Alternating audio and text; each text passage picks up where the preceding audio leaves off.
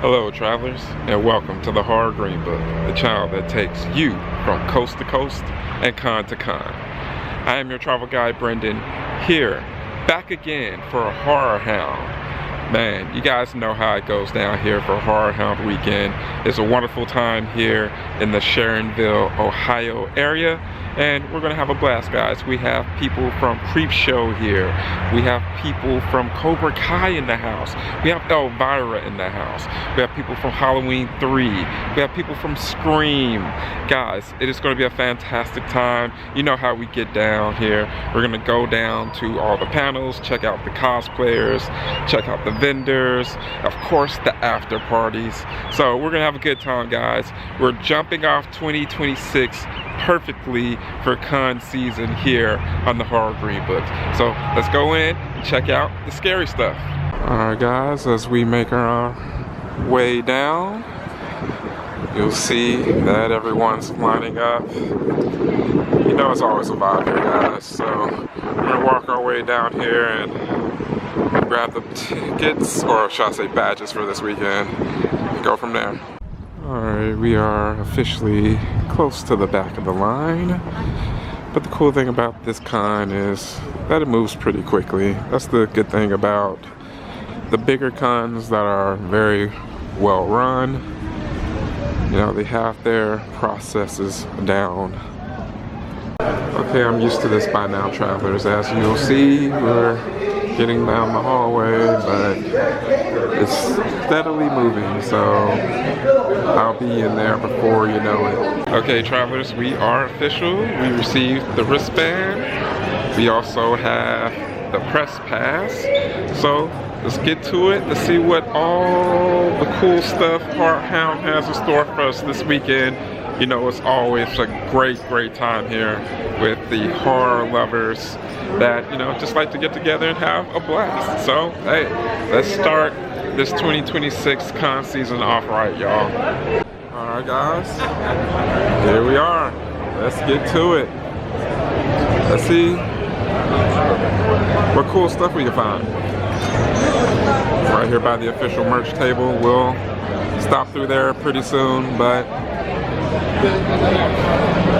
hey, you guys can feel the energy. It's going to be a blast. We have some really cool stuff here at the merch table. The hunting history of Halloween right down there. Half-tone horrors, the history of horror movie comic books. Other cool exclusives. They have the official issue for this one, the art of designer toys. So we may grab a couple of those for a giveaway for the travelers, guys. You know, give you some souvenirs though that you couldn't be here. We're gonna make sure you have some fun. Guys, it's only been open maybe less than 2 hours and it's packed on this Friday, guys. Absolutely packed. So it's dope time to be out here, man. One of the best horror cons out there. Yeah, we got Ugly Kids Club. Recognize them. Some very cool items. We're gonna go back and see them. Horror Show Jack as well, where I got my things from. We'll make sure to show them some love too. Look at this booth here, Creatureville, the art of Jeff Wilson. There's some very cool stuff, very bright colors. Let's get a closer look and check it out, guys. Got some masks here. Got what's called freaky faces, buttons, a little bit of everything, guys. Super dope, man. Digging it. You can find them there at Creatureville Art on IG and also on Etsy, guys. Make sure to check them out. Creatureville, very dope. Guys, check out this artwork here, guys. Dope. The Vile Consumption, guys. Very dope artwork. And going to be at Living Dead Weekend, which I've been to and I plan to be at this year as well, guys. This will be the last one, guys. And I'm glad to actually check out the VIP tour of the mall. So stay tuned for that. card, but it's the Check it out, guys. Look at this, the Howling one, where he's actually tearing through the issue. Cool homage to Wolverine right there. Very appropriate, guys. Check out Bowel Consumption. Dope, guys. Check out these sick blacklight posters. Those are very nice, guys. 40 bucks each or 3 for 100. Not bad, guys. Not bad at all. And this is from Eyesore Poster Company. I'm going to get up a little closer to get you guys the QR code in a bit. Hey guys, and you can find them right there. Eyesore Poster Company. There's a QR code right there where you can find them. Guys, what's going on? You know, we are here at a big favorite here at the Horror Greenbook, guys. This is family here, guys. We have puncture wound pins here. We have Felicia here and her wonderful pins, guys. She does a wonderful job. I mean, these are all of our favorites, guys. And she always has something new at every single con that I see her at. I mean, she's always announcing new designs, and hey, that's what you want from these cool vendors. You know, sometimes you see vendors and they have the same stuff that you see them with every single year, and there's nothing wrong with that, you know. But for me, I love seeing those that are always cooking up new cool stuff, guys. I mean, look at that one. That's so sick. So guys, make sure to show her major love, guys. And you can find her pretty much everywhere under puncture wound pins. But if you need a code scan, there you go. Go ahead and show her some love. Alright guys, got my family up here. Got Paul Bear Press over here representing the great state of Texas. All the cool stuff here. Their mainstays are 3 for $65. Plenty of great stuff that you'll see. Got Buddy Craig over here doing this thing.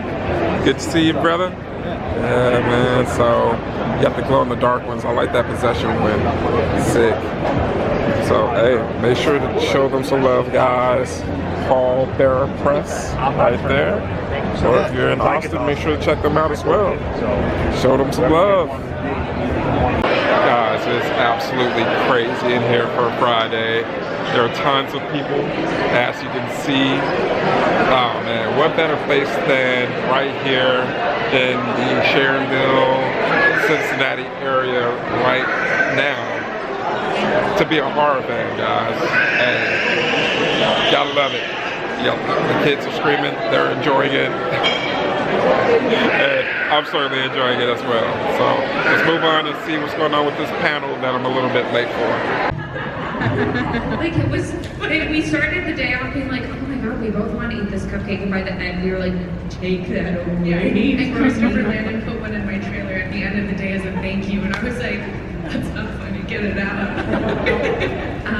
I was really nervous about the nude walk in the first one because in order to do that, they had me taped up like a Barbie doll, so pretty much I had like pasties on and a nude thong like taped up my butt, and it wasn't cute, like I looked very odd, but the thing that was incredible is we had such an amazing crew, and all of the women on our crew and our cast were so incredible. They would stand around, and it was also freezing outside, but they stood around me with their jackets up, protecting me, and then they would chant my name, and then they would yell action, and everyone would run away, and I would strut down the thing, and I felt like Beyonce, and so it ended up being an incredibly positive experience. But it just speaks to the fact that this film had such wonderful people on it, because a scene like that, if you don't feel safe, and a fight scene, like kind of anything that you do, if you don't feel safe and you don't feel supported, it's not going to be a good time. This is so scary. Your facial expressions when you were walking were fantastic. Thank you. Again, I felt like Beyonce. I have a question. Yeah. Was your lip busted open for that scene and they covered it? This just Yeah. took quite a tumble. Yeah, I fell down really hard. I broke my face in the middle of shooting. And they made it look so pretty. Yeah, our incredible makeup designer, Ashley, so it was in the hospital, I slipped, I totally ate shit, I fell on my face, didn't catch myself with my hands, which maybe was good because I might have broken my wrists. And, but I was cleared to work because I didn't have a concussion. So they couldn't call in insurance day, so like I had to go to work the next day. And our line producer came and apologized and was like, if you don't want to do it, you don't have to. And I was like, no, I can do it, I can. But so Ashley had to contour my face, so from the front it looks normal, but the moment I turned my face, I looked like a Picasso painting, like you could see both sides. And so Chris kept telling me, not on the walk day of shooting, but on that day of shooting, I would like turn to look and he was like, no. Because everything has to be dead onto camera. We'll pick things up later. So, right. They did a good job making me look not too messed up. No, I mean like after my face broke, and in general. I'm playing. Sorry, side quest. Hi. Hello. Hi. So I've always said that Tree has absolutely one of my favorite character progressions, almost in any horror movie ever, because she is horrible at the beginning and ends up a wonderful person. How was that for you, stepping into that character and doing that progression? It was amazing. I think that especially because when we shot this movie, it was kind of before, or it was at the beginning of this new wave of female empowerment within horror, and I had never read an arc like that in a film for a woman. Because I think that we're so willing to follow men anti-heroes, like in Die Hard or something. Like Bruce Willis is an asshole, but we love him because he's like fighting the good fight. And I was so invested in creating this character who is such a bitch, but that her rage and her anger and her cruelty comes from hurt. Because we do have to believe that she's gonna change over the course of the movie. But I also kind of feel bad for Lori and be like, yeah, I get why you killed her. Like, she's not a nice person. Too many cards. But like, I just feel so lucky that I got to help create this character and bring her to life and take her on this arc. And Chris, the director, and I had so many conversations about making sure that we were crafting her in a way that you believe that she would change. Because like Danielle's probably not going to change. Or if she's going to change, it's going to take a lot longer than 13 deaths to kind of make her see the light. But I loved it. Also because I'm such a people pleaser in real life, and I think Ruby can relate to this too, that when you're nice and smiley, then when you get on set and you get to be like visceral and bloody and say crazy things and make insane faces, it's so cathartic. Like, I wouldn't want to beat the shit out of a 12-year-old with a hockey stick. There was something really gratifying about it. Sometimes it does something that's, It was a grown adult, by the way. That's what I'm talking. We well, we get paid to play, paid to like pretty much have therapy on screen all the time, which can be really exhausting and intense, but also paid to learn to do new things, like beat up an adult who looks like a 12-year-old with a hockey stick. Or bite the nose off a shitty ex-boyfriend. Yeah. We didn't fight enough in Happy Birthday. I hope we get to. I mean, if there's a thing. So, were there surprises? Like in the script, did you know where it was leading to? Somebody was kind of talking to me about that. I didn't know what I was wearing until I got to the end of the script, and then when I got to it, I was like, "It's me!" That was cool. We knew. I feel like once we started shooting and went into prep, we knew most of the things, but there were still moments that were delightful surprises. Your monologue of how you figured out it was her and then how Chris mapped that out to be shot I was in awe. Yeah. Like, this is so cool. It's Oh, and you remember when he told me to kiss Tombs? Yes. Where he was like, Ruby, I want you to kiss Tombs, kiss the mask. But it's the cool thing is that when you're working with people who allow it to be a collaboration, it's a living, breathing process. And so things happen that exceed your expectations, which is always a delight. I really needed the way that it was all pieced together. It's like clean. In front of her face the whole time. Because honestly, I wanted it to be Danielle. Because she had the most punchable face in the entire movie. She's so damn funny in the second one. I told Justin, sorry, I love when she's pretending to be French and then she out of nowhere goes, gracias. I'm so hard when I watch that.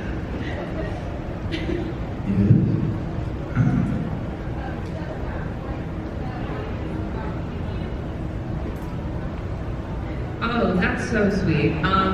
I feel honored. I feel so honored to be put on any list, anytime. Well, maybe not any list, that specific list. I just feel,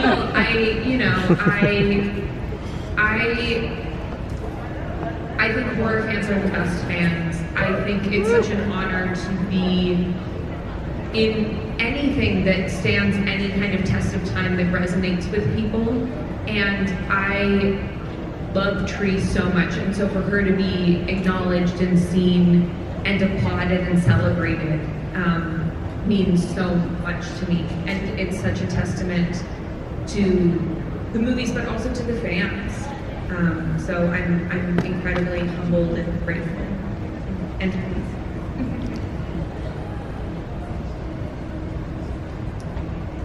Okay, so like I said, speaking of Is that James? no, I'm Jake. Oh, James. I'm sorry. Hi, Jake. Close enough. But I would like to say, currently, Mr. Garossi, you're going to be in a movie called Imposters. When is that releasing?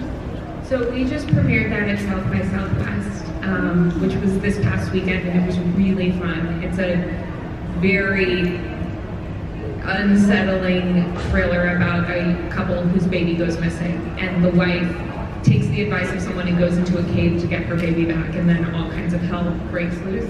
Yeah, it's... Yes. And she was... Or no, that wasn't it. That was on... She has so many movies coming out. no. The one with your beautiful friend Leah was Affection, which has some similarities. But Imposters was amazing. We just were acquired by Bluefinch for international distribution, and I think right now they're in conversation. So hopefully end of this year, maybe next. But it's me and Charlie Barnett, who's in Russian Doll and The Acolyte, and is just another gem of a human. And it's pretty messed up, so I think you guys would like it. So wait, so her baby goes missing? Her baby goes missing. And she goes into a cave. So their baby goes missing, they don't know where the baby went. A strange man shows up at her house and tells them that there's a cave in the woods that if you go into, things that if you've lost come out. So very kind of Pet Cemetery vibes. And she goes into the cave and her husband won't. And then she comes out and says she doesn't remember what happened, but she's covered in blood and has the baby. And then the husband starts to believe that maybe she's not his wife and the baby's not his baby. Do we see what happens in the cave? I have to watch it. You have to watch the movie to find out. It sounds insane. It's crazy. How much blood did they put on her? In that moment, not that much, but later, much more. Like so much more. From zero to Carrie. Yeah, that's what I don't know if a full Carrie, like if we're going 0 to Carrie, I would say a 75%. Yeah, that's it. We will now officially call that the spacing scale. Yeah. Right back. Jordan.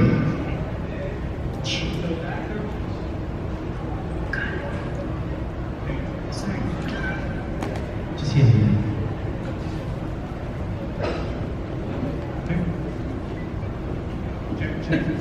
Check.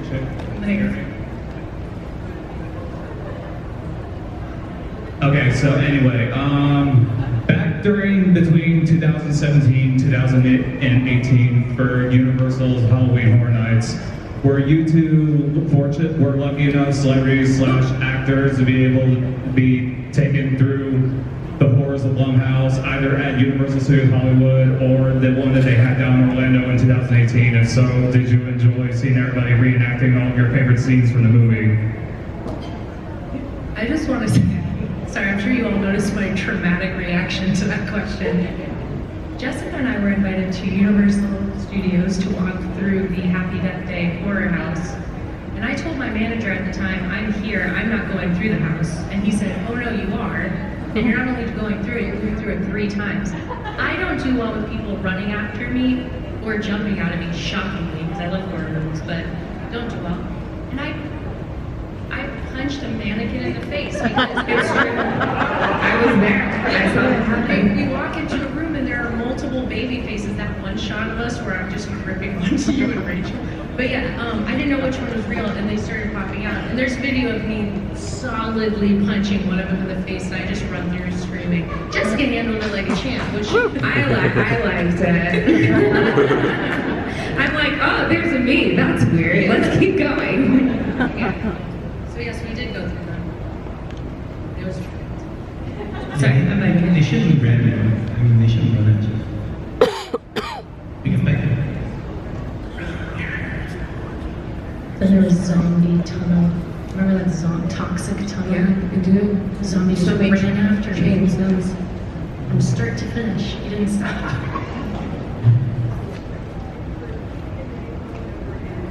What song would you choose? Can you start that question Yeah. again? Sorry. If you were repeating a day over and over again, what song would you choose to wake up to?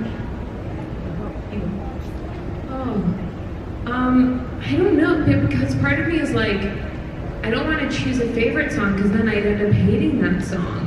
Choose one of mine. I choose a Ruby song. I'm sorry. I believe you. No, I like that. I would totally choose one of your songs to wake up to every single morning. Thank you. Have you guys heard this girl sing? It's out of control. Karaoke's later. I would do the lullaby from Pan's Labyrinth. You're a sicko. I sang that to my cousin that I helped deliver. The moment she came out, I started singing that song. My cousin didn't like it either. Yeah. Would you picture a kid rocking chair around? I love that song.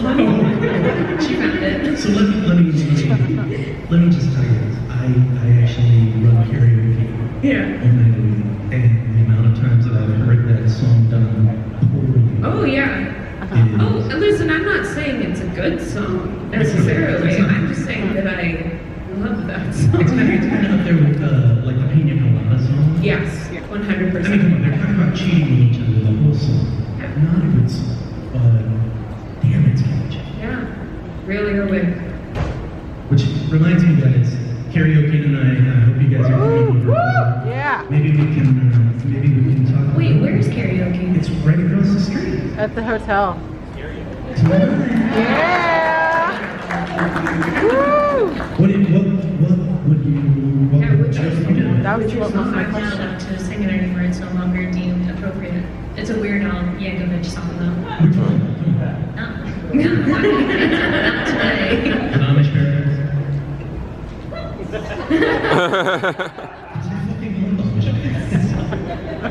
So I don't have a go-to karaoke song anymore. Maybe I'll do 50 Cent in honor of Happy Death Day. Let's encourage her to be over there tonight.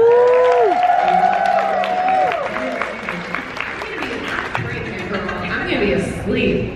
I'm growing a human being inside my body. May 21st.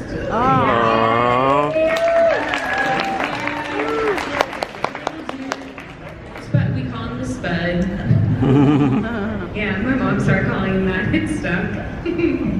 But yeah, I'm very excited. But it means that I am so tired all the time. All the women out there who have given birth, you know what I'm talking about. Yep. Oh, hi, Bella. She's famous, guys. That's Tree and Carter from Instagram. Stop. I think you're both incredibly badass women that can do anything. I was wondering if you each had a genre that you think would be a fun challenge or that you've been dying to do, either like in film or television. I'm very excited because I'm about to work on a film called Sicklerville that will be shot on film and is an intense drama. So that is a dream that I've always wanted. Like that's a film genre that I've always wanted to be a part, and now I get to do it. So let's see how it goes. Oh man, I just really want some like really good rom-coms to come back into the mix. I like give me a When Harry Met Sally, give me a 10 Things I Hate About You, or How to Lose a Guy in 10 Days. Pretty much anything with the number 10 in it is there. I also just like The Princess Bride, like things like just love and humor. It can be period, it can be present day. I would love it. I want to do a badass action, You'd be amazing. like Attack the Block. Yeah. Has anybody seen Yeah. that? We should fight each other. You did one. I did. God, she's so good in that movie. Yeah. Sorry. It's fun. It's fun. This is how I know you would do very well in it, because it's again that wonderful dance of like learning all of the martial arts and then letting you do only some of it, but like Jessica's grand reveal in that movie gave me chills. It's so cool. You look so angry and so I was epic. very angry. I was like, Thank you. We're fans. Are we over there? You have a question? Oh, I thought you were over there. You Oh, back there. test your vocal power. Scream as loud as you can. I don't want to do that to everybody else. I love your shirt, by the way. Is it Yoshi? Happy spring equinox, everybody. Oh, happy spring equinox. It said equinox like I'd never said it before in my life. My question is, so we asked what your favorite scene to kind of repeat, having to do multiple things on. What was, for the most petty reason, your least favorite scene to have to do a bunch of shots that over and over and over again? So there is a scene that we ended up having to reshoot because like they rewrote the scene, and it was part of the reshoots that we did, where we also changed the fact that because I used to die at the end of the very end of the movie, and then people were too mad, so we changed that, which I'm very grateful for, because otherwise I wouldn't have been a part of the second one. It was a diner scene. It was me and Carter. And I was like, you know what? I'm not going to be one of those actresses who sits in front of a bunch of food and pretends not to eat it. Or pretends to eat and doesn't eat it. I'm going to eat all this food. I'm going to eat this burger. I'm going to eat this bread pudding. I'm going to eat these french fries. I'm going to, like, Tree would be starved. Like, the whole point is that because time doesn't mean anything, she's stuffing her face and she's just indulging, and that's a part of her character right now. I'm not going to do a spit bucket. I'm just going to commit worst decision of my life. Food is always the worst decision. Food is always, but it's so tempting. I know, but I do it with a sandwich at gas stations. It's really, it's hard because you get to like hour 4 of doing the scene. You have to do it the same way. And you have to do the same way and eat as much as you've been eating, and then finally when they turn around the coverage to the other person, you're like, oh my god, I need some Tums, like I can't do this anymore. So that, I loved that scene, but that was a rookie mistake that I made for myself, and I paid for it that night and the next day. It was pretty brutal. The French fries are like really good. Horrible food challenge. Yeah. Yeah. Respectfully. So maybe you're obviously a huge fan of the Evil Dead. I really truly am. I was so nervous when the remake was coming out, and that's one of my most watched films of all time. I can't believe you worked with her. It's so badass. But yeah, the scene when she's running through the forest and that moment of silence, it musically is one of my favorite things of all time. I love that film. And then going back to the originals, Evil Dead 2 is my favorite, when he's dancing with the furniture and he's just losing his mind. It's like, yeah, I want to do that. I mean, that's like it's a total, it's just shows the brilliance of Bruce Campbell, Sam Raimi, just Groovy, everything. baby. That's Austin Powers with Groovy. And yeah, the reason why I asked about Gremlins is because I love watching Gremlins, and I love them so much. I want to Gizmo so bad, and it just never frightened me. It was always such a, like, I want to feel good movie, so I'm going to watch Gremlins. Now everybody says they're horror movies, and I'm like, I think maybe that says more about you. And I say this with love. I want Gizmo so bad. But I don't know, like, I don't see them as. I mean, Phoebe Cates was going through it. I'm sorry to interrupt you. We know that. I mean, yeah. But I don't know, I can see them as horror movies either. Yeah. They had, well, It's like a sweet romance film. I mean, you guys, your tolerance is high for. I'm such a scaredy cat. And but that's also what I love about horror is there's a spectrum, right? There's the Gremlins of the world, and then there's Terrifier, and there's so much in between. And so, if a horror in a Gremlin zone is your jam, there are movies for you. I can't do Terrifier. He smiles way too much. It freaks me out. It's truly. I mean, And this is from the woman who wants to marry Pennywise. there's something different about it.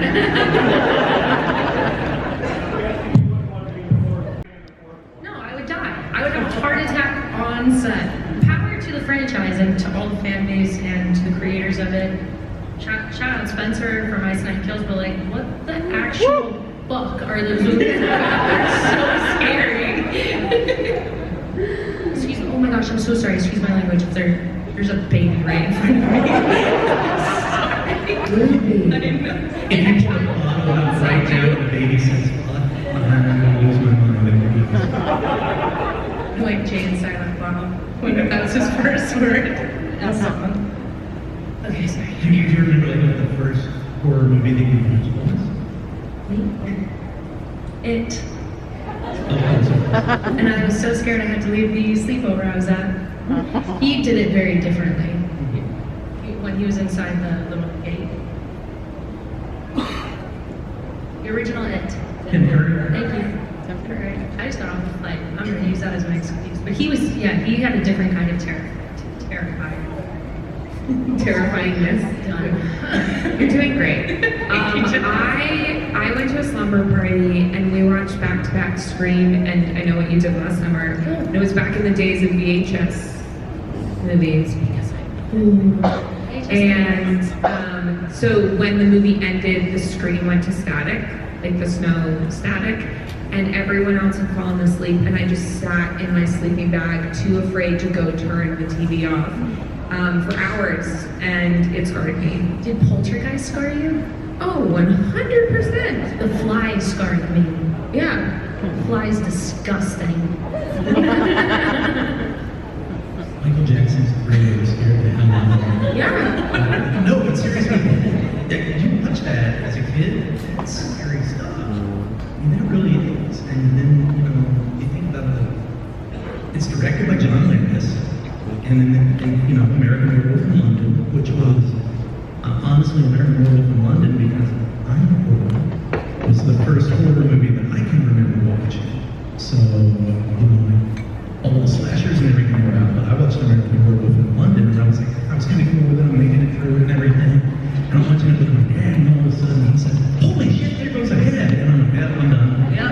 So, American Werewolf in London was my first, and it just got to it. But it's still the greatest werewolf movie of all time. Thank you. But, okay, we're getting closer, so. Trick or Treat, that werewolf scene where they unzip out of their human costumes, so fire.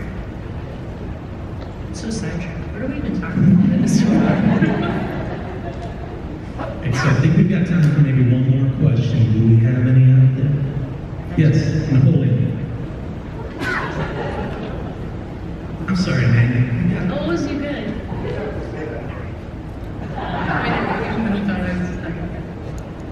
I'm wondering, throughout your whole career, what role challenged you the most?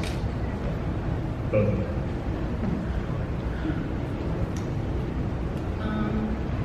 I was a huge Shameless fan before I booked Sierra Martin, and that was a really, really scary experience because I looked up to all of those actors for different reasons.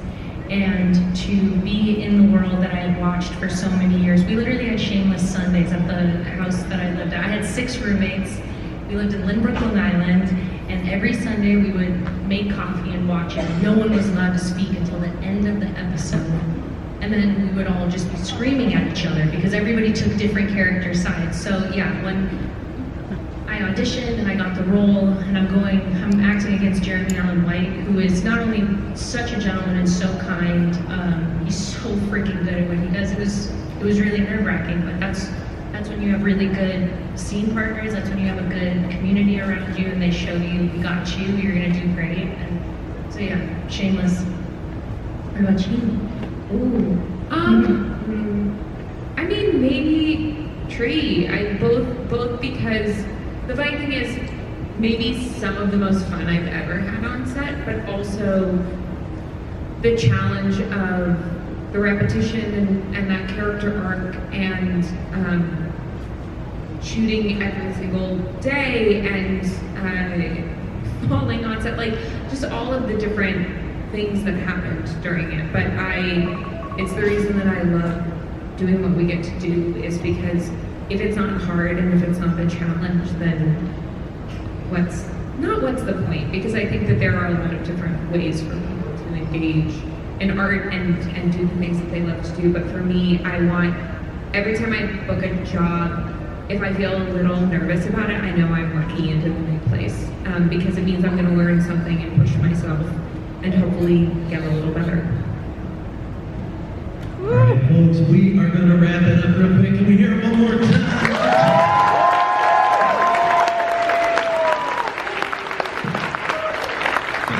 Representing Cobra Kai and Eagle Fang, Billy Zapka!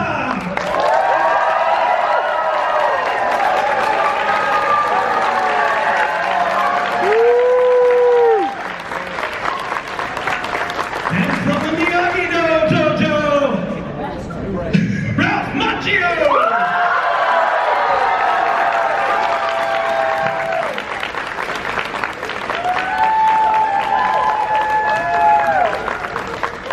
Can I bring one more guy out?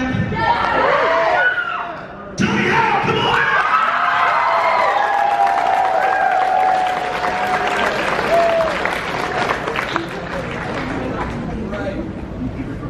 All right. What's up, everybody?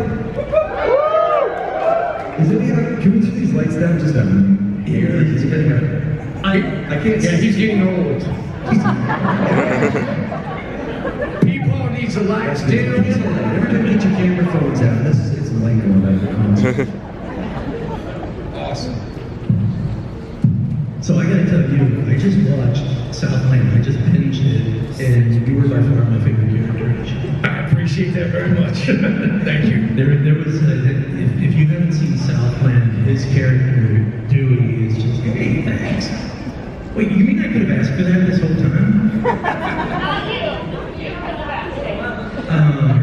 Hurtful. But yeah, Dewey, Southland. I appreciate that. You know, sometimes you get a role that you just sink your teeth into, and you know, these guys coming off Cobra Kai for how many seasons? 6 seasons. They understand that, but when you get to play a role for 5, 6, 7 years, it really becomes a part of you, and it was such a pleasure to be part of that program. Thank you. And of course, everybody knows, you know, Ralph Williams from How I Met Your Mother.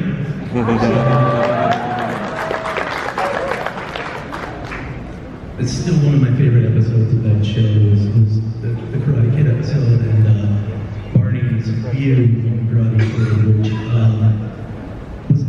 that was after the Justice for Johnny YouTube, the YouTube bit, right? It was like right around the same time.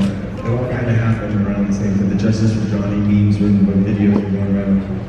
And then How I Met Your Mother, punched that up a bunch. Is that kind of what brought Cobra Kai together?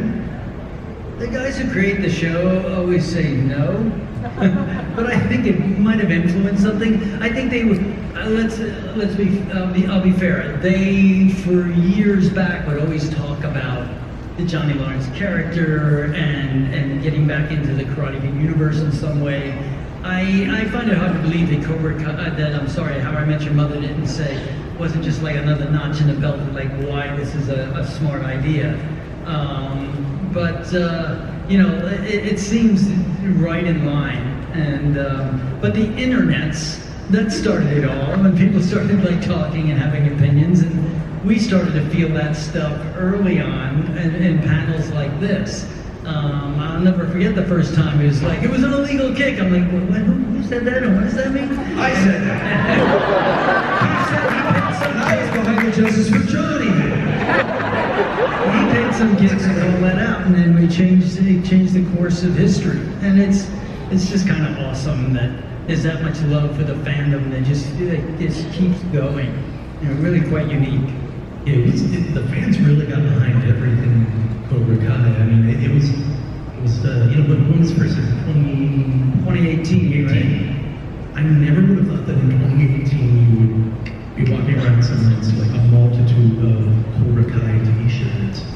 Just, it's like, shit, what year is this now? 84? It was awesome to see. It was that nostalgia. I loved it.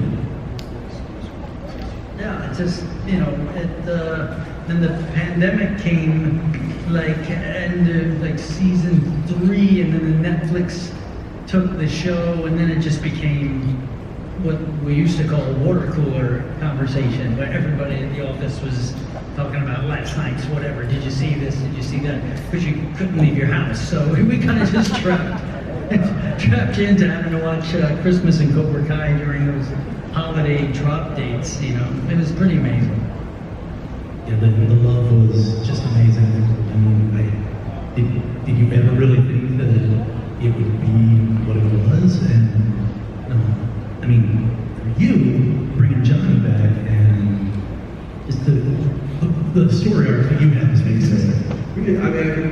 The whole thing was, we stepped in with our toes first, from the pitch down, it was like, this has to be really, really done right for this to work. And I think the end of season 1, I have a video where I was in the back of the car, it was the very last shot of the whole show. I might post it, I've had it on my phone forever. And I'm videotaping myself saying, well, this may be the end of Cobra Kai. Like, the end of the shooting, we had no idea. And the way that it was received by you guys who were there for the YouTube, when it first came out, it was just overwhelming. It's like, it was feeling like it's like being an indie band that had an indie following, and then it grew, and then we got picked up by Netflix, thankfully, after YouTube wasn't continuing on with their scripted programming and stuff, and then Netflix grabbed it, and then all of a sudden we were like kind of oriented in the success of it, and it just came out, like it came out first on Netflix and did this huge worldwide thing. I think it would have been more overwhelming, but it was a little bit more easy, like YouTube, you know what I mean, and finding it was kind of like cultish and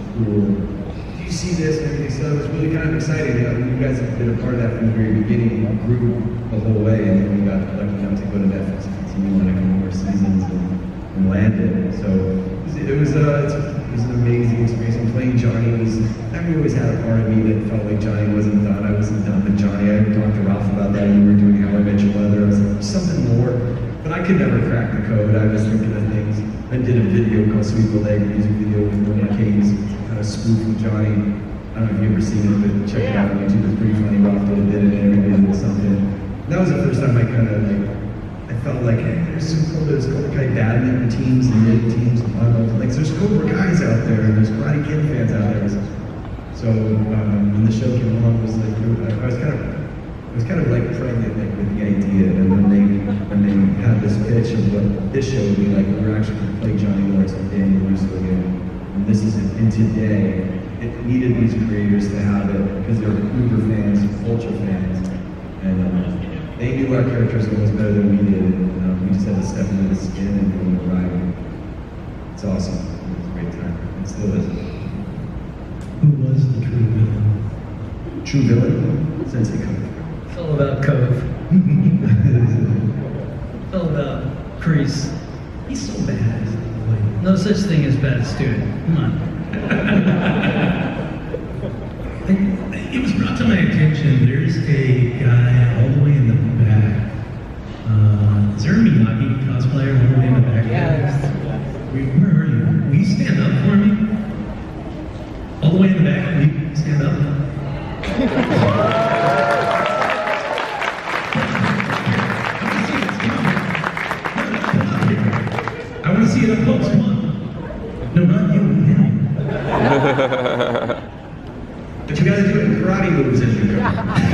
Spinning back kick.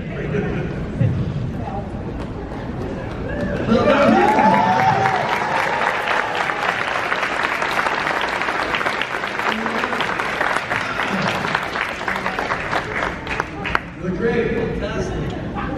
That is awesome. He wins. Yeah.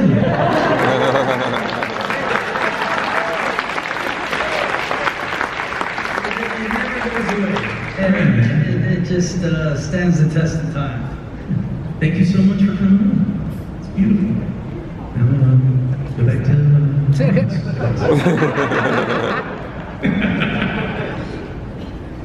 Thank you. Big hand for the audience.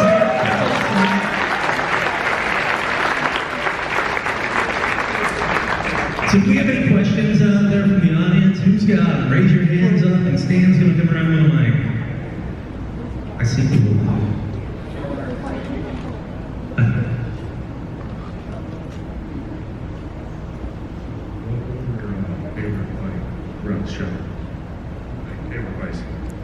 Favorite fight scene? Clearly the rumble from the outside. Yeah, that's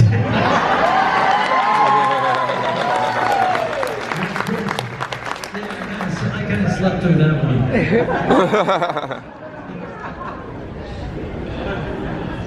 Favorite Cobra Kai fight scene probably for me was rematch season 4. Billy and I freezing out there. I mean, the original films fight, you know, the original Karate Kid tournament fight was special. And then that season 4 fight for me was one of my favorites. You must have won. No, it was a tie. It was a double back knuckle, we both dropped. They wanted to show that neither one of us would. Afterwards, Ralph threw a cheap, illegal elbow to my jaw. But they edited that. They gave him the trophy, they never made him the shit. First the illegal kid. That was my favorite fight too. We did that, like, you guys remember that scene when we fight on the outside of the arena? It was like, I don't know, what was it? February. February, we shot from like midnight to 5 in the morning, and it was like freezing cold, like 30 degrees, something like that. And the rubber mat was ice cold, they had to heat it up, and you know, the bands to stay warm and come out, and it was crazy. So. We literally would throw hot towels on the mat. And so we'd get on there, we'd do like a take and a half, and by then it was like standing on ice. And then we'd jump off it, and they'd throw more hot towels on. War stories. Yes. Mr. Zep, I just wanted to say from a father to you, thank you so much for being as good as you are. My daughter came here and she wanted to meet you more than anything in the world, and you just, you know, you meet sometimes your heroes and you think they're not going to be what you think they are, and you were a class act, man, and I just thank you so much. Thank you so much.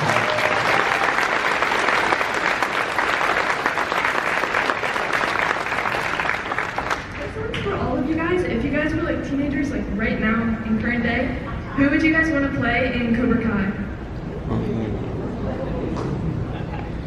Tommy?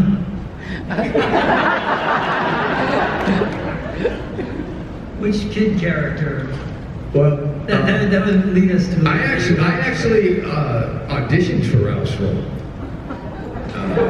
Yeah, and actually had a few callbacks. I met the director a few times, and I would have been really sort of strange. And Ralph, oddly enough, had auditioned for a lot of things that I had been up for, and back then we sort of all crossed paths. You know, I mean, you know, Billy and I did a movie together.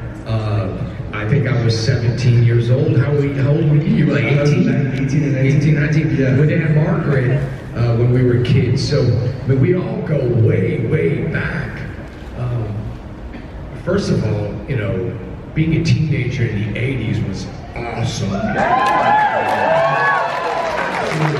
It was a simpler time. We didn't have the distractions that kids have today, obviously.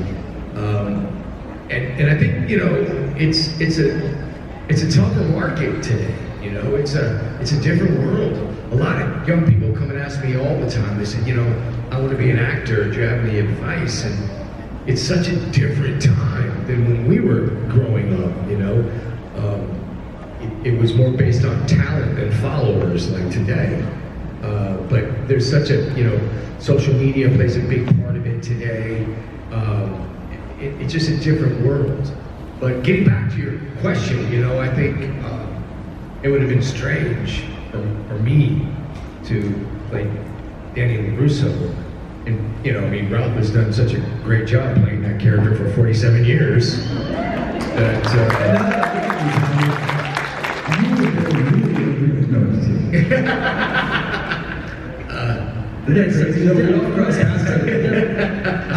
But your question is, if you were, it was right now, what character On the show. Would you want to be?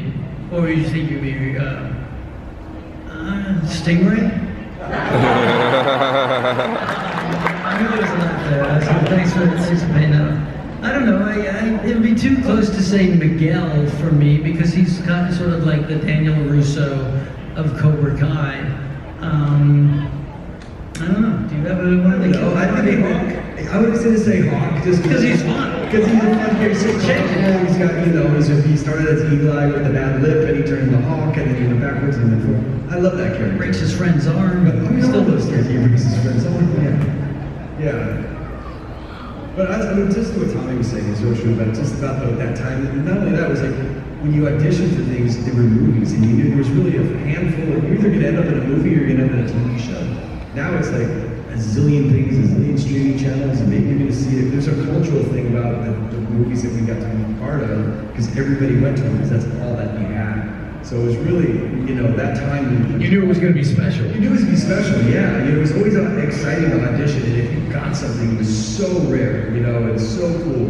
And then it was like, you know, it was just that, and these things have become classics in the test of time. And mostly because the movies are great, but also the parents and grandparents who were there and brought it to their kids and the next generations. And the movies and the storytelling at that time was just different. I mean, Karate Kid, if you watch it, it's a lot slower than the movies today.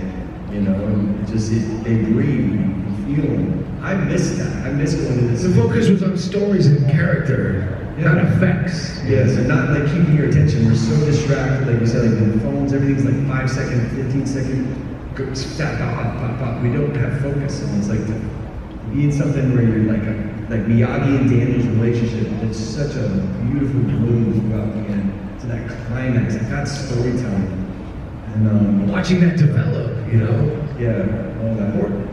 It's all the instant gratification. You know, that people want the instant gratification, whereas And they're competing with TikTok, and I mean, if you look at, you mentioned the original Karate Kid, and you know, the Miyagi Daniel, the evolution of that character. That movie was over 2 hours long, and the studio was first complaining about the length of that movie until they showed it to an audience like this, and all of a sudden they got quiet really quick because everyone connected on a human level to those characters. And juxtapose, you look at the Karate Kid Legends movie that they released last year. It was edited on like speed. It was 1,000 needle drop cues, and no one actually sat down to have a conversation because it was just about, we don't want to lose the kids, we want to keep the kids engaged. And then when they tested it, it was always about, you know, any of the stuff that got too much about yesterday or too much about the base line of the theory or the origin, and they said the kids got bored, and so it's unfortunately a lot how they make movies now. So that's why we love those movies of the 80s and the 70s especially, and you know, that's the great I truly think that it is generational. You know, I know that I have watched Cobra Kai with my daughter, but I watched Karate Kid 2, you know, when I was a teenager in the 80s. When I was a teenager in the 80s, I loved those movies. And for her and I to sit down and watch Cobra Kai, and she was like, you mean there's others? Well, yeah, that's why I'm they kind of backed them. Billy would always say they backed themselves into the movies. And that's what's so unique about it. You know, having something from yesteryear that's also current and relevant yet nostalgic, and you have 3 generations, and now even Tommy and I talking about with the Outsiders has always lived in that way. See how I'm segueing? See that?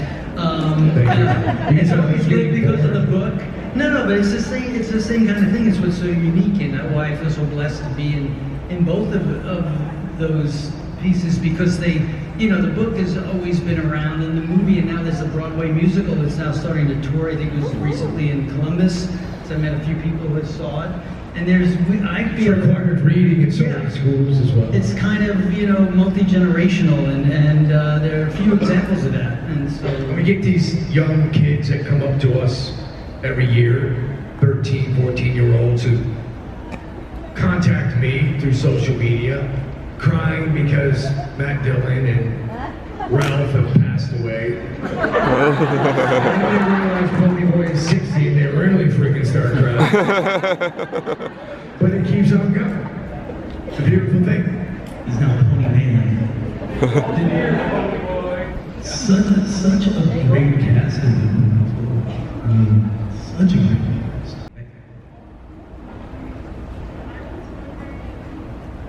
So I was wondering if your relationship, like inside of the show, like the cast was like kind of the same outside of like the show.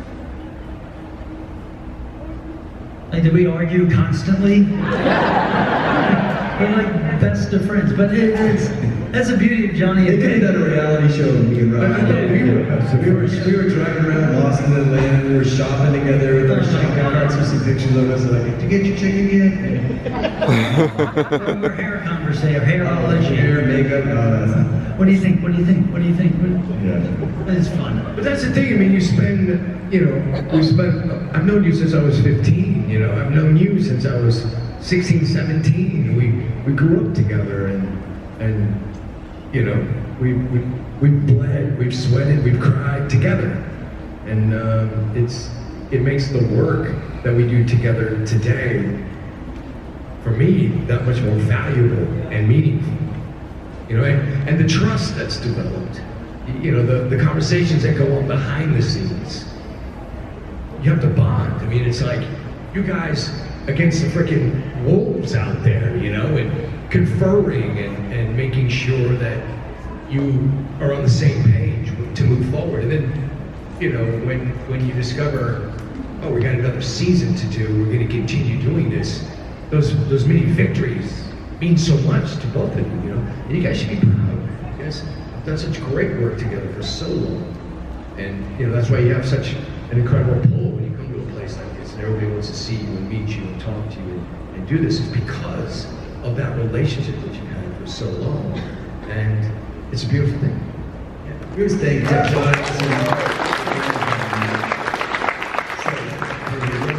John, obviously, who directed Karate Kid, casting is everything, right? Yep. I mean, outside things, right? Look at the cast. Yep. Right out loud, everybody. But that John saw whatever he saw, he saw Ralph, and then he picked me, and he put these together. And John actually kind of separated us on the set. He didn't want me and Ralph to become friendly.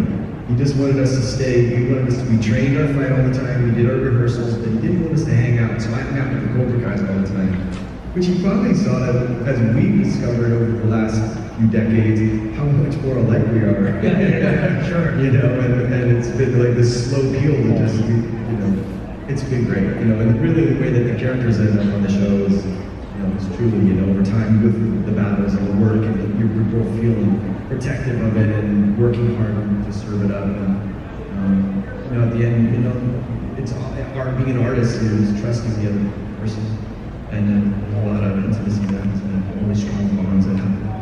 And for all of us, like anytime, when I was a kid, I met Michael Caine when I was 14 years old on a movie, and Chuck Norris, who just passed when I was 15, in a movie called Force Vengeance. And I remember looking up to those guys and the poles that they're the temple guys, and then in a weird way, we're toting that line now away for the next generation. You know what I mean? And the kids, I think, responded to us like that on the show, and you get to set a tone, not on purpose, just by bringing what we bring. Your history, your experience. Yeah, just do that.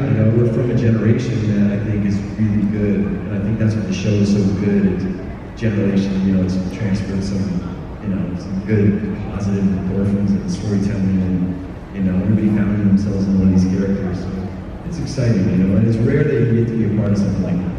Anything, You know, so you're an artist, you get cast, and then you get blessed. You had mentioned that the original broadcast you were hung up with the Cobra Kai most of the time. How was it to have them come back for the episode that you guys did? Great. The first season I missed them a lot. I felt guilty almost doing it without them because I felt like they were a snake and Johnny was a head, but like we're all my guys, so I have their picture on my refrigerator from the original Karate Kid until season 2, and they came back and we actually lived that in real life. I used to go camping with them in Big Bear, so that whole scene we drove up to mountains that actually happened. So it was super special. Let's get to some questions from some of you guys. A lot of hands up. Miyagi-Do, and you helped him kind of team up. What did you think was the most challenging to teach the kids the different styles of karate? What did we think was the most challenging part of doing that? I mean, it really, the stunt guys and the Don Lee, who was our fight coordinator during that section of filming, really, tried to break down the styles and try to differentiate. I mean, fighting is fighting, but it was we really tried to be grounded in the origins of that martial art form and sort of meld it where Eagle Fang became a piece of Cobra Kai with a heart, if you will. Cobra Kai adjacent. And Miyagi-Do is like, okay, sometimes you have to strike a little harder than initially intended.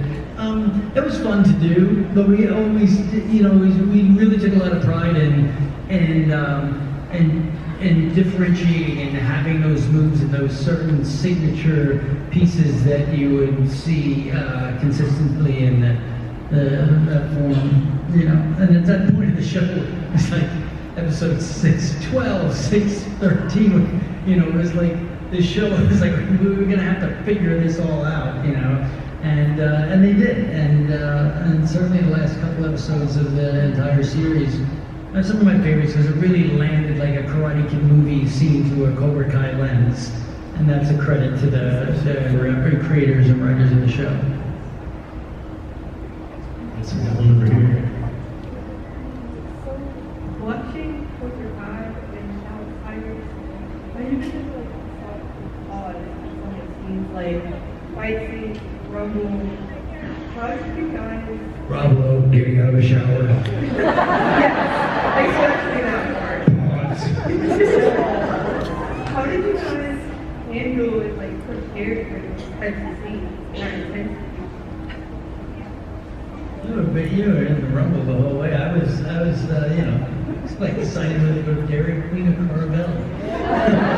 The rumble scene for me down that night to watch you guys. The rumble scene for me was a different experience because I come from a stunt background. My father spent a lot of time as a stunt coordinator in the business, and that's how I got into the business. And our stunt coordinator was a gentleman named Buddy Joe Hooker, and I spent about 3 weeks working extremely hard on an extensive fight sequence where Pony Boy was throwing punches and kicks and really kicking ass. And for me, it was my moment to show these older guys that I could really handle myself, right? I was so excited to do this. We show up on the first night and it's pouring rain. I'm like, okay, sizing up everybody. And I was working with a stunt man whose name was Reed Rondell, and he's the social, all dressed in white, opposite Pony Boy. He throws the first punch in the rumble, and he and I are supposed to be kicking each other's ass through this entire fight sequence. Well, the rain caused a huge muddy mess. The director yells, action. Reed throws a punch, slips in the mud, hits me in the chin, and down I go. I'm watching Tom Cruise and Patrick Swayze whooping ass. The director says cut. I get up, I'm rubbing my chin. Mr. Coppola, we gotta go again. What are you talking about? That was fantastic. I said, no, I didn't get to throw any punches or any kicks. He says, why not?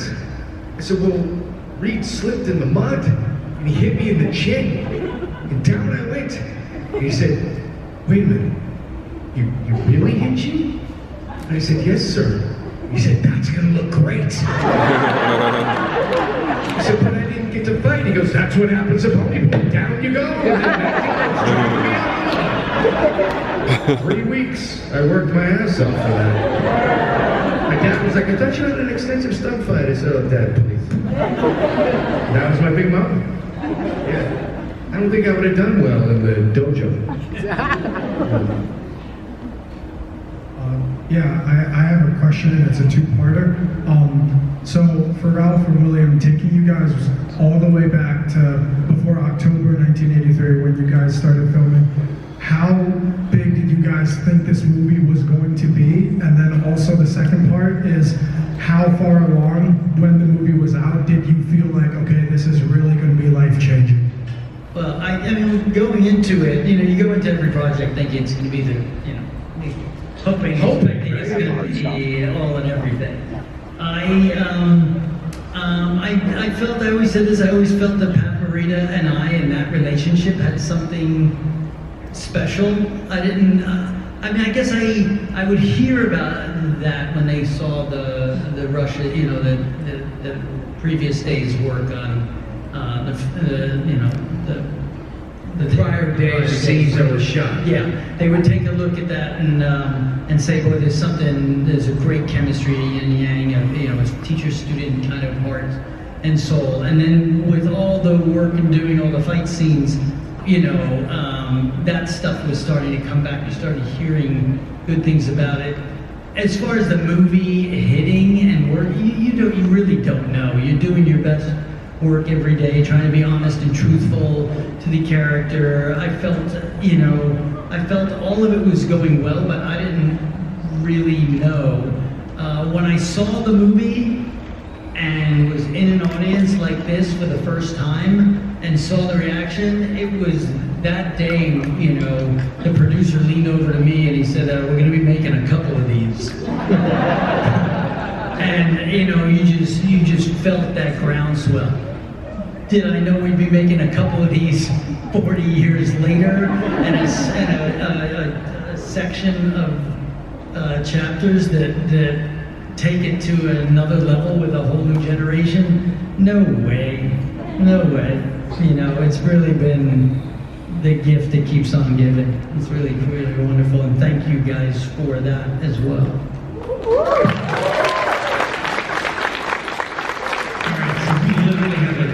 Left. I'm going to take one last question from this girl right here because she has had her hand up for a while.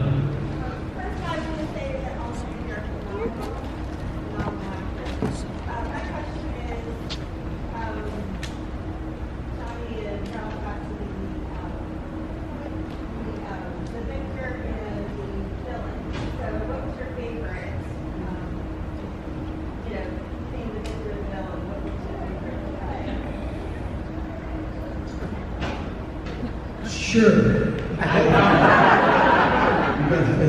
Well, I was definitely the villain in the movie. If I wasn't, we wouldn't be here either.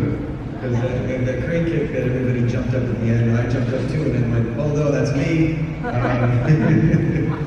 My experience of being the Karate Kid was a little different than Ralph's. Everybody was like, yeah, I remember being in the restaurant watching the movie, and I mean, hey, where'd you that guy? And we should just kick his ass. No, but it's great. I'll tell you this, for the decades after Karate Kid, and then the movies I did after that too, which were I played a lot of bad guys in the 80s. I was kind of an essential 80s jerk. And wore it proudly and didn't realize that was going to become one of my legacies. But this show, Cobra Kai, changed everything. I mean, really, all of a sudden people were rooting for Johnny Lawrence. That never happened, And to feel that as, that was good. So I like being on the victor end and the good guy end, but I love playing a good bad guy too. So. It's fun to play the flaws of a character as well. I mean, some of, when I look back, and I didn't even necessarily realize when I was doing it, but there were some scenes in Cobra Kai where LaRusso, even when you first see him with Johnny Lawrence, he's like, I kicked his face, he's saying all this shit, you want to slap him, and yet it was kind of, there was a playful playing the earnest. That's when the work gets interesting, when you can play a flawed character and then inject humanity into that character. Exactly. It becomes layered. Some of the times that LaRusso in Cobra Kai had his hands dirty and his hair was messy and he was down and out and his wife left him for the time being and he's got nowhere to go. That was kind of fun to play that side of him. Otherwise, it's, you know... it's all one number. Yeah, exactly. All right, folks. Well, thank you for coming out tonight.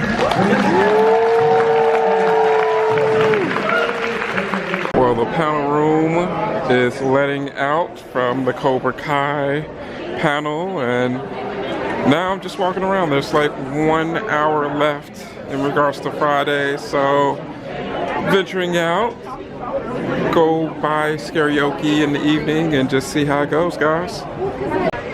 Well, travelers, it's been quite a fun time here for Friday night. Fantastic time. I mean, what more could you ask for here at HorrorHound? There's like less than an hour left for the night before it ends here in the vendor room, and before things go, oh, look at that ghost face right there. That's super dope. Love that cosplay right there. Oh wow, there you go. Love that. Great look right there. Super sick. Love that, guys.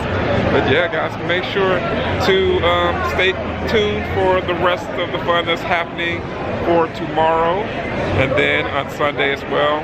We're going to get to a lot of fun stuff here this weekend. So, hey, let's go ahead and see what we have in store. Okay, travelers, it is day 2, Saturday.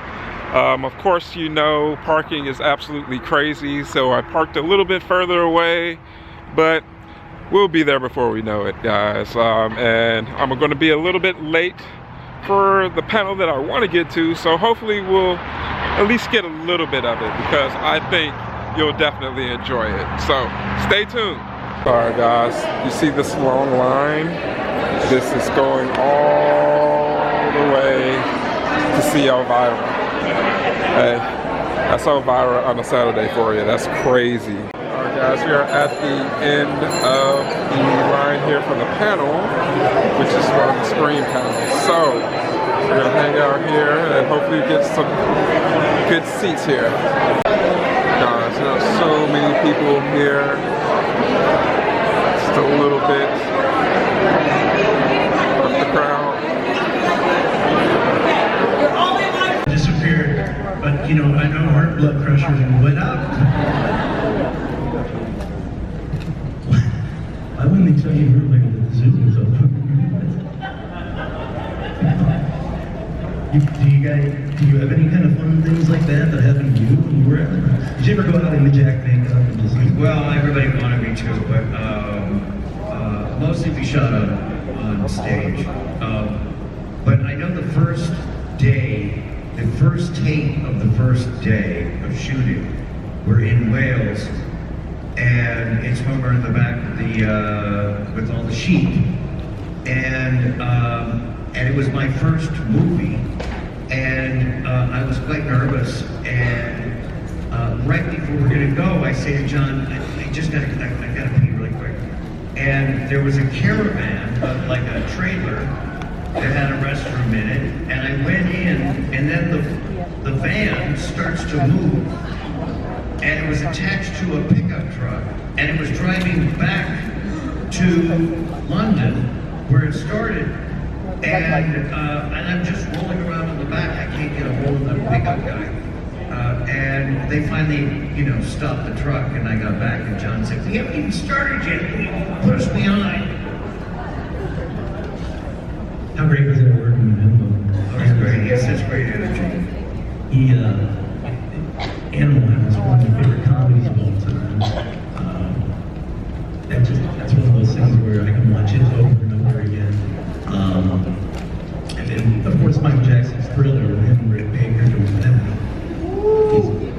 Yeah. So, I mean, it's one of those things out there where you can just watch it and watch it and watch it. Were you at that screening that they showed it for the first time, the Thriller? I don't think so, but I always used to laugh. I go, this guy Michael Jackson, you know, I'm doing Dr. Pepper, he does Pepsi. I do American Werewolf, he's got to do Thriller. It's like, what the heck's going on here? And then I came to my senses. If he would have done a skiing movie, that's something. There we go, now we're talking. And who would have been pissed? But let's see, you want other stories, other werewolf stories? I know, the big crash in Piccadilly Circus was a big accident, and we didn't have permission to shoot that scene. So they basically wanted to try to steal the scene. So it's 5:30 in the morning, just before dawn, and we had all these cameras on the roofs of Piccadilly Circus, and all these stuntmen in each of the avenues that converge on Piccadilly Circus and on Action. They all came screaming into the circus, the roundabout, crashed, and you hear, "We got it, cut, wrap!" And then whoosh, all these cars just disappeared. So I got up late, I stayed up that night to watch this scene, which I knew was going to be a, as they say, a stolen scene, because we didn't have permission to shoot it. And sure enough, big crash, and then dispersed all in about 5 minutes. And it's in the film. And then there's, a second unit where they have all these little insert shots, which, makes the scene longer. But that initial crash was a stolen scene. You heard it here. So let's take some questions too. We'll kind of pepper some stuff in. We got one back there. Yes, Eric is coming to you with the mic.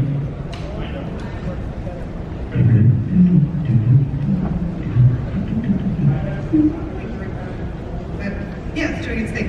Thank you very much. This question is for Mr. Dunn. I heard on a documentary somewhere Rick Baker telling the story about telling you to be a little gentle with the head, and then you weren't, and then he was like, "All right, Griffin Dunn, this is how we're going to play it. So I was just wondering your side of the story of being attacked by the head. Well, it was a head attached to a werewolf who was a sort of had a man in a werewolf suit on top of like a wheelbarrow, and we'd just shoot the head going into me, into my neck. And I guess Rick didn't understand that when people are mauled by a werewolf and chewed and eaten alive, they get upset. And they get scared and they make a lot of noise. And of course you're going to grab the head to keep it from biting you. Usually, as an actor, don't while you're being eaten, don't go, "Oh, I'm only going to just pet it because I don't want to upset Rick." It was a clash between, his craftsmanship and my artistry. So he wanted you to basically make friends and domesticate them, like look back. Okay, friends. We have another one over there. Just a quick two-part question.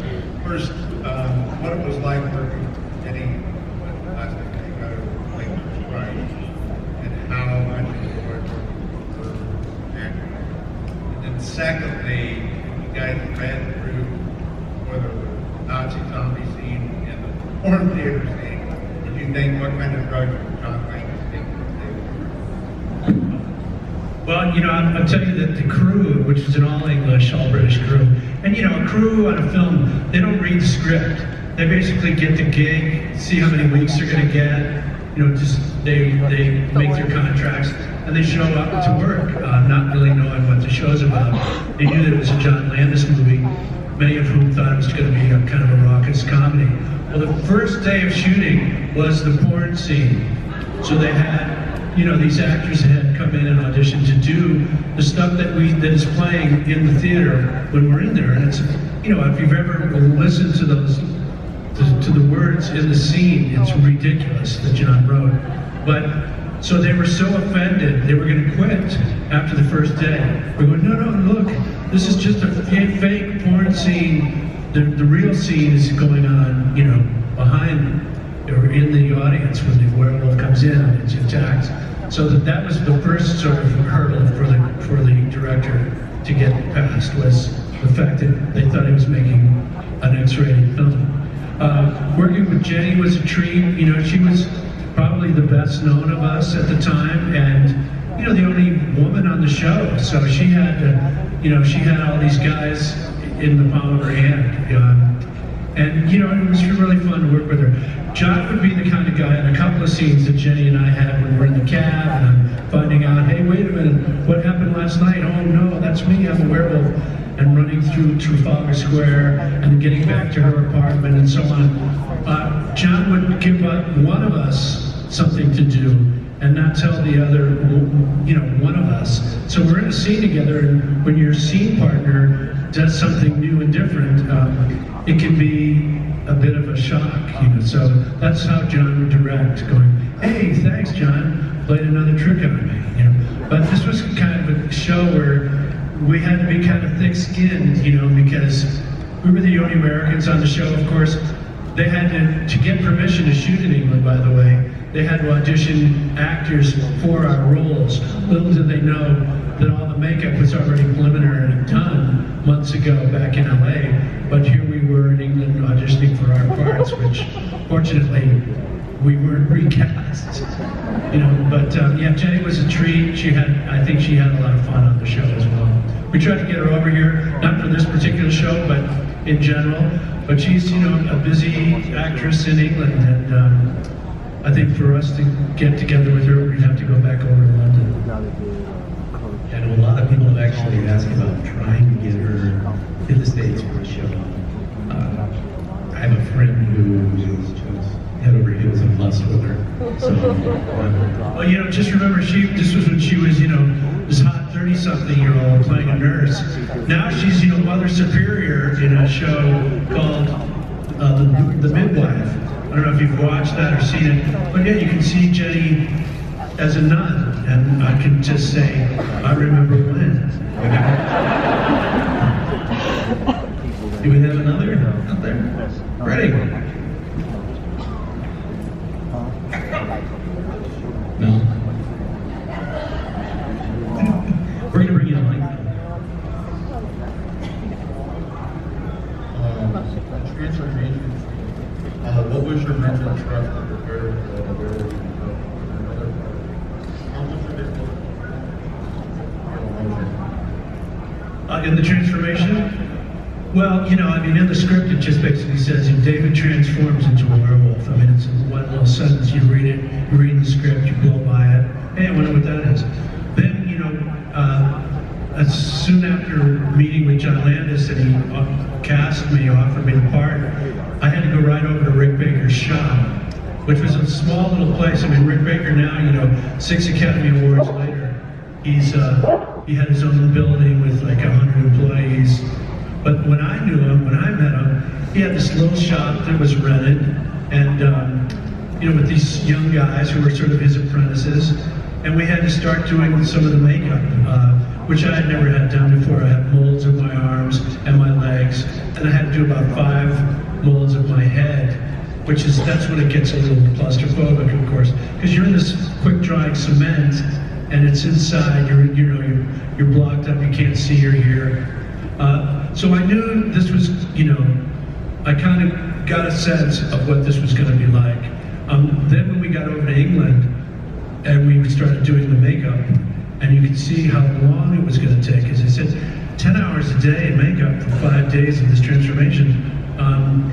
Even though it was sort of storyboarded, which is, you can see the various stages of the makeup and how it was going to transform, I wasn't really sure what state of mind I would be in, and conversations with John would be like, you're awake, it hurts. You have the combination of the pain of it as well as being completely awestruck by what the heck is actually happening to me. So those were sort of the 2 main through lines for me to play. And then, I was trying to not look, bored to death when I'm, I'm in the floor and half the scene, once that big, long, giant body is there, I'm in the floor for the duration of the morning, and all that's really working are my arms and my legs, or just my arms. So I think my head guys underneath, is talking about primitive, they had like poles coming through the floor to work their feet, and they had a guy underneath it. You know, so it's not exactly high tech, but at the same time, I got a guy under there going, "Hey man, are you ticklish?" I go, don't you dare. Don't you dare, I'll pull this stuff up. So there was a lot of that, and then Landis would be yelling, "More blood! I want more blood!" So they'd bring in more blood. And we'd shoot for a couple of, you know, not many takes, particularly at the very beginning, the arm was stretching. That was an arm that Rick and his team had made that stretched. And we'd shoot, and John would go, "Good, got it, let's go." We're done. And Rick would go, "What do you mean we're done? It took me months to make this." You know, he says, "Well, what else does it do? You know, it stretches, I got it, let's move on." So they'd have these conversations back and forth, like, "Oh, can we shoot another angle?" "I'm not going to use it," John would say. And that was his relationship with Rick. They went back, you know, they did a show called Schlock. I don't know if anybody ever seen a short film where they, you know, met and worked together. So they knew how to deal with each other, where I would just be there in the makeup, sitting there, I'm ready to quit, you know. It's been a long day for me, but you know, that was the story. And the funny thing about that is, like, still going back and looking at it, that's true. And it's probably not the first, but that's one of the first, like, longer transformation scenes where you're like, holy shit, this would hurt. Like, you know. Oh yeah, and it was the whole thing with Rick was, this isn't a two-legged, you know, werewolf, this is four-legged. So that was the thing that, you know, now as Griffin alluded to before, when it came time to actually seeing the wolf in the show, the whole werewolf wasn't made, you know. It was only just the front paws, and then a guy on a diving board on a wheelbarrow that they pushed. Just the front paws were working, so you never saw the complete. And that's just probably as well, you know, it was a little more scary now down in the subway scene where you start to see the wolf come in. But, you know, I always thought, keep it to a minimum. I want to see the creature, you know. We see the head, of course, a few times, but yeah, I think it's scarier when you don't see it. All about the anticipation. Yeah, and it's just in this, you know, the sounds, hearing all those wolf sounds when we're out in the moors, you know, in those rain machines. You imagine we're in England, we're out in a field and they got rain machines, because we're going, you know, it usually rains. We're usually wet when we're out there, but yeah, they have these rain machines with Griffin and I running around. And one of the things that we have to do is be sure we're looking in the same spot. You know, you always see that and going, are those actors looking in the same place? Where is it? It's over there. Okay, let's look over there. And then we'll look up there. So, you know, there's all that sort of little stuff to deal with. And, oh, back there.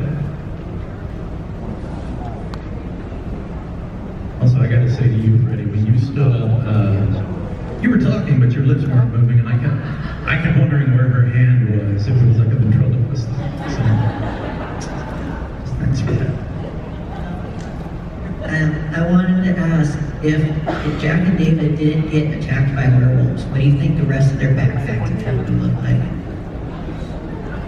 What, do we got a rider in the audience? You want to take that one, Griffin? You mean if we weren't attacked, how would our trip have been? We would have been, what, American Getaway in London. We would have had so many girls. Yeah. We had all these girls that we were talking about. And they would have all turned us down. Yeah. Except for my girls. Yes, you're right. Striking out. I was striking out. Well, yeah, you know, it was, we wanted to just get off the moors. Somebody asked me, came over to my table and said, hey, how come you didn't know you were not on the road? You know, stick to the roads, keep clear of the moors. Could you tell by walking on the moors that it wasn't like the road? Somebody asked me that, and I tried to give them an honest answer. My answer was no, I didn't know. No, that's just the name of the script where we wander off from the pub, and we wander off the road, and lo and behold, we're attacked. Yeah, I saw some hanging. But that didn't answer your question. I don't know what would have happened.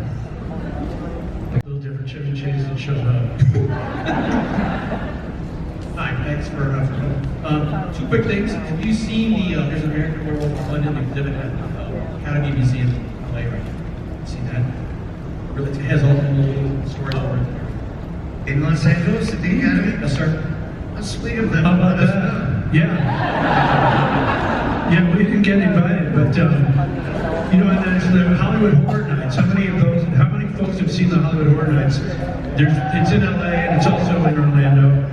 You know, in October, and they only have it for a short period of time, 2 or 3 weeks.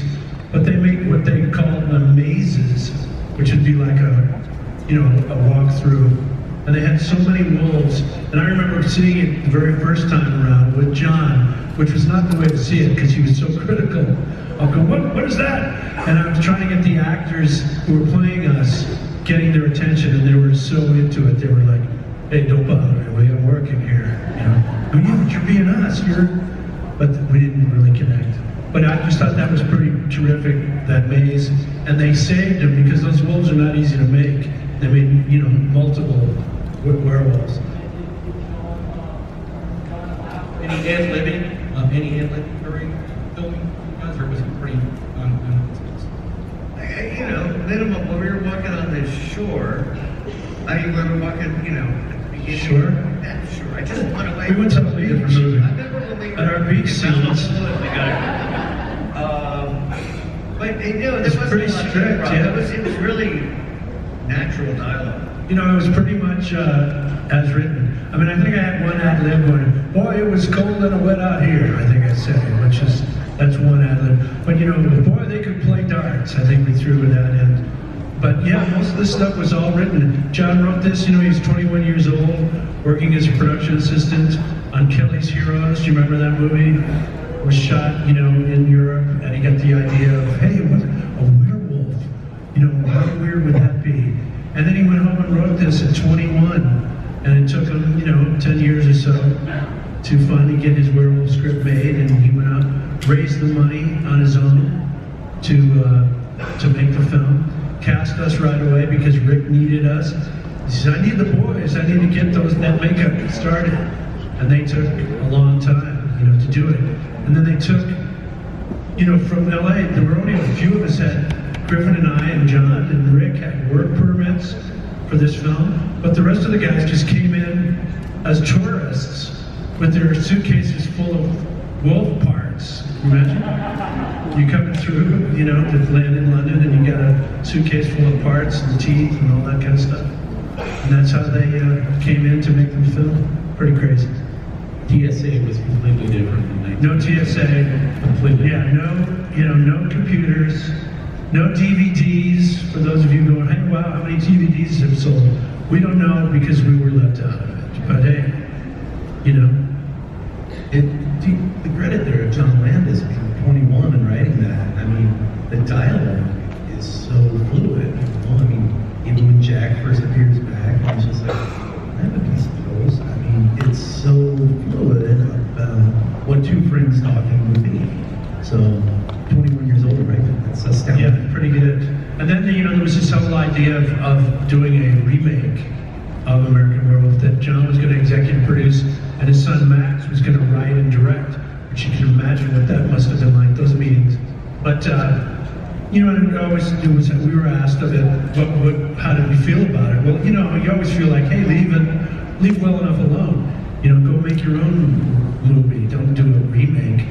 But then really the sort of thought that I had was, well, if you do a remake of this film, what's inevitably going to happen is people are going to say, yeah, but did you see the original? Which would probably keep us around for another generation of what's the latest AI version of a DVD that will be coming out in the next generation. Did you see kind of a resurgence in interest in American Werewolf in London when American Werewolf in Paris came out? I just remember open revolt about that movie. I just hated it. Yeah, I could not quite understand they were calling it a sequel. Now, doesn't in a sequel usually have some of the people that were in the first one? And that one is what to do with. So I think it was a deal made, like, hey, can we use the title? I go, yeah, then next week we'll be in Romania, Who knows? American Werewolf in Thailand. Yeah, it came and went, and I was happy. And we knew, anytime a release is delayed, that's usually kind of a telltale sign. It's been delayed, the release is pushed back for some reason, and you go, I smell a rat.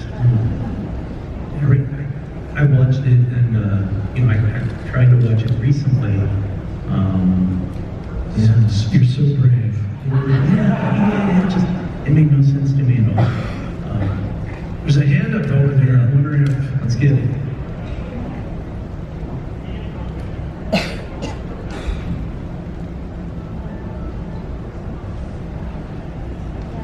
How you guys doing? I just wanted to know, okay, the information's already been put out there. The young writer, young concept, young crew, young cast. How impactful did you guys collectively think that this movie was going to be on not only the genre of the subject matter, but the industry in general? I think we thought that while it was happening, but what we were surprised was, and it was following Animal House, and the log line was a different kind of animal, and I don't know, I felt like people I knew just thought it was like, how amazing, you're mixing humor with horror, and the reaction, was sort of tepid and had mixed reviews, kind of, taking issue with like, choose a tone, it can't be funny and scary. And then those same critics, when Ghostbusters comes up, they'd say, what's brilliant about this movie is the way they combine humor. And, it was, so it was, I think it was the release of the VCR. That's when it really... Yeah, I think, we knew John Landis was well known, with those hits of Animal House and the Blues Brothers. So we knew it was going to get some, get an audience. I just remember making it, Rick was going, this is going to pay off, Although he was somewhat apprehensive, not knowing how it was going to look on film. And not he hadn't done the entire transformation before. He was doing it and creating it as we were shooting it. So there was certainly that kind of question, like, what's this going to look like? But, we knew it was going to get an audience, and I had no idea, I'd say, hey, I'll see you in Cincinnati in 44 years, I wasn't sure that was going to happen. Or that you'd be told so many times, I saw this movie when I was 5 years old. Yeah, I mean, how many of you saw this movie way too young? Remember, this was rated R, That used to mean something when I was of age. 17 under, 17 not, permitted without an adult. But everybody that comes to our table certainly would say, my uncle showed me this and I was 12. Scared the shit out of me. Yeah, well, thank you.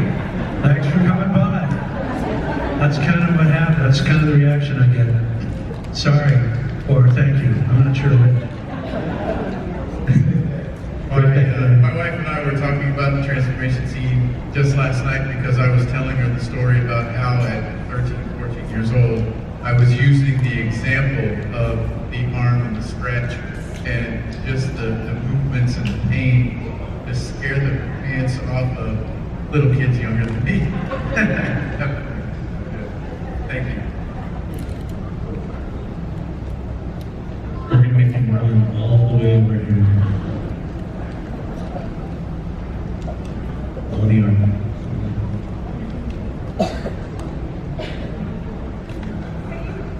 So, for a movie that was shot, just like practical effects. Hold it a little closer, please. Oh, is that better? Yeah. So, I know nowadays almost everything is CGI.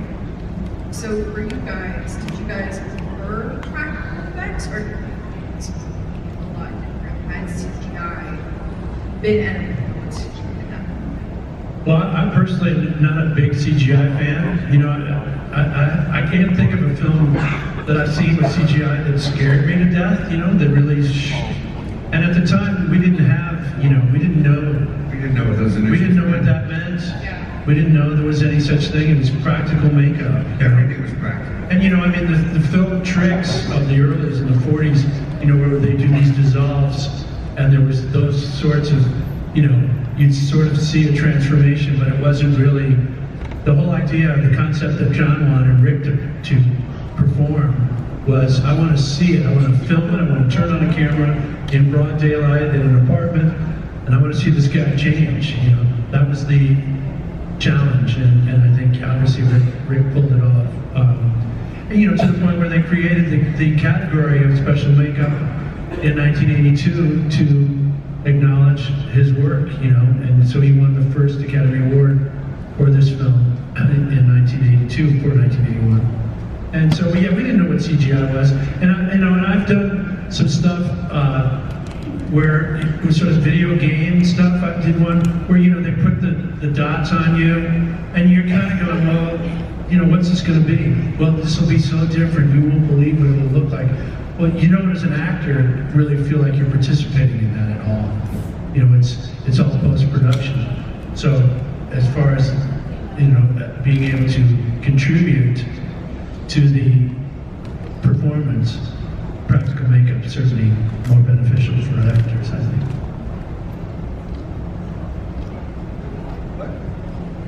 Back to the beach. You know, we were.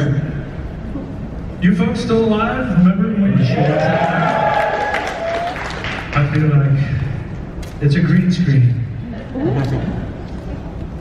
Yeah, I mean, this was so practical. It was just very time consuming. But you never had the idea that someday AI was going to rule the world and all of our lives. Oh, I'm sorry about that. We're not there yet, are we? But there's so many bizarre instances of AI out there. Just all the stuff you get on your phone, you know, going, it's fake, I know it's fake. I saw one a few days ago where it was actually a really good picture, except for the guy having 3 legs. That might be a giveaway. Yeah. Do we have someone back there? Because we've got one up here. You know what, just stand up and be one.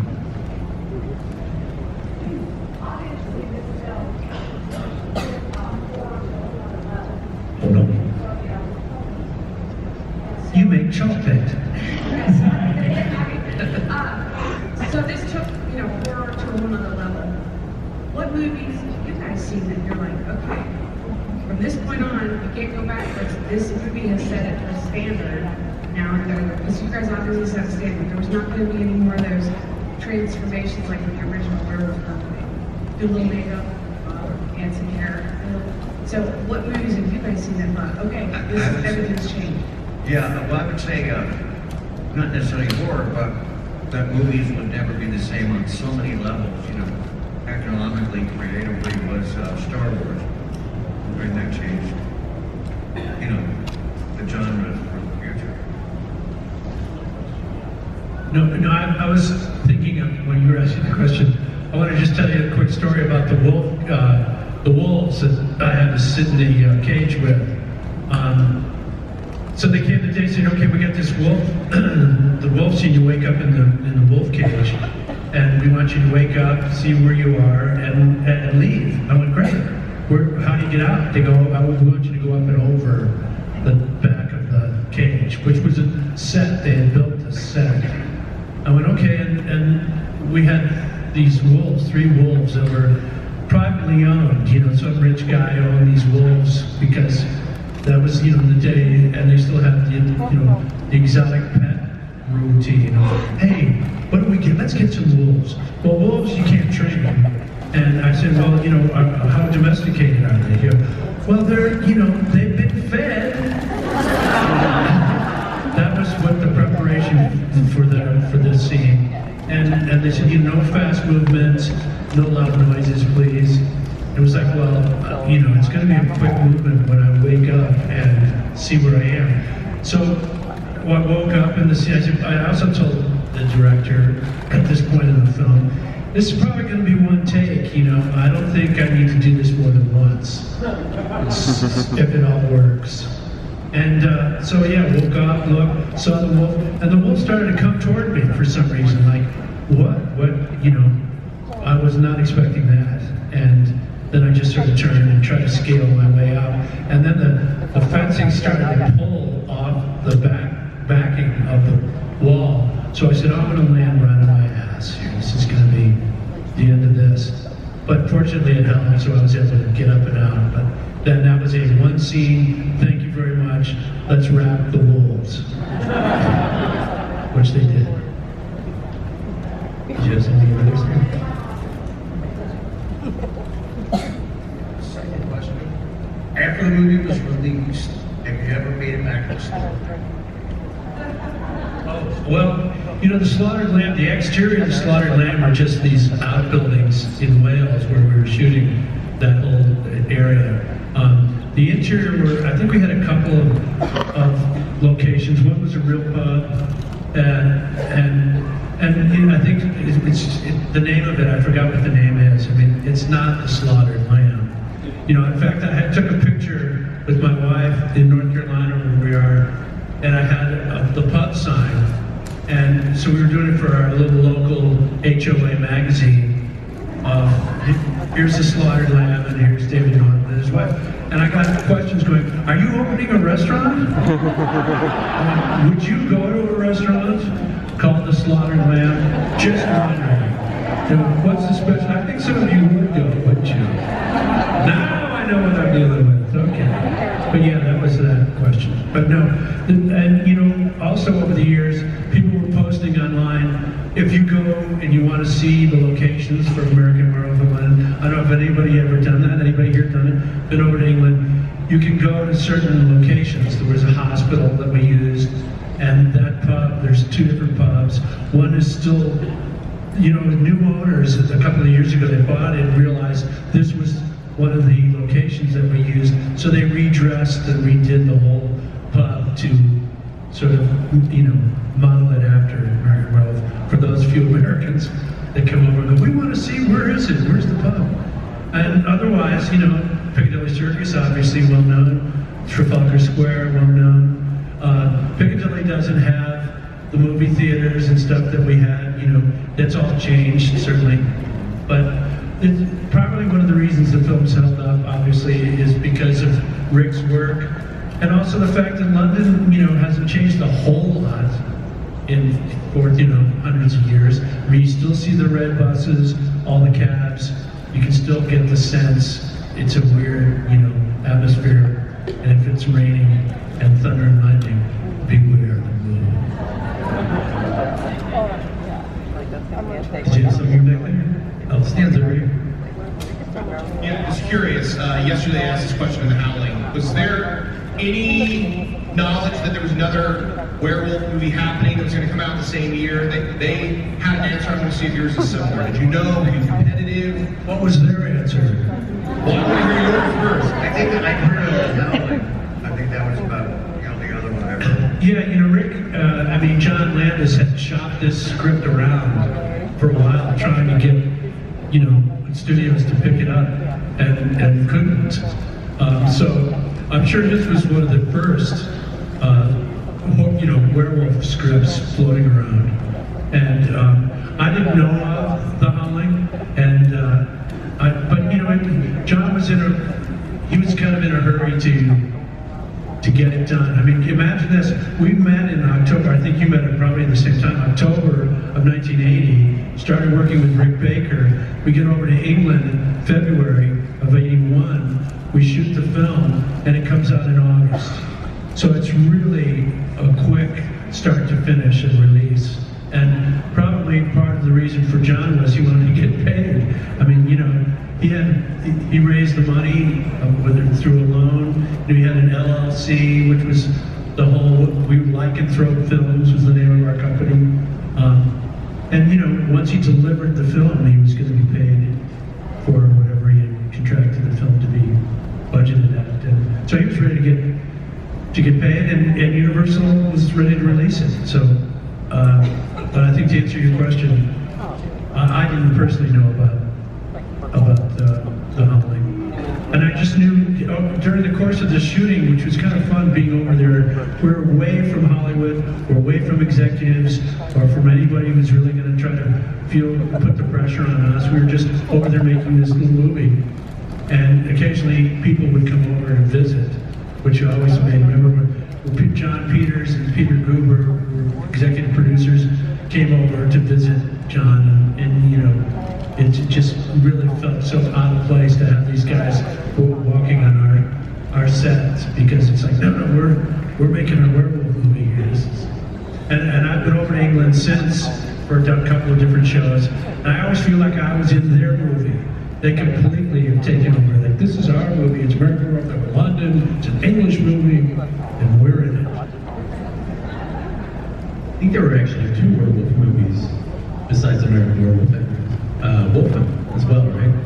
Yeah, with Albert Finney, who to this day I still don't understand how he was like Hollywood's leading sex symbol for like 3 years in a row in the 80s. So, yeah, 2 Wolfen, American Werewolf in London, and The Howling, all in 81. So, we have stand up.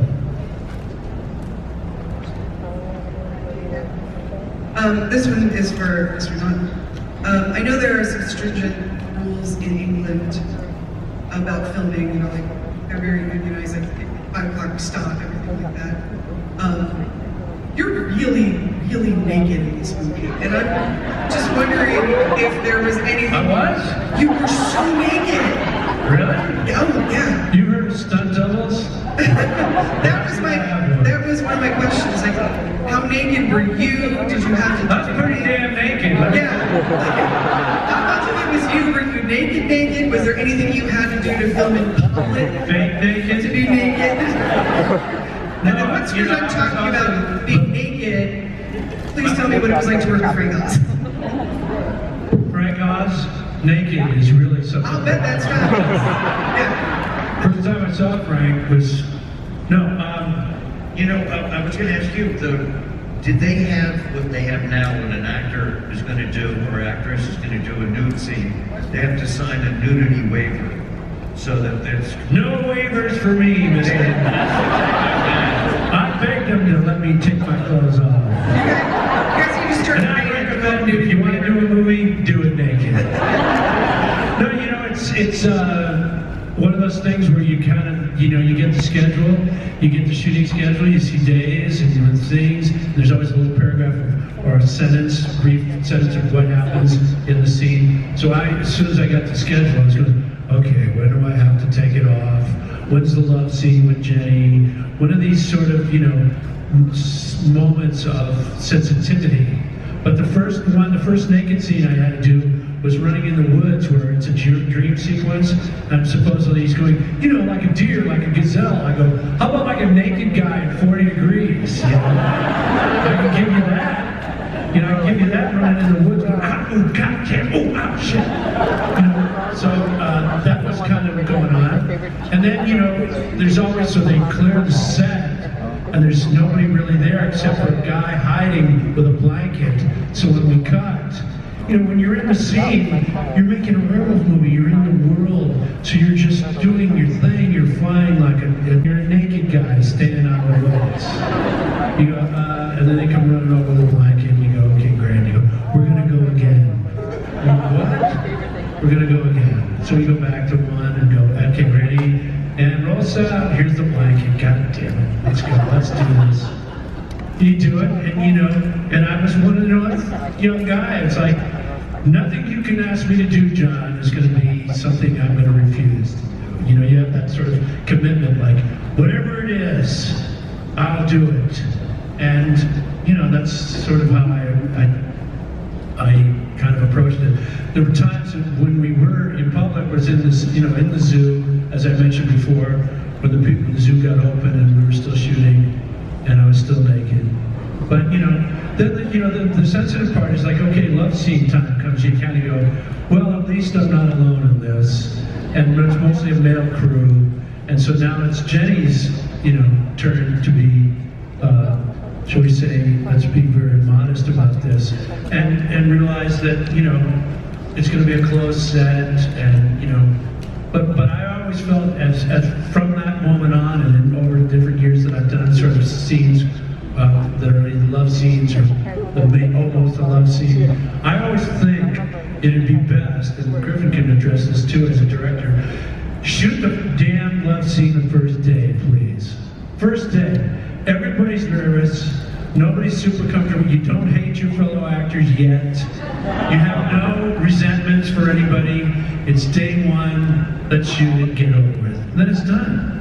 And then you get the rest of the show to do it. But have the anticipation of that, building up can add to a little bit of anxiety. I remember working on this little movie with Karen Black. People remember Karen Black? Yeah, she's a good actress. But she was saying to me like, are you ready for Thursday? Thursday? Are you ready for Thursday? What's that? It's not looking Thursday and they make love. I go, oh, Thursday, yeah. Is that this Thursday? Thursday comes around, we're in this apartment over in West LA. She locks herself in the bathroom and won't come out. It's like, Karen, it's Thursday. Come on out. She won't come out. So, there was that drama to deal with. And ultimately we did, it was a pretty tame scene, but, my feeling is, get it over with. We have time for one more question. Ask Griffin what it's like to be naked. Come on. Who's got it? I am dying to sign a nudity waiver. I'll tell you, if there's a script they're interested in you, is there a nudity waiver? Because I'm all about nudity. Maybe a Johnny Dangerous one too, the naked you can do. Those are being great balls. Being the best werewolf movie ever made.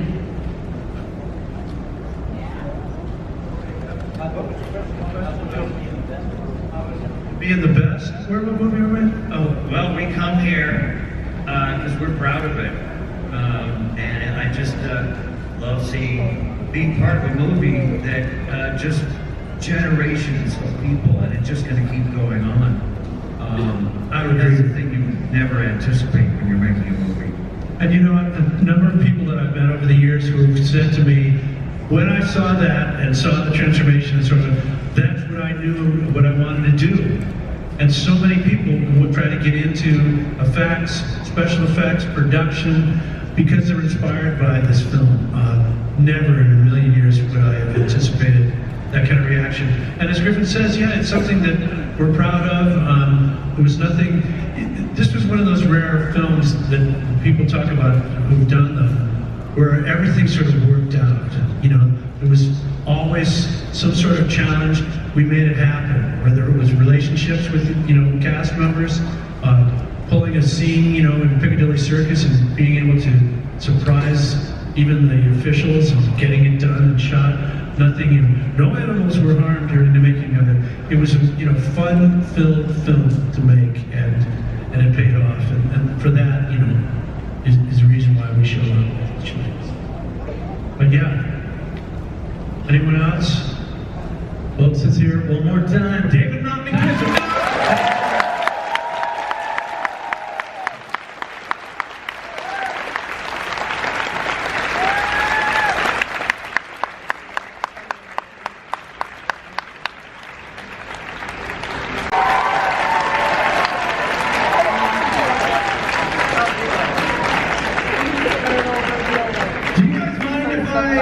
Introduce these guys to you. My name's Matt Lillard. Get in my line. That's not gonna work for me. He was Shaggy. You guys remember Shaggy? Here it is. Zoinks! Now you remember me. And of course from Riverdale, Skeet.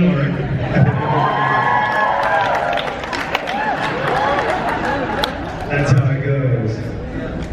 First of all, I love Cincinnati and neighboring areas. What we like to do with these is really to extend our gratitude to you guys. It's always incredible to come and to see families that come out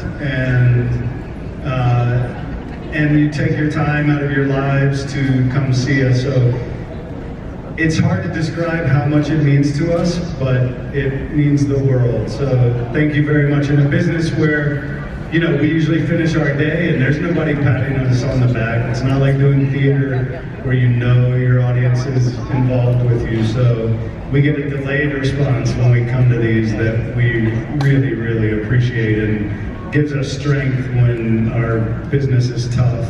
feeds our families when business is tough. So thank you very much.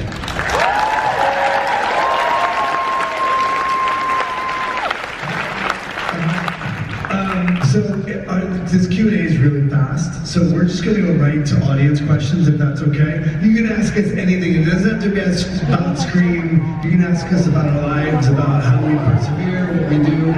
Please do not feed the animals. Who's got a question over here? You do? I do. Is it a good one? I hope so. Is it only for Matt? Oh! That's so bad we won't get to hear that one. What? All right, so my question, it does have to do with 7. I know this is not supposed to be 7 yet. But as far as I'm aware, as you were a teenager in the first movie, unless you guys made home movies and stuff, people wouldn't necessarily know your mannerisms and how you act unless they knew you in high school, right? So in this last movie, how would they have gotten you so correctly if you were only AI? Skeet comes back. He's not really dead. That's my point. It's not AI. Who knows? Who knows? There's half of the world wants Stu to come back.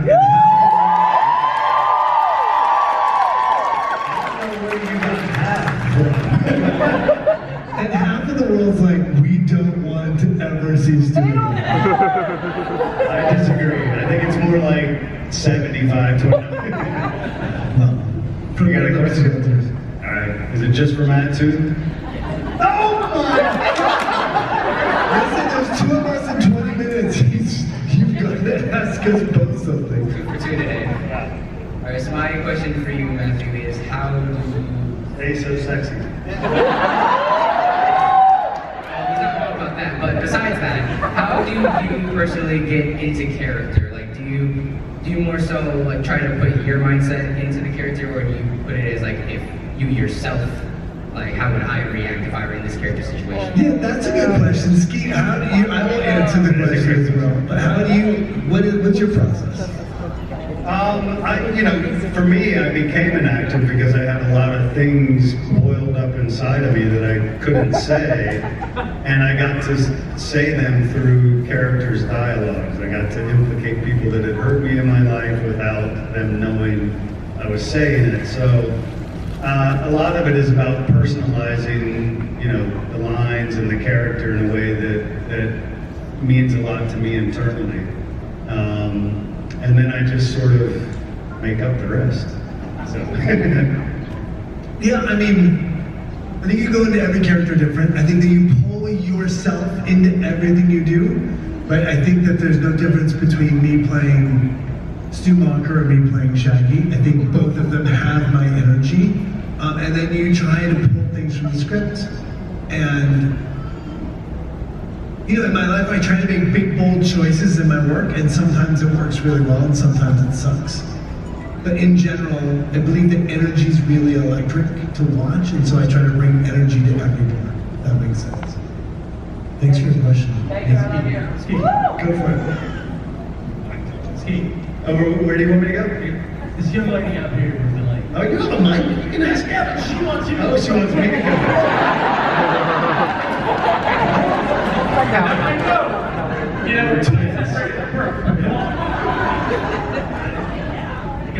Okay, so this is for both of you guys. Genuinely love both of you so much. I read that there was an article, so when you have the phone and it slips out of your hand, was that planned? And he said, you hit me with the phone, dick. Was that planned or was that like ad-lib? Matt? He hit me with the phone and he's a dick.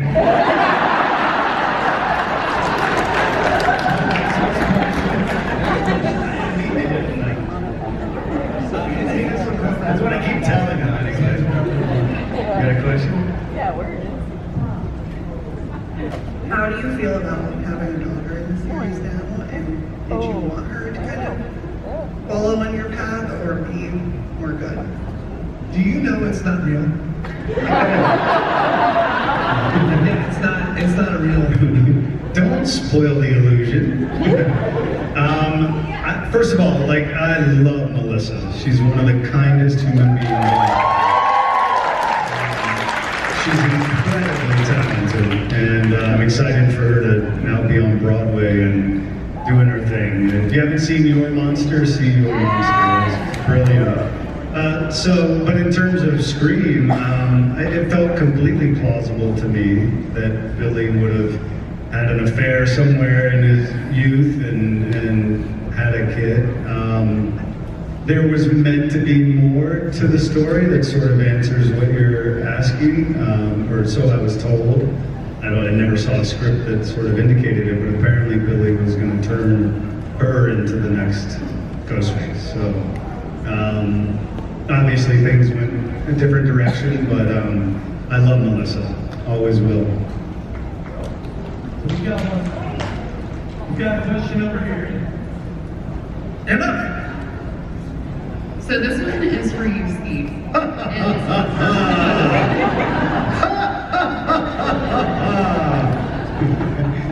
And if this is too personal, you don't have to answer. Okay. I'll answer for you. So I read that you had a heart surgery. Yes. I too had an open heart surgery, so I was just curious at what kind of heart condition you had. I had a VSD, a ventricular septal defect, and then I had what's called a cleft mitral valve, meaning there was a piece of skin that hung over the opening, and my lungs would fill with blood like every year. At 10, when I had a 25% chance of surviving it, and we had no money and no insurance.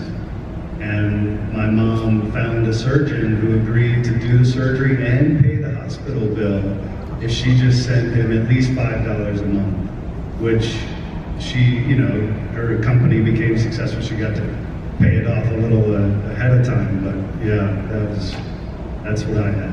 That is fantastic. I had an atrial septal defect. Oh, you did? Yeah, they told me mine was closed. When it was fixed, it wasn't, and at 20, I had to get surgery. Ouch. Or a 50-year life. Did they do the full sternotomy? They actually went through my ribs. Oh, They let me lucky. choose. It wasn't that fun at the time. Thank you so much.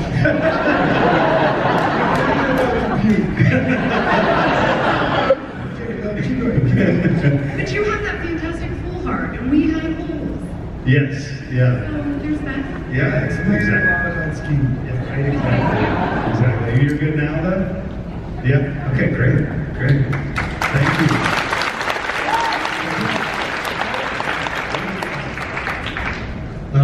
My question is about Five Nights at both of you. Was it always in the plan for you to reunite on that set, or did that come later?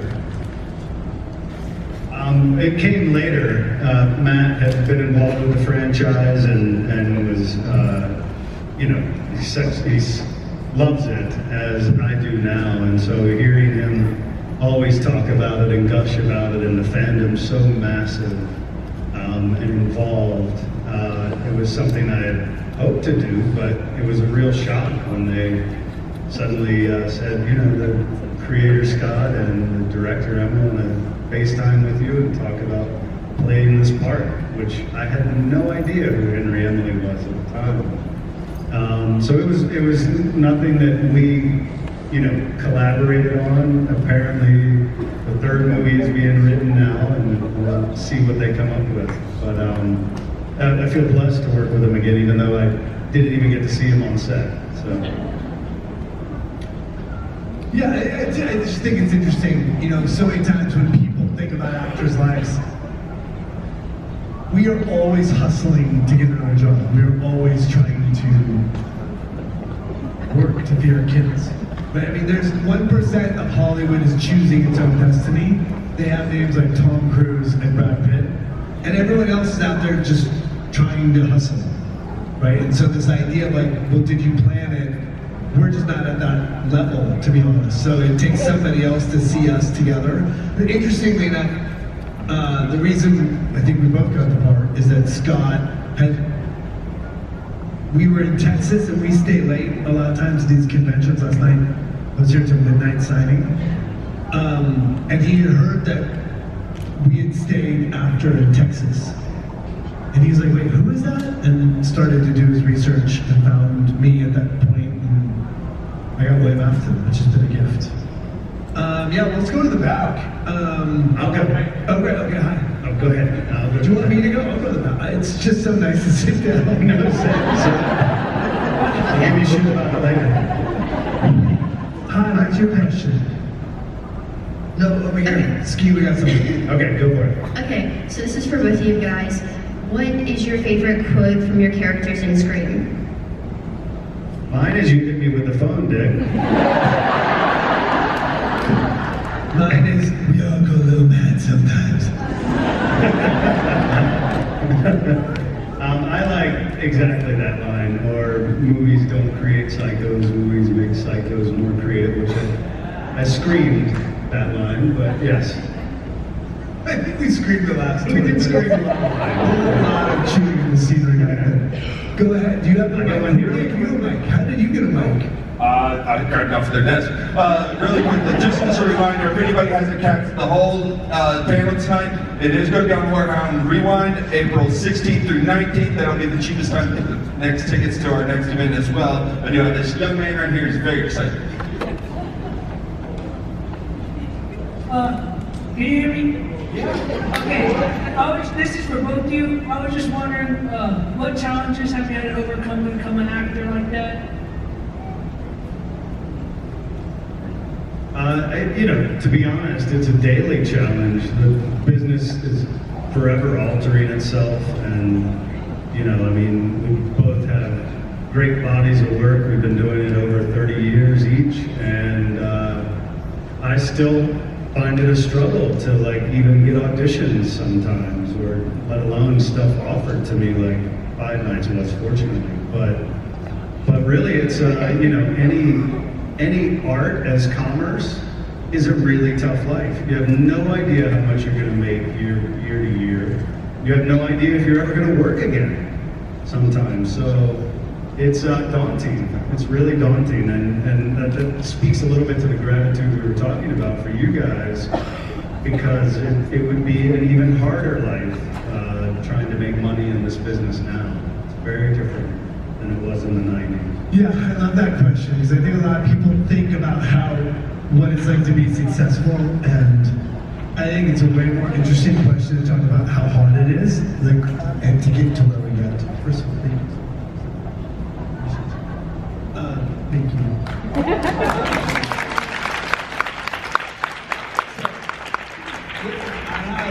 I had a severe learning disability growing up. My mom and dad were obese. I grew up in an obese household. I had glasses, I had braces.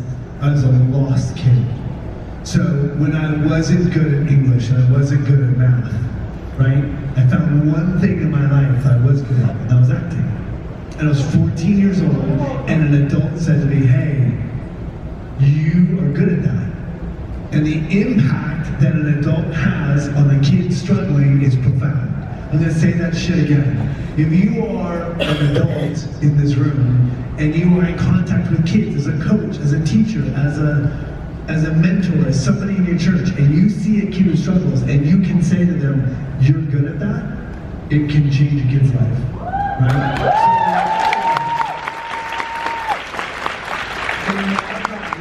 And I think I suffer from all kinds of imposter syndromes. I'm on Daredevil that starts this week. I literally called my wife 3 episodes into shooting saying, I don't want to go to set, because what if I suck? And I've been doing this since I was 14. I'm almost dead. That's all I am. So, imposter syndrome doesn't change, struggling doesn't change, even in success, all the things, all my insecurities, I still have. But you never rise to this point of being above your own insecurities. The question is, does it define you? Right? And so as you're going into life, you're a young man, but you have to find the shit you love and attack. Insecurities are not. Right?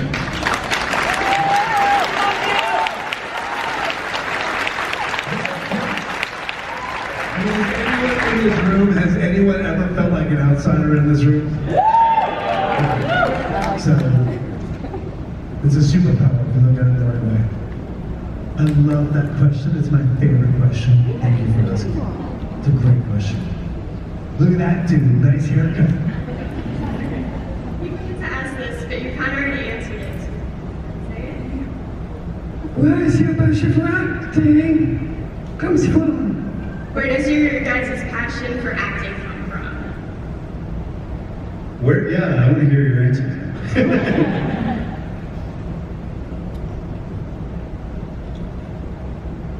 That's great.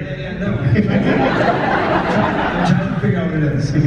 So in my life, here's the thing I think is, it was the one thing I was good at when I was a kid, right? And so that was super powerful for me. But the reality is that in my life, what I found that what gives me joy is not the movie, it's not the opening weekend, it is not the job, my job as an actor is not what gives me joy. What gives me joy is being surrounded in a community of people in which I feel seen and I see myself represented by other people.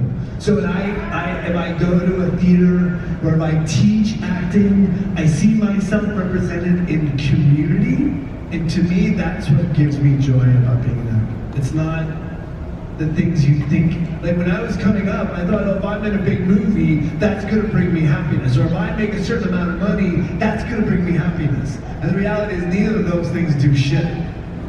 It's when you're sitting around other people that you are like and see yourself represented in, that's where joy comes from. For me. Yeah, I mean, very similar for me. I think it's, you never know what a movie's gonna be. Like there's no way 30 years ago we would predict that people would give a shit about this movie to this day. And I've had movies that were supposed to be massive and became nothing. But the point is, I'm passionate about the process of making it. And a little bit of what Matt's saying, when you walk onto a set and there are 100 people with different talents and different jobs, and we've all come together like this traveling circus to tell a story. It's pretty powerful, and you feel, or I feel anyway when I'm doing it, I'm just a small part of that group of storytellers. My part's important, obviously, and I take it very seriously, but I'm always talking to the crew about how grateful I am for what they're doing, and oh my God, this is amazing, and the set design, blah, blah, blah, on and on and on. And that's where I get my joy from, is actually doing it. And so if you find something you love to do, it may not pay your bills, or it may, but never stop doing it. Do it as much as you can, as often as you can, and don't look back. It's a gift to find what you love to do.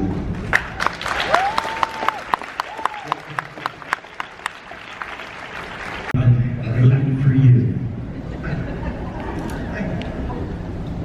Hello. Like you're sweating. Oh, awesome. Okay, hi.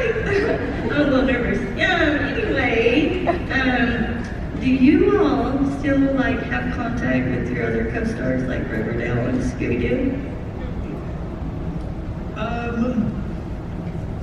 Not really.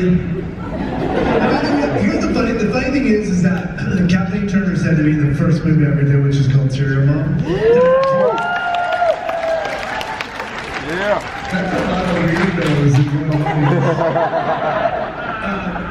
She had this expression that doing a movie is like having a marriage with a built-in divorce.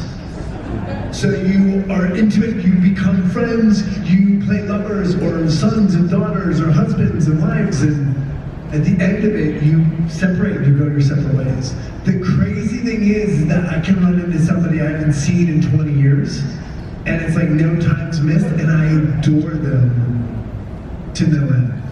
But I don't really keep in touch with, Skeet and I keep in touch. And every, Seth Green, and there's a couple of friends along the way that I love and adore and still talk to, but not very often. Yeah, we tend to go in different directions from when we're done with the film. He goes to the next location, I go to the next location. And as deep as your friendship is, it's almost impossible to keep up with everybody.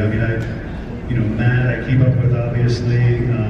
Cole Sprouse and I have stayed friends, which is an honor. He's such a great human being. And this one wants my bracelet. You do not.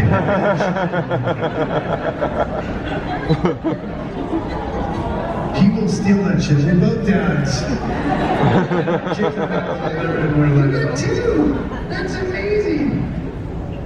Don't open their dirty hands on that baby. I'm going to the back. Hi. Go ahead. So this is for both of you guys. You both spent quite a while in your character. What did it feel like to be back on set and in that mindset of that character again? That's a great question. Yeah. It was intimidating. I didn't want to screw it up.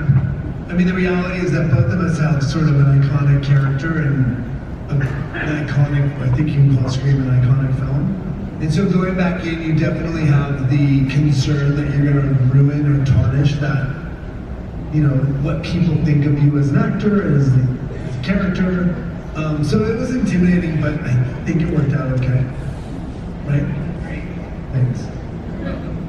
I got one back here. I was wondering, what is your most challenging scene in Greenbook? Ooh.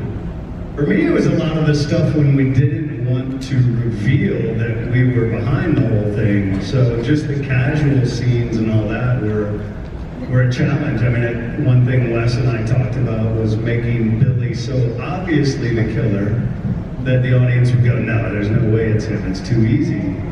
But it was all that stuff, all the setup that was, took a lot of forethought and a lot of energy to sort of make the casualness seem like any other high schooler. And yet, it was Billy and Stu, so. Yeah, the last sequence had tons of energy, and we shot it for 21 days. So I think that, even if you weren't working, you were staying up late at night, and you were going to set because we'd go to work at 6 o'clock at night and get off at 6 a.m. So when you're on that schedule, you're on that schedule the entire time. So that last sequence was pretty intense. Super random question, but can we get Shaggy say, my mom and dad are going to be so pissed at me? We cannot. There you go. Okay, so you guys are the original Ghostface duo, and even after 30 years, nobody has stopped talking about Billy and Stu. Back then, did you think that Billy and Stu would still be so many people's favorites now? And how did this movie become such a big phenomenon and change everything? You wrote that out, that's incredible. Can we hear it?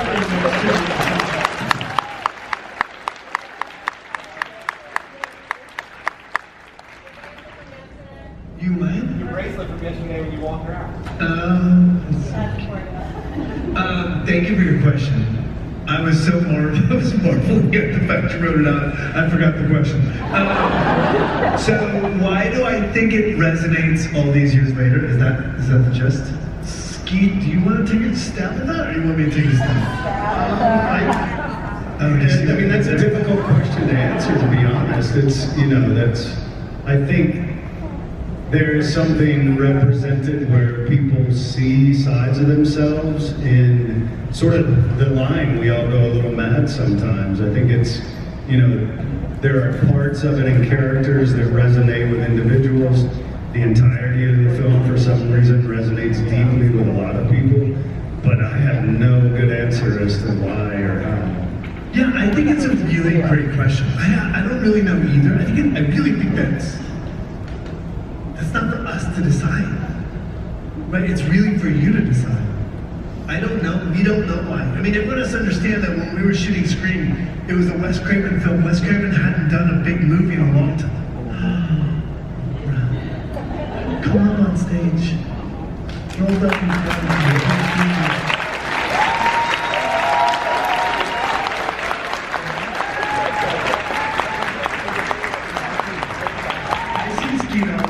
and I get to see this man very often. It's good to see you. Why do you think the movie's so relevant? Here, grab the microphone. So I will say this, nobody in that moment thought, I'll finish my idea, then we'll go.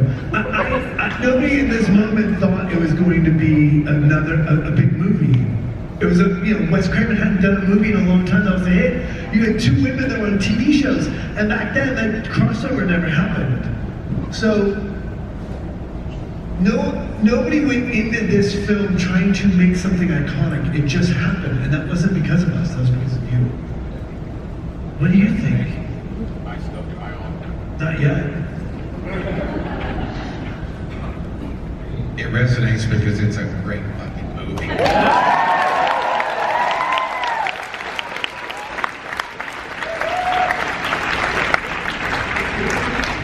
You should have answered first. Here we go.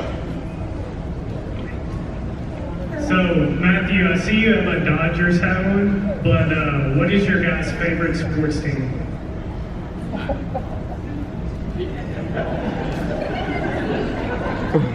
Well, I can tell you a funny little joke. I was living in Toronto, and my apartment is right across from the Blue Jays Stadium, so I went to a bunch of Blue Jays games, but I'm a Dodger fan. So the World Series happens. It's the World Series. So I paid $1,700, and I sat so far up, I shared my popcorn with Jesus, and that was the night that the Dodgers got defeated badly.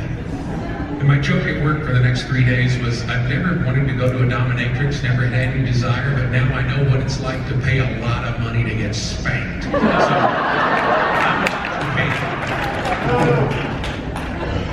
Skeet.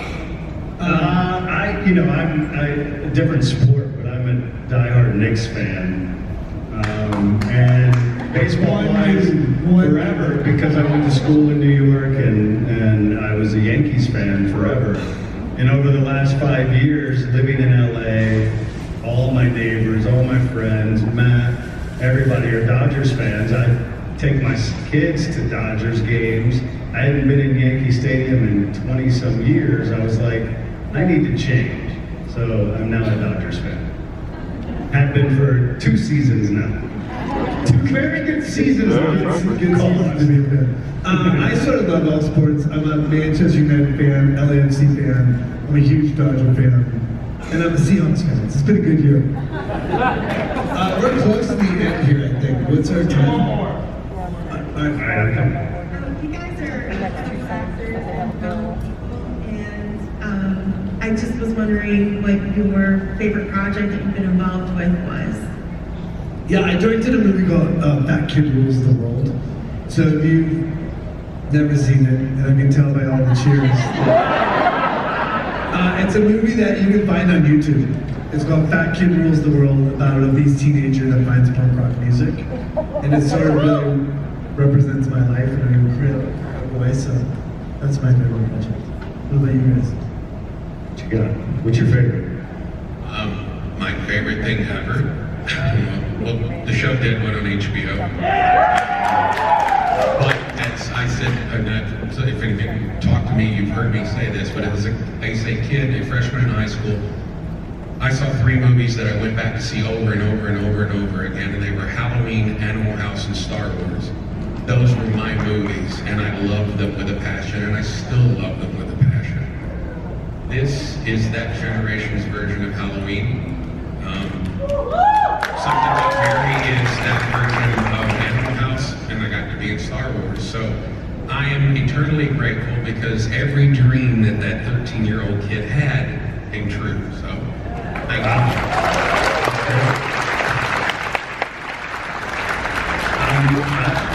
I don't know that I can say anything better than that. So, I mean, I did a movie called Ride with the Devil that was mainly just a blast to make because we were riding horses every day for 7 months. It's an Ang Lee movie, if you know Ang's movies at all. And it was an incredible experience. So that one is pretty up there for me. Again, I go by the process, not results. So the process of making it is why it's my favorite. You guys, thank you so much for coming out.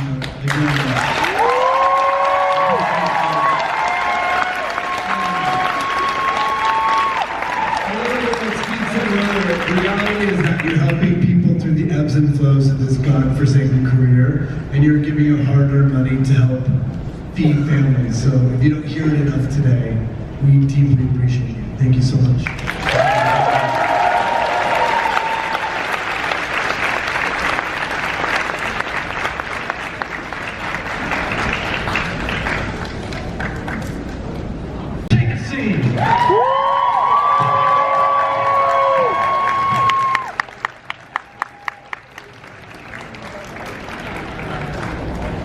We want out!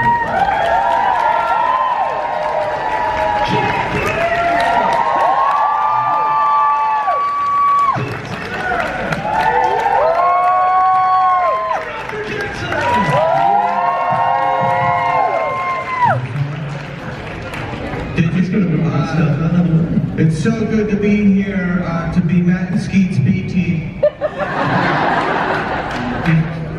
Though they said, you know what, guys? You're gonna do your own. Yeah. That's right. How's everybody feeling in the nanny?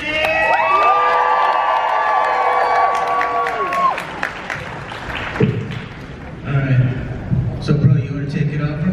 Yeah. Good talking to you. We got one more chair. Can we get one more chair? There he is. There he is. We got Joseph Whip coming on. Get another chair. Joe's gonna get here by Monday. Love you. So I think we're gonna go ahead and just take it straight to audience questions because I know that a lot of people want to ask you guys some stuff. Sure. Let me go right up here to the front.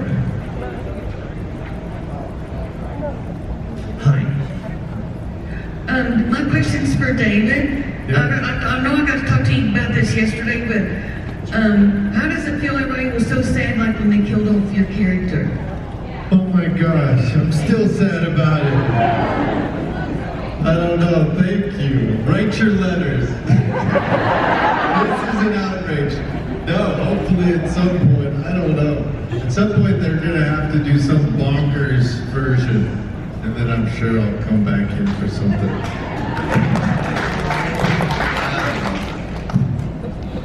Let's go back here. I'm pretty sure Wes Craven is the one that kept me alive, because my character was supposed to die in the first one. And it kept me going. I even suggest I be the killer in like 4, I think. But he's like, no, we can never be the killer. I was like, sorry, Wes. Didn't he add the shot of you going in the ambulance and they weren't sure if they were going to keep you alive or not? Exactly, yeah. Yeah, we both my thumbs up.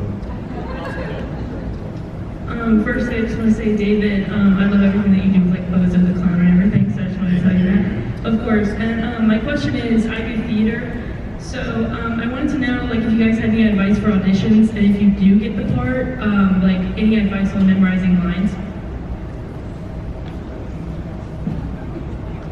There's a great app called Cold Read that helps a lot. They have a bunch of really cool things to help memorize, specifically. For auditions, just be present, be in the moment. I found early on in my career, I used to really rehearse auditions. But what I found happening is there were live auditions, and you guys now do them on cell tape. But what I found happening is when I over-rehearsed, I had this idea in my head of how the scene was going to play, and then I was kind of forcing my scene partner to do it the way I envisioned it, instead of being there and listening and responding. And that's really masturbatory because you're not connected to anything but yourself. So that's the thing, listen and respond. Again, it's difficult when you've got your own self-tape, you know, and your off-camera reader. But the plus of that is if you screw it up, just hit erase and do it again. As far as memorizing lines, I have no clue. I memorize them the morning at the start, so I don't know how my mind does it, but that's one of the positive functions of it. Well, I memorized the lines. I was a high school drama teacher for a little while until I left and decided to become a major motion picture star. Or minor. Anyway, one of the things about memorizing lines is take your time and look at every word. Because what you're saying is a thought, not necessarily, but take time. What word follows the other word? What are you saying? What does it mean? It'll take time. Do it really slow. It doesn't, I mean, and it comes harder when you get older. I guess, never mind.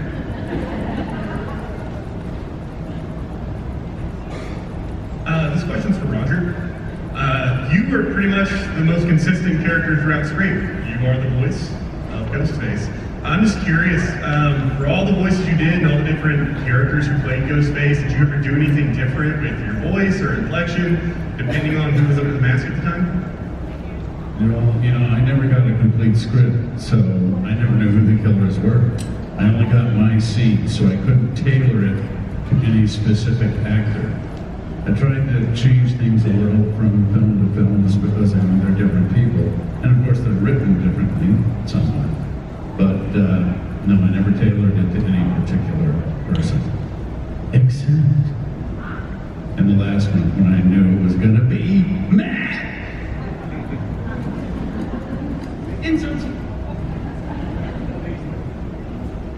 This one's for David, mainly of the cast who have died and then brought back to life, like you in Scream 7 for the AI. Were you guys surprised by it?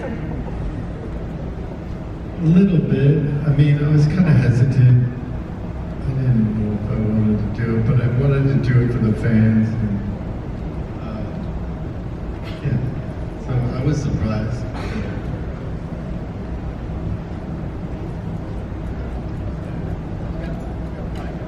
Who's got the mic? This is a question for me and my girl. This goes out to Jamie. So, Scream 1, where Ghostface is about to, kill you, but he hesitates. It's gotta be Stu, because when you think about it, Stu never killed any of his friends. Almost like he was too scared to kill any of his friends. They were all strangers. Wait, when did that happen? When you were watching Scream 1.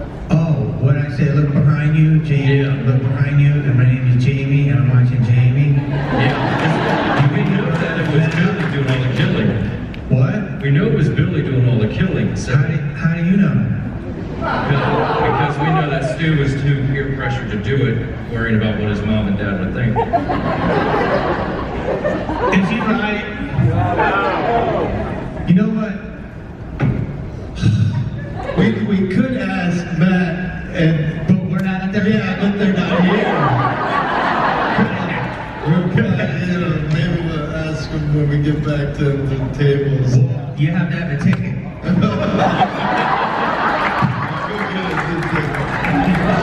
Let's get these questions.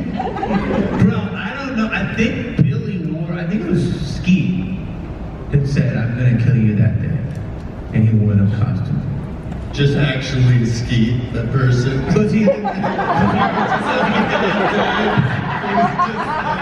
It was at lunchtime, I can remember.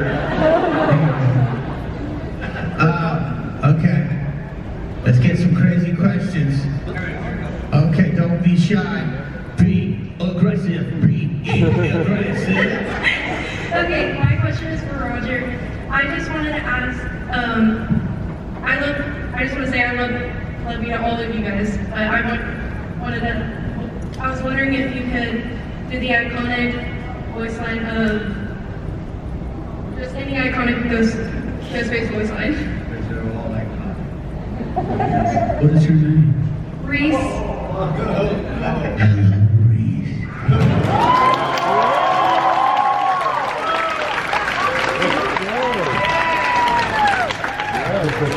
Jamie made for Reese. Got PTSD. I wanted to ask you guys, what's your favorite scary movie? Showgirls. Absolutely.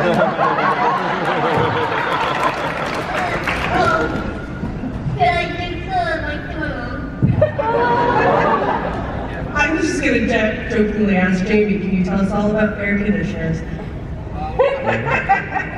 That's a whole other conversation. Another panel, but thank you. Boy, this side is like redheaded stepchildren. You haven't gone near this side. Coming over. Making my way. Okay. I have a question for David and Jamie. Did you guys know that your characters were going to be beloved side characters in this franchise from the first movie? How you doing, side guy? Hey, you guys, since you're not at the other panels, Jesus Christ. What do we do to you, ma'am? You answer first. I just loved the way it was written, and I thought it was just a really fun character, and the fact that he was person of authority that doesn't get any respect. Always trying to prove himself and kind of falling short. I don't know, it just was, I knew he'd be like, there'd be a love for him. I want to add to David and mine is that David died in the first movie. And he was so hilarious that Wes said, let's do a shot where he gives a thumbs up just in case we bring him back. So that was all him. He's alive because of him, right there. David is alive because of his great performance.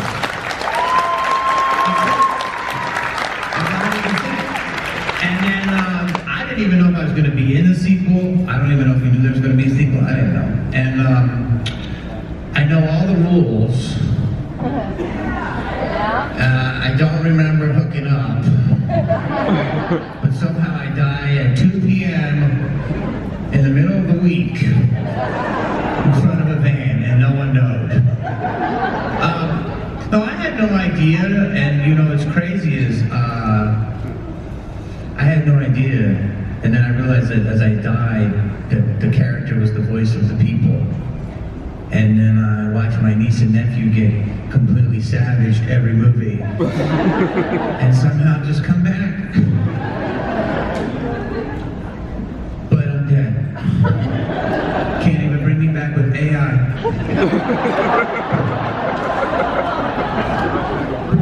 Tony, stop talking.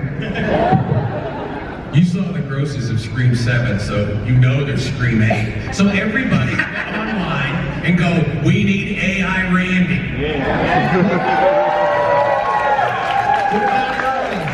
No, I pitched Kenny's evil twin many times. No one ever did, so. And Sheriff Burke is coming back in Scream 59. 60. He'll be there. Sheriff Burke, after he had such a miserable situation going on in Woodsboro, decided to quit the force, went into the woods in Woodsboro and started eating mushrooms. They discovered him, they brought him into, you know, they have nice old folk homes in different places. The front, they're nice for the rich people. In the back, they have the people who are nuts. And they put Sheriff Burke back there, and then everybody in the house starts getting murdered. But they're all old people, so nobody cares. It's a very short movie. And Ghostface moves around on a little scooter. Imagine that. Oh, this is the dude who's been in character all day. Finally took your mask off. Well, thank you for that. Okay, first, hi everyone. Are you using the voice box now? No. Do you want me to?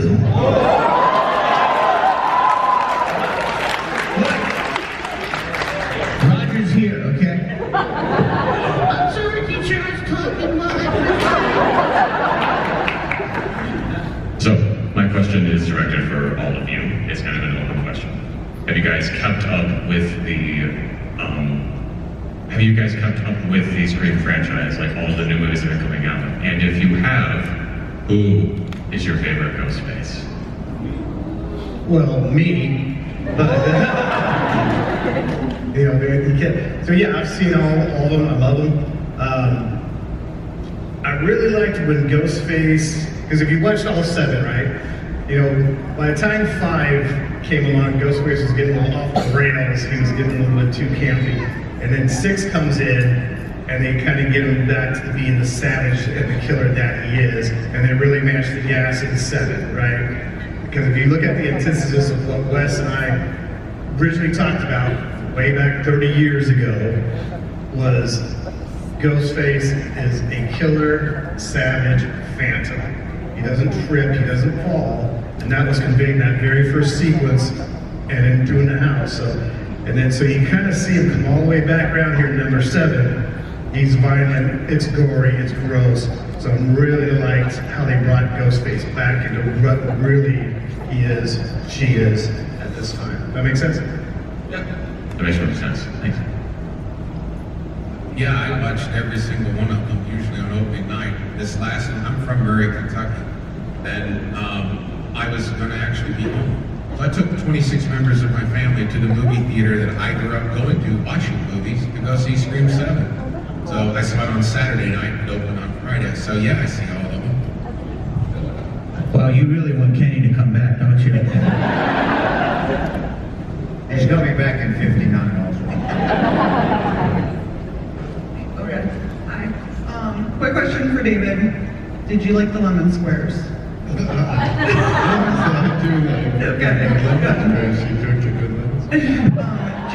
got lemon squares?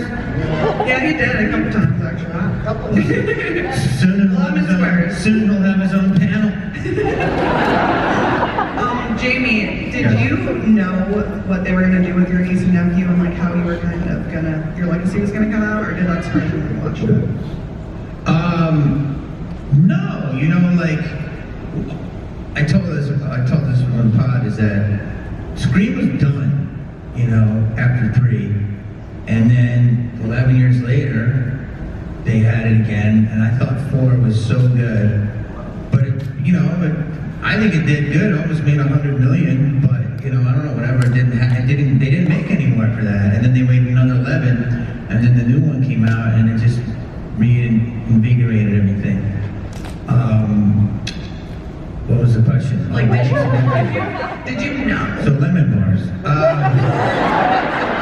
No, I had no idea. Like you watched it and you're like, oh wait. Like I did say though, like I watched them get brutalized, and he's like, oh, here's my lower intestines hanging out. Yeah, and then he's back. And then he comes back with a Band-Aid. Yeah. But somebody said something to me yesterday, and this is what goes back to you guys as fans. They said, oh, your niece and nephew have plot protection. I had never heard that term. You know what that term is? No? All right. Guys, I can just say these things. It's up to you to get them. Okay, listen. That was a joke again. That didn't. All right, so plot protection, I guess. That's a great term, meaning they're not going to die. They're legacy characters now. And I will be relegated to a picture.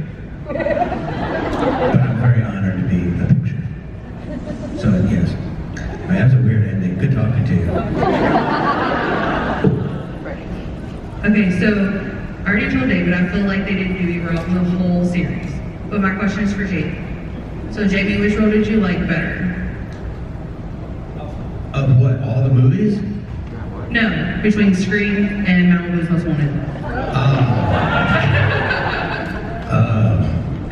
Come on. That's like, you know, which kid do you like better? Scream is my baby. I was like the birth of me, and then Malibu was like the birth of like me getting my first leading role. So I got love for both of them. But you know, don't be hating.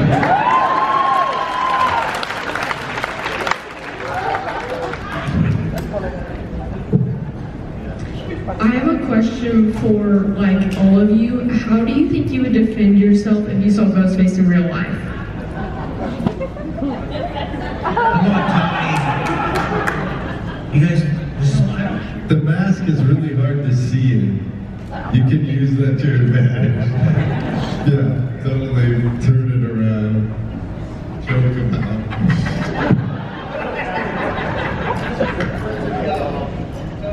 Tony, the question's done at this point.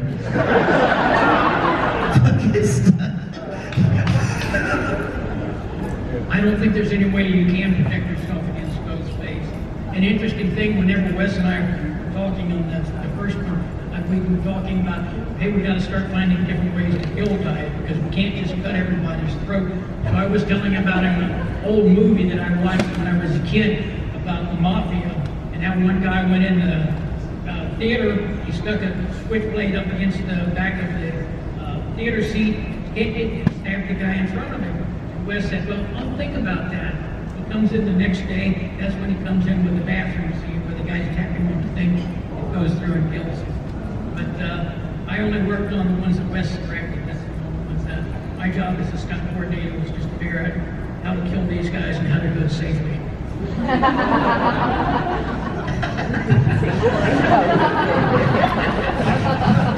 Once that microphone started working, you really went there.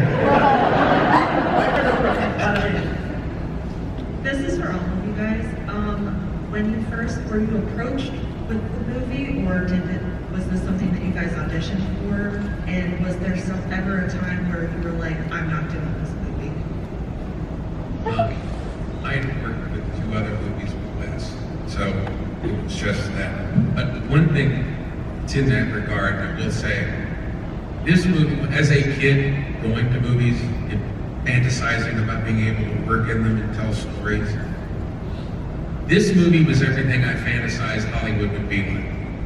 Because we were all cast and crew in the same hotel, which is an anomaly that never happens. And, you know, we were all around the same age, and we just had a blast. His room was party central. So anybody who wasn't working at night, we'd go to David's room, and then we were so loud. The security guy would come and kick us out because Jamie would be in the pool at 3 in the morning in his underwear. And so security would kick us out. We found a barn that was about a half-mile away. So at about knock on Dave's door, like, all right, somebody get the boombox, somebody get the cooler, somebody get the weed. It was one of the barn.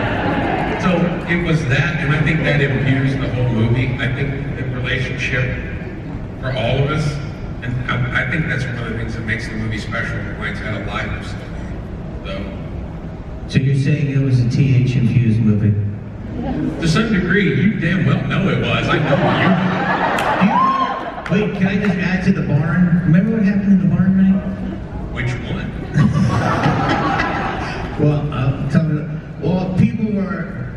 Skeet had his girlfriend. David and Courtney were starting to be fond of each other.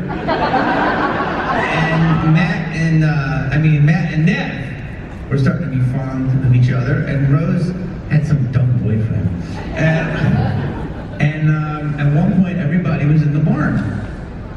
And everybody was like in nice, cute conversations and stuff. And you look at me and you go, I guess it's just you and me, kid. We're the barn. So,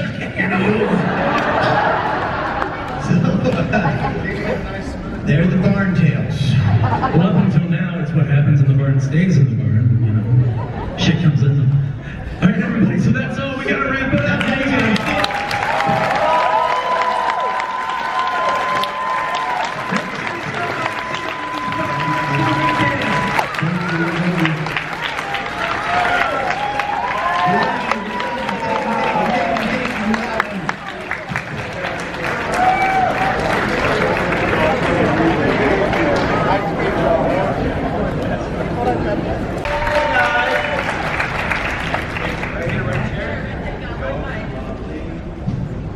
How you guys doing? Happy Saturday. Hey, fucking Ohio's cool, man. Yeah. Yeah, babe. All right. Iowa ain't got shit on y'all. That's a little hurtful because I am from Iowa. We're gonna start a fight. We're gonna have a fight. This would be fun. I don't think I would win, so I'm good. All right, guys. So my first question for all of you, both of you, is just coming into this franchise with the storied history of it, just it being one of the most, epic modern horror masterpieces. What was that like for you to step into? So I'm going to use this question for a leeway into a question that I have for you, because I want to see if your experience was similar to my experience. When you got the invite to be a part of it, did you know what you were going to do? I did not. When did you find out? At the fitting. Yeah, me too. Motherfuckers. So I'll tell what happened to me, and then you tell your story. You start. I'll go next. Okay. So I go to the fitting, and I'm getting fitted for the coffee shop scene, and everything looks good. It's all cleared by all the people who are going to make the decisions. And then the lady turns to me, and she's like, okay, now you're going to put on the mask. And I just kind of looked at her, I was like, what? And she was, yeah, you're Ghostface. I was like, oh, okay, cool, yeah, let's fucking do it. And so we put it on, and the first time we put it on, it's surreal. It really is. It really is. It's very similar. They sent me 60 pages of the script, and I read through it, and my character only had that one scene in the hospital, and then the rest of the script was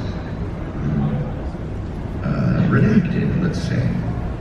But I'm like, wait, they hired me for 8 days of work. That's 1 day of work. So there's stuff in the other stuff they haven't given me. Don't know what it is. And so I went to the order fitting. And I walked in, met the costumer. She's lovely. She said, which one do you want to do first? The hospital thing or the other? I was like, well, I don't know what the other is. So whatever. And we walk into the room and the cape and the mask is sitting there. It's like, no! No! And then the way I operated, I didn't know if they were doing other endings. And I was just one of their options. So I didn't, because it's such an invitation to a storied franchise, I didn't want to make the assumption that that's what happened. Because it was a year later before the movie was finished. That's a lot of time. A lot of things happen in Hollywood in a year. So I didn't actually believe that I was experiencing this until the premiere 2 Wednesdays ago. Well, the one thing I was going to ask both of you guys, because I've done a number of the screen panels, and we found out that I think it was 6, I think it was 6. They gave each actor a script where they were the killer. Right. Did they do that to you guys? No, but I wasn't going to assume that they weren't doing that. Because you've heard that they've done things like that before. They've changed an ending in one of them, and they did that, you know? So I didn't, you know. I'm just really stoked today. Well, kind of piggybacking off of that, with the, I know that there was a different ending. Was there anything cut that? Well, there wasn't a different ending for this one. You're making me nervous. Yeah. Lean back. There wasn't a different ending on this one. I thought they had one that he was alive. No. Spoiler. No, not that I know of. And maybe, who knows? You've talked to other people that know more than I do. I never saw anything but the ending that you guys saw. Okay. So was there anything cut from the movie that you filmed that you didn't get to see? No, not from me. Okay. No. Maybe. There was an extra part of the coffee shop scene that was, I guess they didn't go with. And it makes sense when I think back on how it was shot, but I'm not gonna throw that out there because I might not be supposed to talk about that. And you know, it's also too, like you see, as an actor, we show up, we do our jobs, and we're just one piece of a machine filled with creatives. That's the thing I love about what we do. There's so many artists involved. It's such a collaborative art. And editing is one of the most valuable art forms involved. And that sets the whole tone. And I think that they set such a great pace for this movie. Like, that's one of the most impressive parts of it. It's a nearly 2-hour movie and it moves like 90 minutes. And that is an art form. And so I was very impressed with their editorial choices. I think they killed it. No pun intended. So one thing It wasn't intended. but it was there. But it was. So one thing I wanted to ask, and working with Anna Camp and creating that awesome dynamic that the two of you had, like the most dysfunctional couple ever. Spoilers. Can you talk about creating that? And did you guys like work out a history for the two of you to create that crazy dynamic? No, we didn't work out anything that isn't there. And I don't think we needed to. The one thing I do remember is, I remember being there in that scene, and it's Anna's moment. And I wanted to make sure not to step in front of anything she did. But I had some little fun things to toss in to amplify the dysfunction.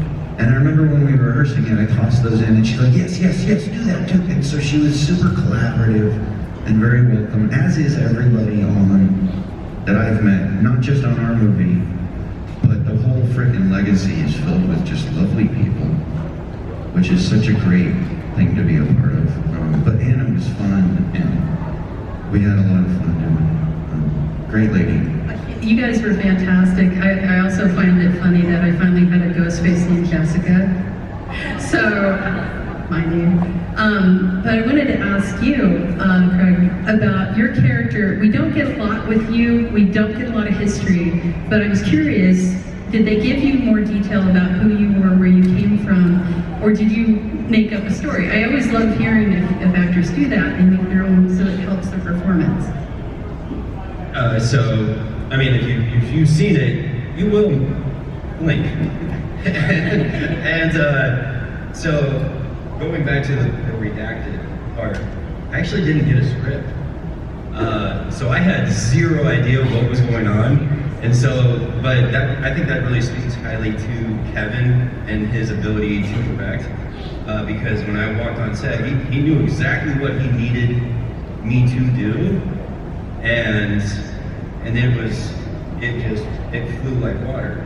But I made a choice during one of the takes. He's like, hey, don't do that. It's going to give away something. And it was looking at Anna. And he didn't want to give away that. Oh yeah, yep. We saw that. Yep. And so, but I didn't know that going in. And as far as like backstory, because of the way this was done, for me, I got to show up and hang out with everybody. And, you know, funny story, I can walk into a trailer for makeup and I'm playing a killer or a drug addict. And I've actually been told... He plays lawyers too. Occasionally. But I was told one time when I walked in, it's like, he looks fine, he's drugged up enough. I'm like, cool, sweet, thanks guys. Great. Feels good. Self-esteem is so awesome. It was a funny moment, and so it's actually complimentary. You're like, oh good, I'm doing my job. I look like shit today. I'm very method. You know, and occasionally you can have a really good night out, and a well-timed evening. Character. Yes. So I wanted to talk to you both too about the physicality in this, because you both get pretty fucked up, I guess we'll say. Can you talk about filming those scenes and getting prepared for that, and how much involvement you had, and if there was any kind of stunt doubling, or if you had your own stunt work that you did? Well, yeah, I'm curious. You were more physical. Your character had more physical. I think, and correct me if I'm wrong. He's Courtney's only kill. Is that right? No. She's shot Ghostfaces before. Yeah. But I don't think she's ever killed anybody. Except Dewey. Oh. Different kind of death, though. Oh. I know. That was the best kill in the whole series. I'm like, I loved it so much, but it hurt so bad. But that's the first time Courtney killed anybody, right? I think so. Well, did she kill him in 6 when he attacked her? No, she shot him. He got away. Oh, that's right. She shot him. Yeah, okay, yeah. So, yeah, that was the first time I think she's killed a Ghostface. Good job, Courtney. That was me. So how was that to film? Did you actually do any of this stuff work, or did you just do the reveal? No, so it was, for me, it was just a reveal. I don't want to take anything away from Jeremy, who's a fucking amazing stunt dude, and such a cool guy. We just had, Lee was in here, the original stuntman for the original screen, and I was telling him about this interview that my wife showed me of his a couple of weeks ago, where he was talking about his conversation with Wes Craven, how he wants the Ghostface to look on screen. And he said, Wes said, I want him to move like a phantom. I said, okay, got it. And like, they're such an important part of this franchise is the men and women that have worn the cape and the mask and done those physical moments. Like literal hats off to them. They're amazing artists too. Because I could get hit by a car Like just one time. He can do it multiple times. I will not do it well, and I will probably not. Probably do it. internally bleed. Yes. It would be real bad. I'm not gonna do it at all. Fuck that, I got a grandkid. Well, and you're right. I was gonna say, you know, Wes Craven's spirit, no pun intended, is still within this franchise, like throughout, just with the music choices and the way Ghostface moves. Yep. And I was wanting to ask you both, because you worked with Kevin, which, you know, came back for this. Yep. You know, what was it like working with the OG, the guy that actually made this, and, you know, the touch of Wes throughout? Well, like he said, Kevin is really good at what he does, and he also creates a really great open family environment. And Kevin is really visual. Like he knows what he wants visually, and he's not afraid to keep hunting for the right, for what he's looking for. And he's just a sweet dude, and he's clearly surrounded by a room full of other artists that he also respects. And also, hats off to the one thing I noticed, Nev. That lady not only is very welcoming and clearly the boss, but she makes it such a fucking great place to be. Like, I like to put it as like, it was my first day at school, at a new school. I just moved there, and it's lunchtime. And the most popular kid in class. She was like, hey, come on, sit with us. Like, that's how she is. And then when you're working with her, that scene in the hospital, the scene down at the back, she is watching everything. She is paying attention. You're talking to her and she's hanging out and she's engaging with you, but you can see her mind listening to the conversation with the sound guy. Like, brilliant. So I'm going to toss it out to the audience for questions. So if you have questions, please raise your hands. And do I have a mic jockey? Yay, mic jockey. Should I bring it to him? No, he's good. I'm pretty fast. All right, guys, raise your hands high and we'll get to you.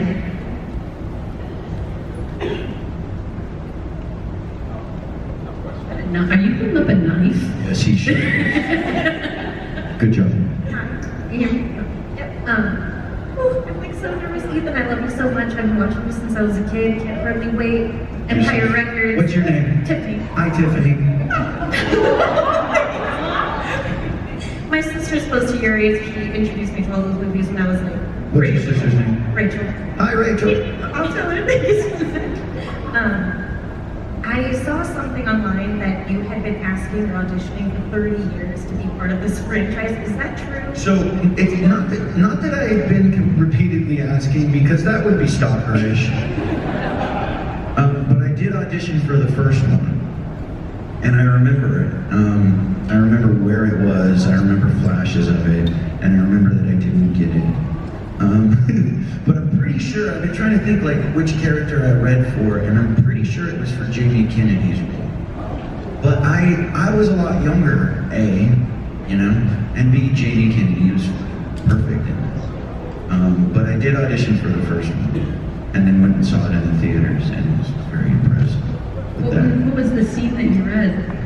It was when he's talking about the rules of horror, you know, like this, Don't say you're gonna come back. yeah, Don't be right back. this is, if this happens, this is what's gonna, and this is how you find the killer, and, you know, all of that. The meta stuff. Next, oh, the knife guy. Hi guys. First off, I just want to say my deepest congratulations to the both of you for being the new Ghostfaces, for having the least amount of screen time for real. Thank you. Thank you. My question is very simple. Who is your favorite Ghostface? And you are allowed to say yourself. Be careful. He likes to point the knife. You might be able to throw it, I don't know.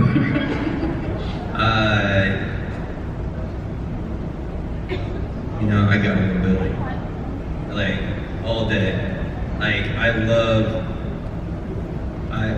the look after the reveal of where he wasn't sad and everything. So, God, that shit's brilliant. I fucking love it. Yeah. And I'm also an originalist. Like, the reason why there are now 7 screens is because of how great the first one was. And I think that partnership between Matt and Skeet is great. It's great. And that's, I don't know about you, but like, that's the kind of thing that I wanted to, I sitting at a marathon of all of them, particularly just the reveals, because that was the only part that I really parted. And like, what is it? Who do they become when the mask comes off? And it's this like kind of, it's still grounded and it's still real, but there's this like carny sense to it, you know? They get a little bigger than normal, than they were. And if you watch Skeet and Maddie, they're also broad characters in that movie. But when that mask comes off, they do some fucking crazy shit. It's so cool to watch. Well, I thought Skeet did a great job, and Matt did, like, he was the wacky one, right? You know, he gave that off-putting kind of Shocker, which, like, Matt Miller having a lot of energy on film, I don't know. It's weird, it was so out of character. What are you talking about? But with Skeet, there's always those scenes where he's, like, kind of doing that low head thing, and he's, like, looking around. But there's something else, there was a glint added in his eye after that he couldn't have before, you know? Like your Skeet. Yeah, like, hey. All right, you got where is it? So, how do you guys feel finally being in the movie of Ghostface being in a fire scene? Say it again? How do you guys feel of being in the movie of Ghostface finally having a fire scene? Ooh. Every horror icon has had a big fire scene, and you Yes. guys finally had a fire scene. How do you guys feel about that? I mean, the tagline is burn it all down, ain't it? You know? Like, you gotta burn some shit down. Like, why are we not putting things on fire, I guess? Like that image of him coming, he's at the front of the house with the whole shit burning behind him is so powerful. And I that's like... And the music that started. That's just some brutal shit that he does to her, too. That was a great kill. Great The chandelier, and there were like 4 really good stabs in the dude's gut. All right, where we got another one back here. Right here. Ethan, this is for you. As far as I could say, I absolutely love following you through your movies, your TV shows, you know, your Vegas, you know, National Lampoon's Vegas Vacation.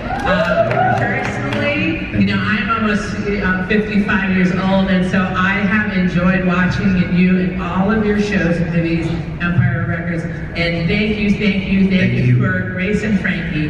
That makes my heart so happy. And to see you in Screen 7, I was enthralled. I'm like, I know, girl, me too. like that's my Ethan. What'd you do to my? Oh my gosh! So well done, bravo. Thank you, I appreciate you. But that's the same way I felt. I was like, they really do. Oh my God, they want me to do that. That's amazing.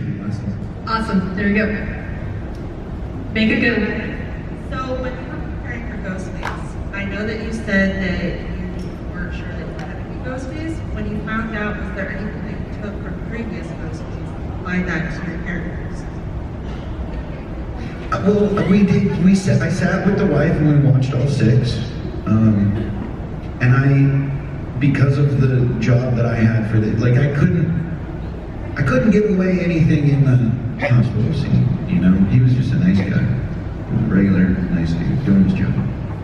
But I wanted to make sure to follow thematically what those end scenes are like, and understand what it was and how people act. So I got to watch all 6, which is fucking cool. It's like a really hard job I have sometimes. Get to watch 6 awesome horror movies. So, the final thing, I just wanted to ask you guys, you know, how's the convention been treating you? How has it been to become part of the horror family? This is our friend here's first convention. And this has been a beautiful experience. y'all have been fucking amazing, and I appreciate the truth. I'm a Midwesterner, Iowa, sorry, but it's the Midwest hospitality, and I appreciate y'all so much. This is gonna be phenomenal. I can't wait to. This really is one of the best. You hit the top. Like HorrorHounds is fucking fun. Thank you guys so Thank much. you guys.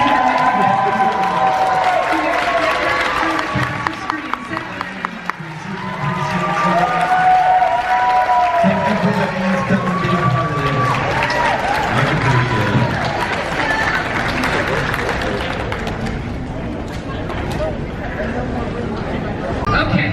Hi guys! It's great to see you! So, for those of you who have hung with me for a while now, I am the Lady Glamourstein, but today we're doing a lovely grouping of throwback suits, and this is one of my favorite. Everyone, this is Penny Fries the Clown. She's here. She's deep fried. We are friends. And I have some beautiful, wonderful judges in the back that are going to come out and say hello to you guys. They are going to be up here with me today. We're going to check out our kiddos first, which, look at them, so neat and organized for me over there. You guys are close. We're going to go through them first. We're going to have a small time where we're going to deliberate, but you guys are used to us leaving. This year, we're going to stay out here and we're going to take some questions from you, provided they're appropriate, because this is a kids' costume contest. And you can go to the after party because you obviously want a ticket. So, we're going to do those first. And then we'll have more conversation when we have the adults contest as well. So, without any further ado, we're going to go ahead. Here's what's up. I'm going to call out a beautiful, incredible, fantastic creature. Miss Anastasia, will you come out and grace us with your presence?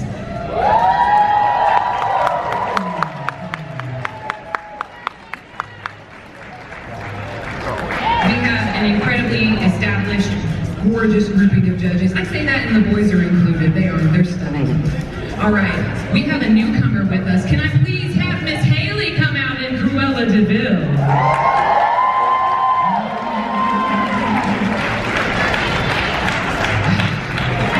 And just because we're out here first, girls, can we bask in it? Just for a moment. Oh, they've already escorted my woman. That's okay, everyone. Everyone, can we have just a small rising of the room for the lady judges here at home?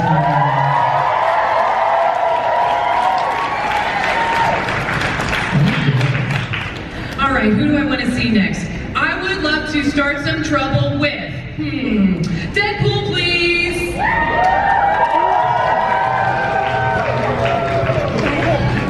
Fancy that, standing up a girl on their day.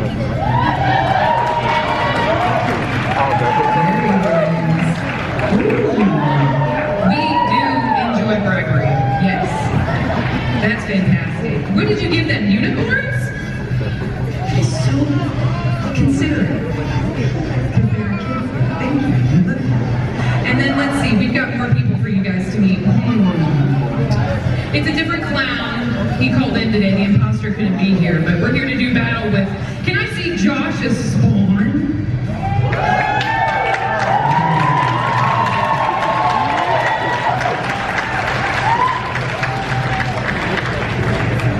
See all the rom, like reading girlies got real quiet. Yeah, I know, right? It's so good. Everybody, can I please have wow. Show them the back, please. I know that's rude, your wife's here, but yeah, show them the back. It's so good. Everybody, these are our fantastic, incredible grouping of judges. Can I please get a round of applause for them?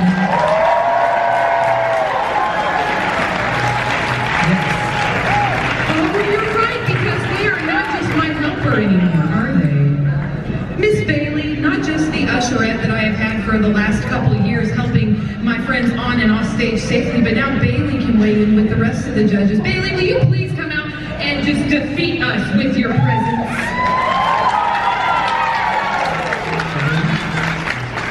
Go ahead, show them the back. Show them the back. It looks so good. You look incredible. So, if you've ever wondered, I wonder if this is a fair assessment when you take a look at the group, I think the group speaks for itself. Am I wrong? These guys look incredible. They're amazing. And I don't get to do any of that. I'm just here to be friends with everyone, and I don't have to do that anymore, and it's great. Because making judgments, I can't do, but what I can do is I love to make new friends. So, I see a very nice cropping of new friends for me to meet across from me, all organized in a line. What's gonna happen, Mon Friendlies? You're gonna come up on the stage with me. Once we have some time up here together, we may go out, we may show the judges some of our outfit things. I may ask you some questions because I am not as hip to the scene as a lady might once have been with the internet and the video games. So if I don't know something, I'm gonna have you educate me, baby, because I need to know, and they do too. And down at the table, because we all need to know what great work you've done, especially if it's a book. Please make sure if I got you. I love that. That's so cool. So you're gonna come up here with me. We're gonna socialize for a minute. We're gonna show the judges our stuff. And then on the other side over here, you're gonna be ushered by Spawn? That sounds, someone say it better. Someone corporate speak that for me. You're going to be saved by a Marvel hero. You stay over there. So, is everyone ready for the kids costume contest with me? Because we're meeting so many new friends. All right, let's get the cards.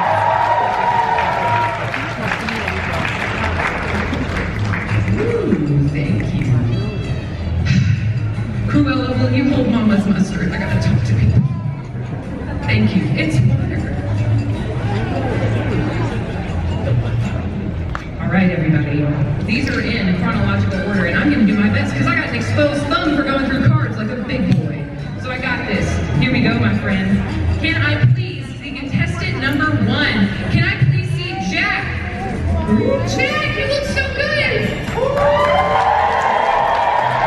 He's a skull-faced criminal born to create chaos. His name is Skullmon X. Or Mon X.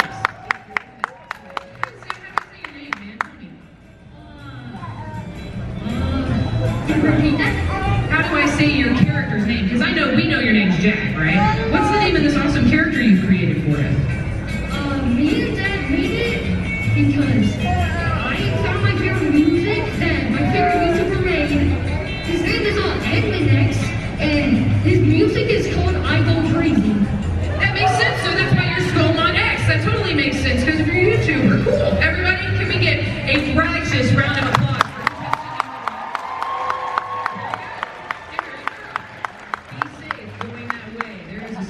Scary superhero over there. All right, now I've got, is this a duo costume? I love a duo costume. Oh, goody. All right, so this is my second contestant. These are 2 main characters. This is Hayden and Natalia. They are main characters, the boy and the girl. Now, I know these are from a game, is it not? Okay, so we are from a game, and these are the boy and the girl. It's a lovely post-apocalyptic duo. Can you go out and show the judges the awesome work you've done on your costumes? Oh, you did a lot of antiquing on your clothes. That's great. Oh, there's a wire in there. It's actually like sculpted to make this shape. That's fantastic. Everybody, can we hear it for the boy and the girl of the future? All right, now, we're going to walk right this way, and we're going to take our time down the stairs because masks, and even though we look beautiful, we are compromised on the stairs. It's true. There's no workers' comp when you only work twice a year here, you guys. It's dangerous. Okay. Can I please see? Ooh, we've got a mashup. I love a good mashup. Can I please see contestant number 3? It's a Chuck and Tiff mashup, please.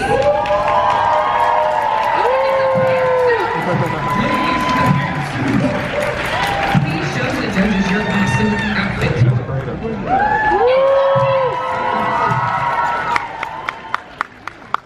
And it says that you assembled all of this yourself. That's so cool. No bad words though. You gotta be cool. What would Martha Stewart do? Screw Martha Stewart. Martha Stewart can kiss my plastic shiny butt.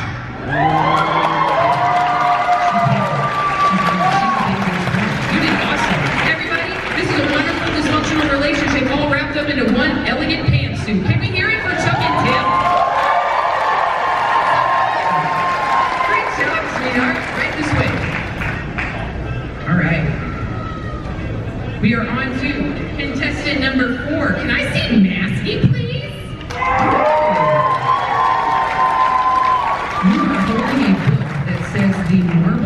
comments on it. Where There Is No Light. Is this a character from Where There Is No Light? That's awesome. So it's based on a literary reference. Everyone in this room clap because reading is important. This is issue number 5. Did you get to meet this person? I see there's even an autograph on it. That's cool though. Oh, dude, $5 extra? I don't know, man. I hear that. I hear that. Especially when you go cosplay and stuff costs money. You look so good. Can we hear it one more time for Masky, please?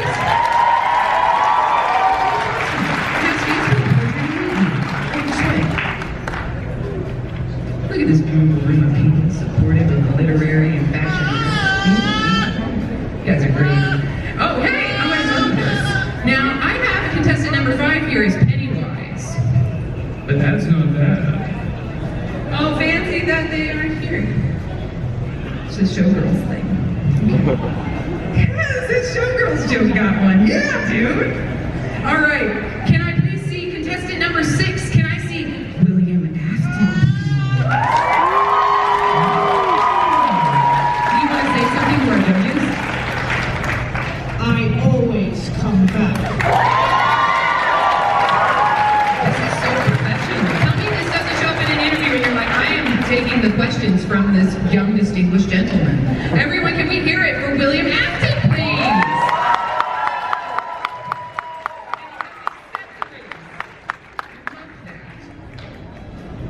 All right, I am on to contestant number 7. Oh, we got a retro Jason. Give me an 8-bit Jason.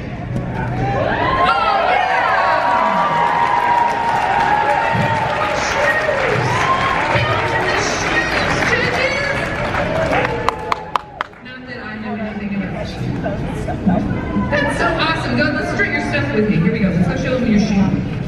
Let's go out there and give them a little shoe action. There it is. That's a step. You look so good.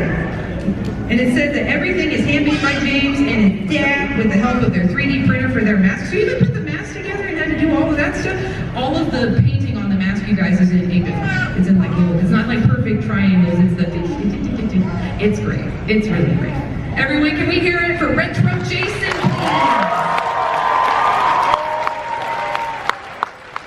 All right, Jason. Let's walk right over here to Spawn, and he's going to help you down the stairs. Thank you so much. Hey, Frank. All right, here we go. I'm on to contestant number 8. Ooh, I get to meet Jeff the Killer. Get out of here. You're so tricky right now.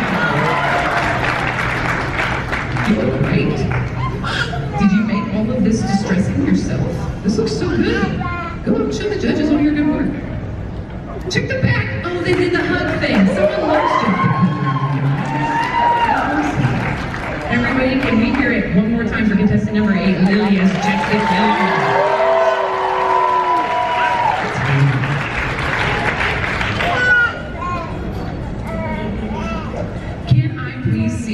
Contestant number 9, I would love to meet Withered Bonnie.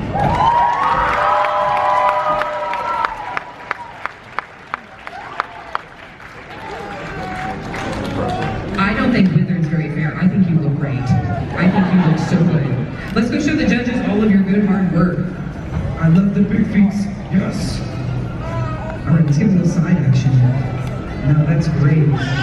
You are moving so fluidly too. I'm so proud of you. That looks so good. Everybody, can we please hear for, let's say, the magnificent Queen.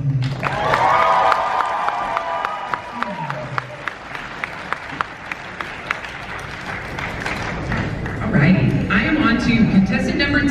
Can I please see the Sunflower Faye? I love pretty girl costumes.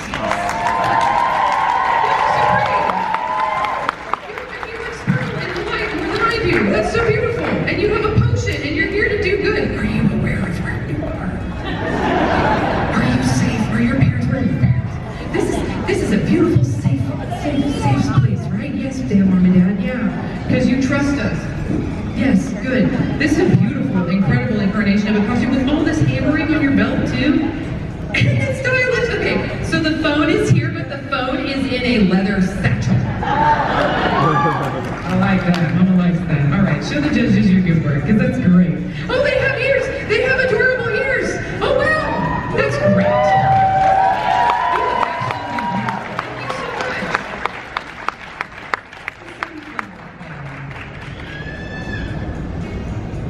She does the Grim Reaper for Ren Fair.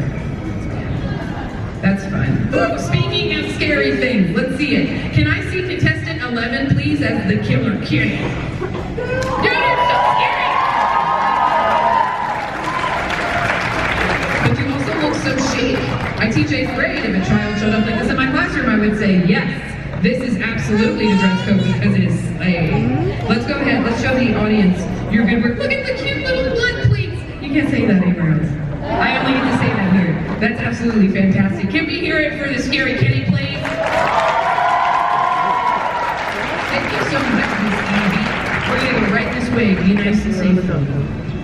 All right, let's see. We are on to contestant number 12. Ooh, I'm going to see Art the Hound. Art the Hound. Art the Hound. Mama likes that. That's fun. You look so good. Does this mouth open? Can you talk? Oh, it does! So we can hydrate because it's important, costumers. You look so good. Show the judges you're awesome here. I do question the mysterious weighted bag. It is lunch and water and books. Yes.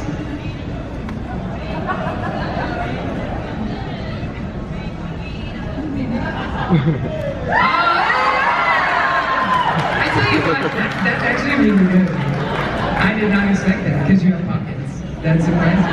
Everyone, can we hear it for Art the Hound, please?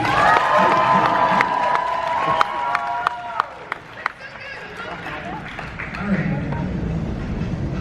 I'm a sucker for alliteration. You can get me there. That's awesome.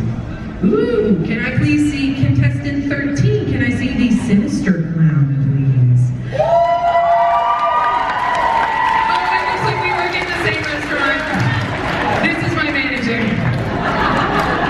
Would you be my manager at the Mickey D's we work at? Obviously. You look so good. Let's show the judges our cool outfits. You look so great. Ah, it's so cute. Yeah. You feel bossy in suspenders, don't you? It makes you feel kind of cool. I always feel cool in suspenders. You look so good, Ella. Can we hear it one more time for the sinister clown?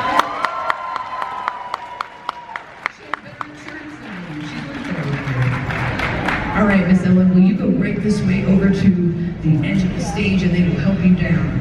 That's so cute. Woo. Let's see. So, I've got a duo. I love a couple's costume. I love a duo. So, I've got Toy Chica and Toy Bonnie.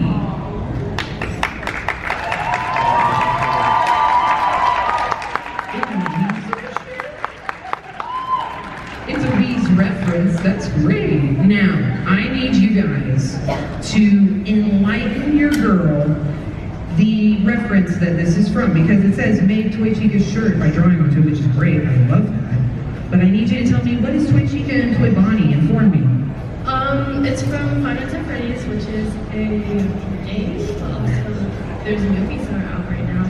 And You've done anthropomorphized versions of these characters, and that's what I failed to recognize. Now that I see your faces up close to me, you guys do have quite striking little makeup on, like little animatronic characters. You guys are freaking cute! That's great! And much more functional. The stairs cannot comfort them. That's nice. You guys look super cute. Can we please hear it one more time for Toy Chica and Toy Bonnie?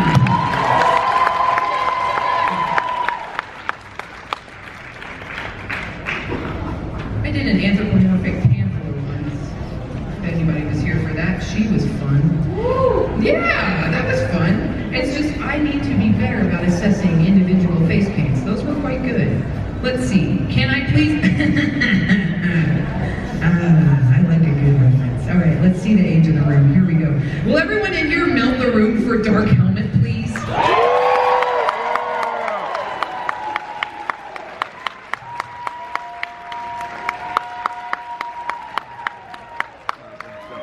I'm admiring your use of the shorts. Some good schwartzing over here. Very responsible schwartzing. Let's show the audience. We obviously made a lot of this. Actually, I enjoy when they tell me what they did. This is made out of a collection of cereal boxes, paint, clay, cardboard, and, quote, tons of duct tape. Which my picture is the exact writer for Spaceballs. That's fantastic.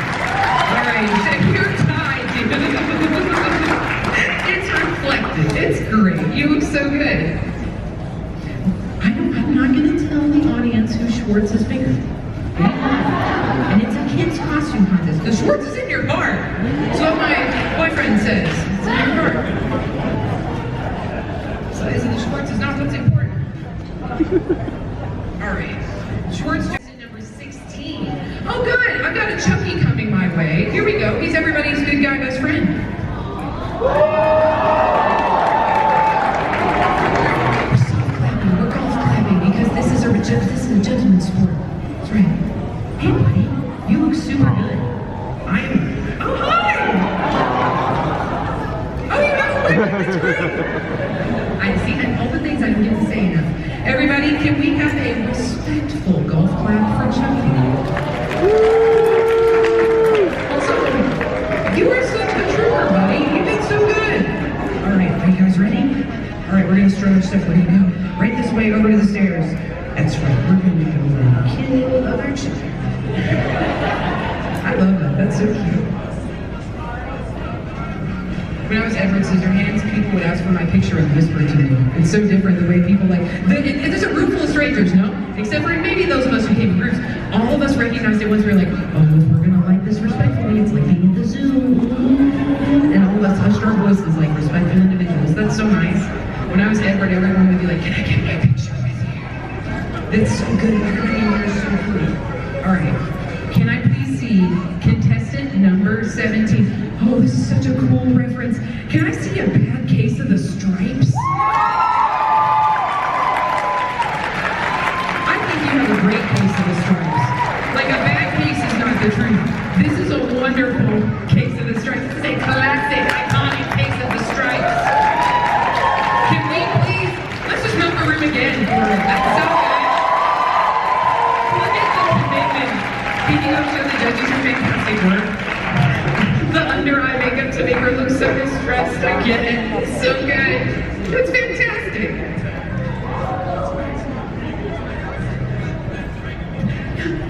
No, you know what? And I'll go with you. We're going to go off stage now, so excuse us. No, you go right this way, sweetheart. She feels better for being with us. That is a rapidly improving case of the stripes. All right. On to contestant 18. Can I please see Yuri, please?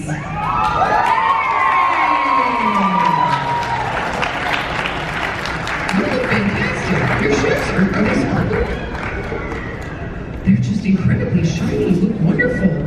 So this is a Doki Doki Literature Club reference, yes? That's awesome. Everybody, can we please hear it for Yuri, please?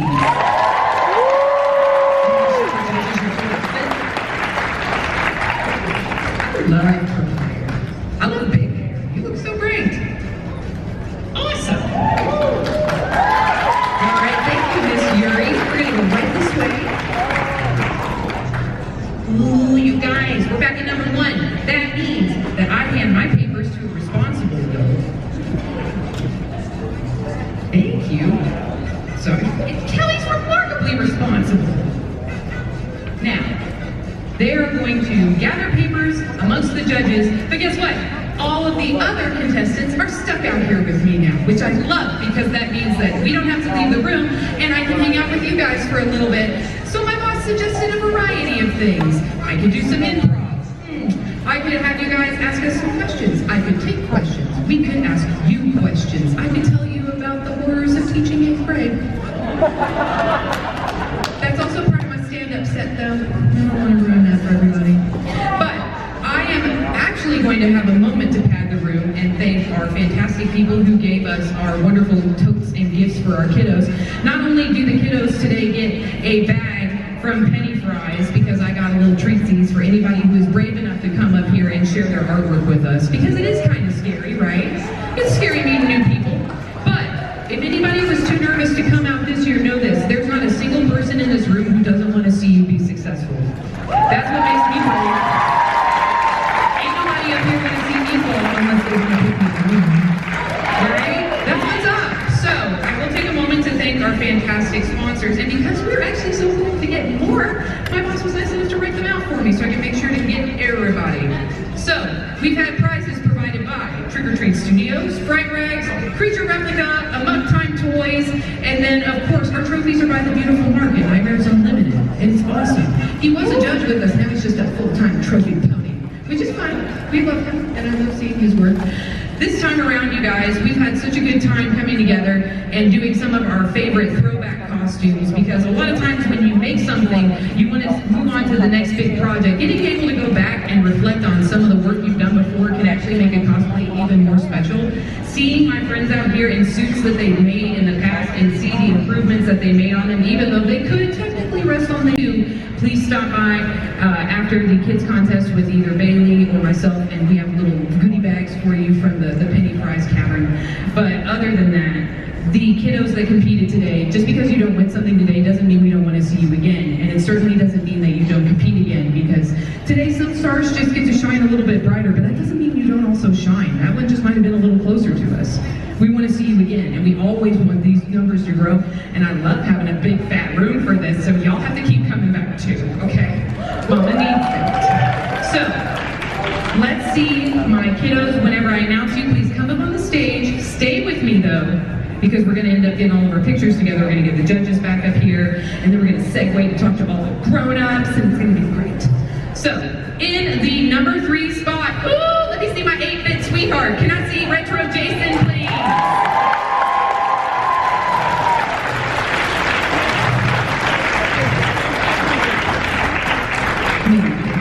I bet they're coming this way, but we're, oh, that's my little one, I couldn't see him, that's so cute, hey buddy. I love that. Congratulations, Jason, come right this way. Ooh. Yeah, Deadpool fist bump, that's pretty cool. What's up, my man? You look so good. Come and stand right over here with me. I like that too. That is also good. No, we've talked about this. Masks are compromising, and so we are adjusting. So I have to meet my number 2 spot now. Can I please see in the number 2 spot? Can I see Withered Bonnie, please? The magnificent Bonnie. The beautiful Bonnie,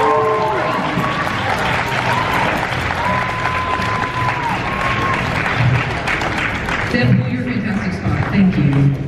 That's awesome. Hey, Bonnie. Oh, it's a theme. Ooh, we got so much purple on stage with me right now. I love this. Yes. Hold on. Ooh, a trophy from Nightmares Unlimited from the beautiful Mark. Thank you. This isn't for me, but I love giving them away. Ooh, look how cool. That's awesome. Thank you so much. So, everybody, give Nightmares Unlimited your money so they keep making wonderful trophies for us.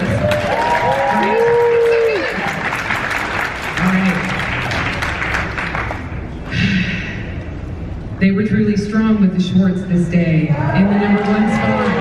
Can I please see Dark Helmet?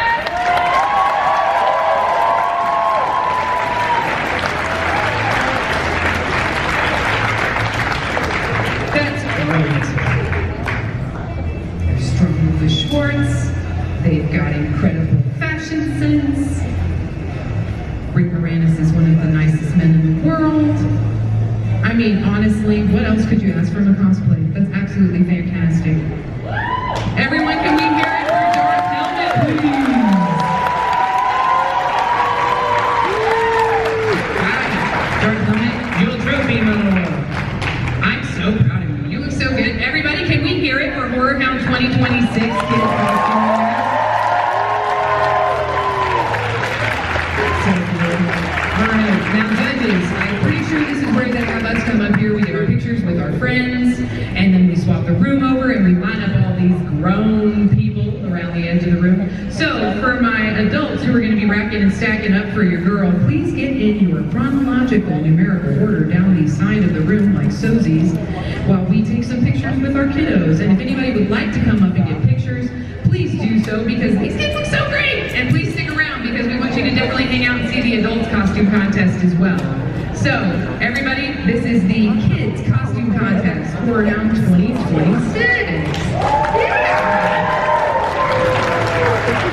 Number 1, can I see Samurai Ghostface?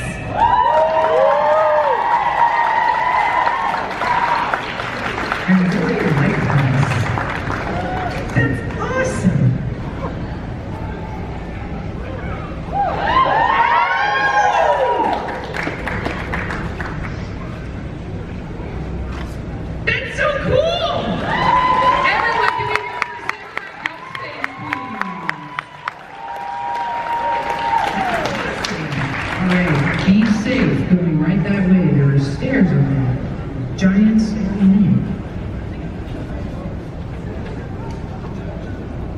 All right, I am now on to contestant number 2. Now, contestant number 2, I feel like this is one of those where I'm gonna walk this way. Feel safer staying on the floor with me? I feel like that feels safer. I do. I feel like that's far safer. And this is not a clone trooper zombie, so I'm gonna skip that paper. This, we have a pyramid ghost phase.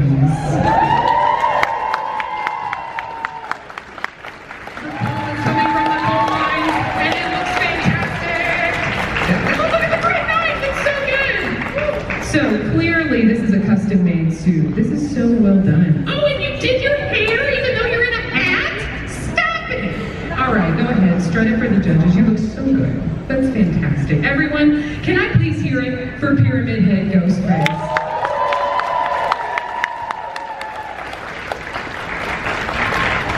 That is fantastic. All right, now, can I get, let's see, can we get an assisted guide for our friend to go behind the judges and walk this way? Because I imagine eventually we might have to get a photograph with this person. And they're in stilts. And they obviously work out. Is this your second day? Everyone melt the room. That's incredible. I can't even rollerblade. That's fantastic. That's so committed. All right, may I please see contestant number 4. Can I see Slasher Barbie? She has a crowbar. Oh my gosh, I love everything about this. Please show the judges your awesome outfit. It's so kawaii, but it's also sparkly, and the blood is sparkling. I love this. Barbie, you absolutely are here to party. Let's hear it one more time for Slasher Barbie.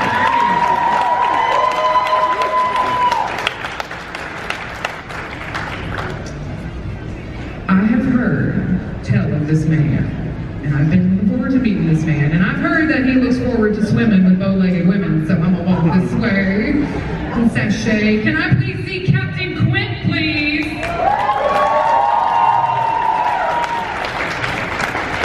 That guy's like a Alzheimer's. He looks so good. This is so fun, and yet it's your facial hair. That's so committed. Please show the judges your awesome outfit. It's so fun! Woo! Everybody, let's hear it for this veteran. Do you have anything you want to say to our audience? Aye, the chief was right. I didn't need a big boat. That's fantastic. You didn't need it though. You look great. Everybody, that was quick. That was so fun. All right. I am on to contestant number 6. Ooh, I'm getting Ash from Evil Dead 2.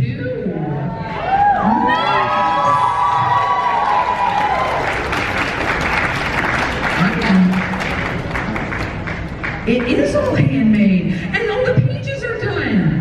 Please show the judges your sacred text. And he's got a boomstick, which is not rude. That is a thing. It's right there. That looks so good. Also, that went right on there. Did you make that yourself too? That's so good. Well done, my friend. Awesome. Also, can we get a supportive room for the almighty Bruce Campbell with his health concerns, please? And our cheers were but prayers, my Lord. Let's hear it for him one more time. For Bruce Campbell and for Evil Dead 2! You hear that, cancer? You get up in here. You give us our boy. All right. We are on to contestant number 7. Uh-oh. Now, Lord and Lady Wolfington, do you feel confident with the stairs? Yes, we do. Everyone, can I please have a respectful room for the Lord and Lady Wolfington, please?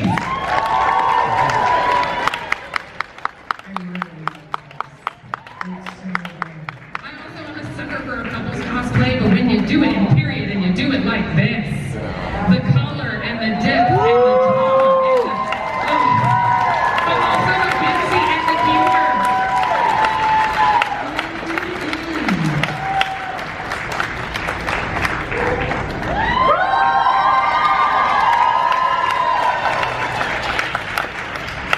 I absolutely adore these. These are absolutely gorgeous. I am so impressed. This must have taken just ages. Yes, you don't have to tell me, but I imagine if you could tell me comfortably, did this take a ton of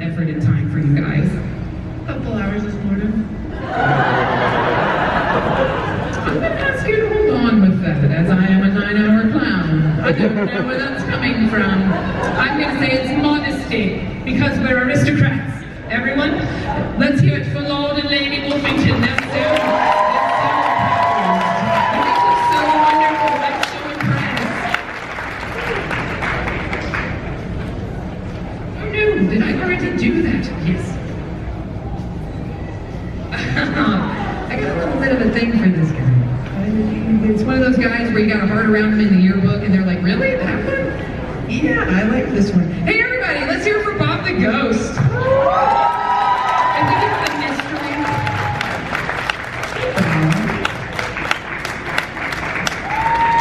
See, and they're typically taller than me too. I love this. It's such a class reference. Room's getting tense, Bob. All right, everybody, can we hear it for Bob the Ghost, please?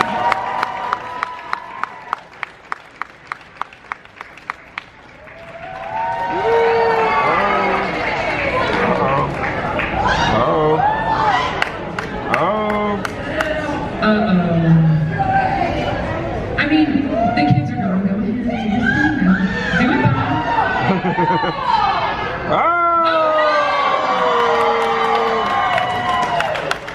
Remix.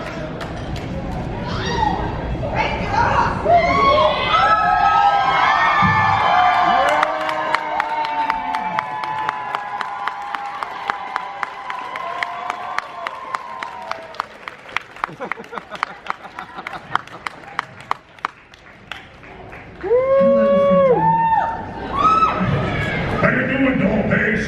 I'm very well. We missed you at Thanksgiving.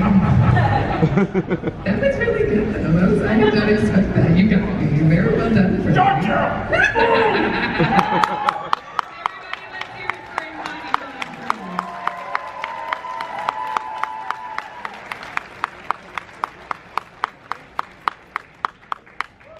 It was also very good Bob the Ghost. All right. Yes, don't forget your spectacles, Robert. You're so hot. I love you. Thank you for that.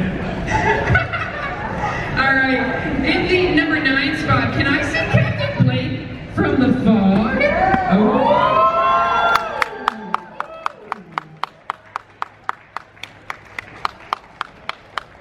He's a man with a station. He's a captain. He's bona fide. And he looks so good. The mask is handmade and it lights up and he has a humidifier in it. He fogs! The man fogs! That's a mighty fine piece of work. This is what we would expect from a captain, and I am not let down. Ooh, we got two. We've got two. I love a couple's costume. I need to see Hunter and Mono from Little Nightmares 2. You guys. It looks like we would get arrested together, doesn't it? You guys look so good. Ah, it looks great. Please show the judges your fantastic outfits. That's wonderful.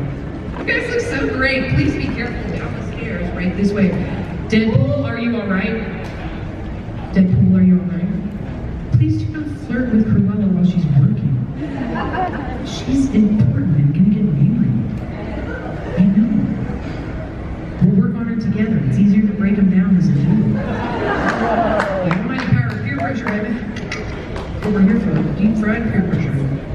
Let's see. All right, now, this is not one that Mama has the expectation to be coming up here, as it is a craft that is typically expected to be in water. So everybody, can we get a round of applause for Tim as the pirate zombie?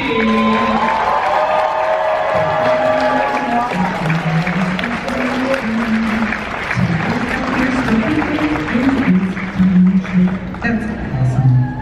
Ooh, look at the fluid movement. Got air right on the tiny boat. The name of the vessel is the...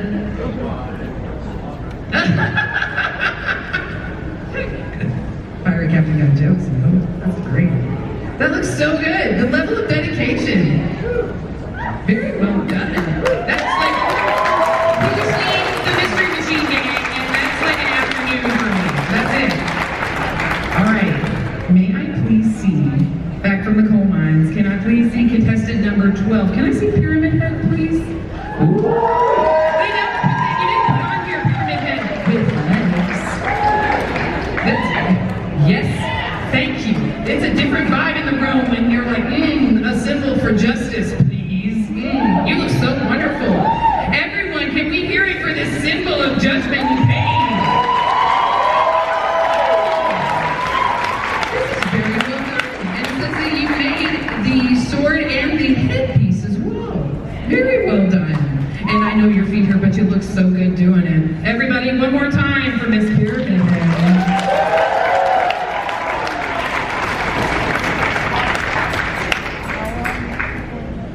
I am on to contestant number 13. Also, look at this incredible room of people being so supportive of me, having to read cards and meet strangers and do stuff. Love you guys. Thank you. So let's see. I need to meet contestant number 13. Can I see Resident Evil Ada Wong, please? Oh, she just makes me feel small within the corporation, but I like it. Oh, she looks really good though. Very well done. And you did the wig yourself, it says on here. Very, I did not know that was a wig. It looks very good. Yeah, it does. Real time. It's stacked, Bob. Yes, it looks great. Everybody, let's hear it one more time for Miss Ada.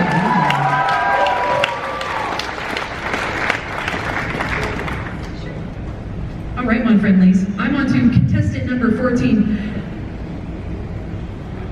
And he needs to come take my life. If you would, please revote him. At the opera tonight. Everyone, this is incredible. We will not have a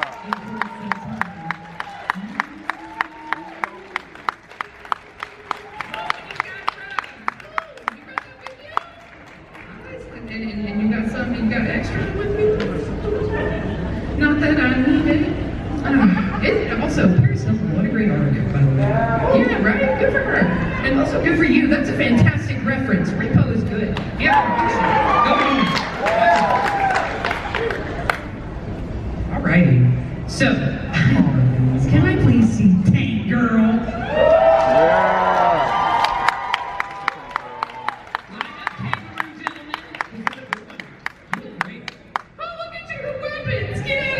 Charlie Brown. Please show those to the judges. Also, there's some mighty fine graffiti on those tools that I'm not allowed to say out loud, but polarizingly decadent. Thank you for that. It's a discussion of how they don't perhaps enjoy frozen water. Yeah, we don't like frozen water. Nice. Because room temp beverages are good. People who also pay to be here. But yes, you are awesome, and that's awesome, and we do love those kinds of things. That's a personal infusion. I like that. Very well done. Line up, paper boys. That is a really nice hand piece of work there. That's great. Ooh, I love me a girly pinhead. Come on, girl, let's suffer together. Yes. Oh, you look so good. I didn't like this, honestly. Oh, do you prefer to meet with lips? Oh, right. Everyone, after party later. We won't be there. We'll be busy. Suffering. Loud. But everyone, look how good we look. Everybody, please take a look. This femme fatale, this beast, and also personality for days. I love that up here with me. That's so good. I like how everyone's like, can we touch it? No, that's great. That's so awesome. Everyone, let's suffer for Pinhead, please.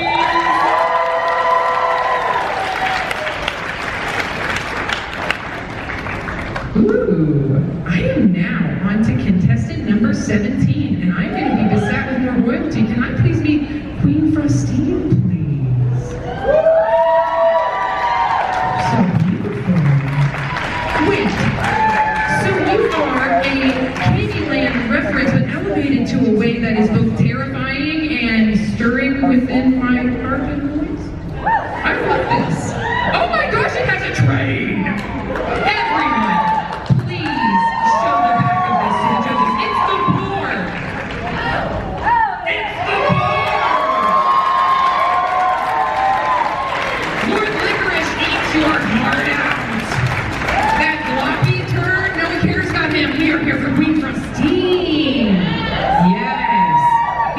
Fudge or for Fudge Monsters here, girl. This is fantastic. So this is all things that you've made yourself, and and the crown behind your head has imprints from the game? If we serve any harder, I will have to take a small napkin and clean myself up. This is absolutely incredible work. And you did your prop as well, I assume. And your crown and your makeup, and you're just so hot. You're so talented. I love this place. Everybody, please, for Queen Christine. So good. I'm so proud of you.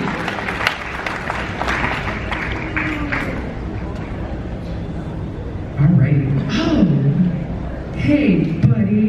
I understand putting a new face on. Everyone, let's have Poppy out here from Repo. So good. It's so wonderful. Did you, were you running from him earlier, or did you guys drive together? We were working together. And I tell you, it's the disparagement between families. You cannot hire good help these days, but what we can do is support you and your beautiful new look. Everyone, let's hear it for Poppy, darling.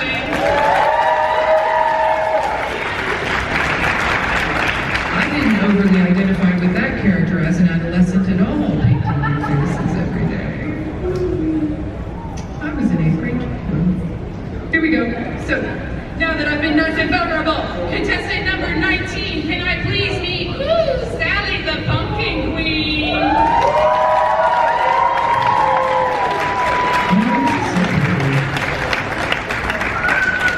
Every time we reinvent him, we evolve, and it's so gorgeous. I absolutely love this dress. See, and this is from the book iteration of this that she's told me about, because she's read this lovely series. And so this has got so much more depth to it. And like, is this all painted? Did you sew this? This is painted. Her fabric, that you did all of that. That's so wonderful. I am so proud of you. Every time I see you, I'm proud of you. Everyone, can we hear it one more time for Miss Sally, the pumpkin queen?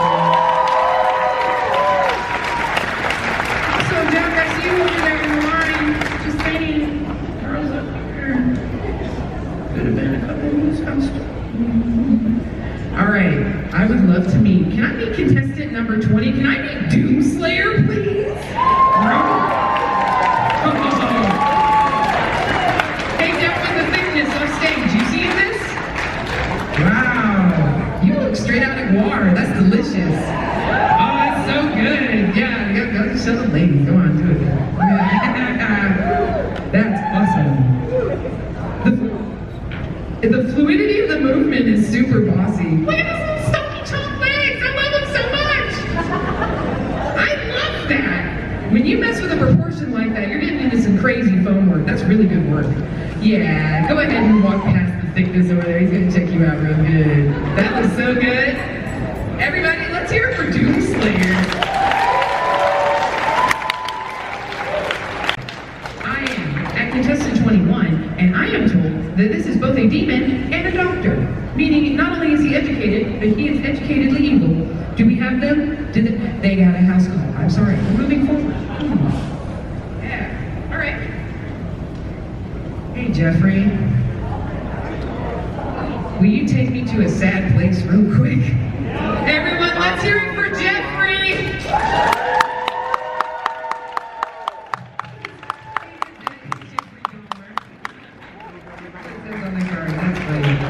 Jeffrey, since being displaced from work, you look like you're doing quite well. I see you got a friend. That's awesome. You have a question for my audience? Hey, audience, we have a question for Jeffrey.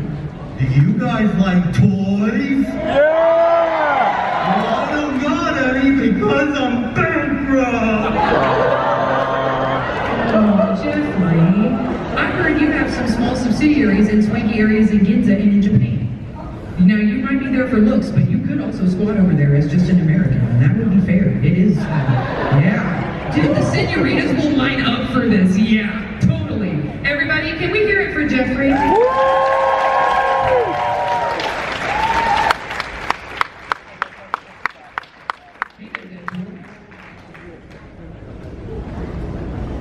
Doctor's office house call, and that's fantastic. So, without further ado, hey there, Doc, would you come up and socialize with me right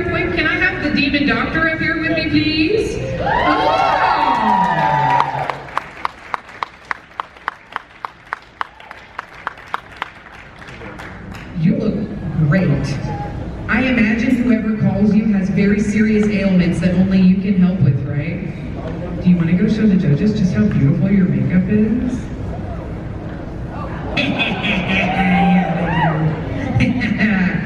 Yes. Hunters do it better. Hunters are great. You can always tell. It's in their blood. Everybody, they make house calls. We should clap louder for the demon house. Hey, now, I would love to meet a nice young officer. Can I meet Carl Grimes from The Walking Dead, please?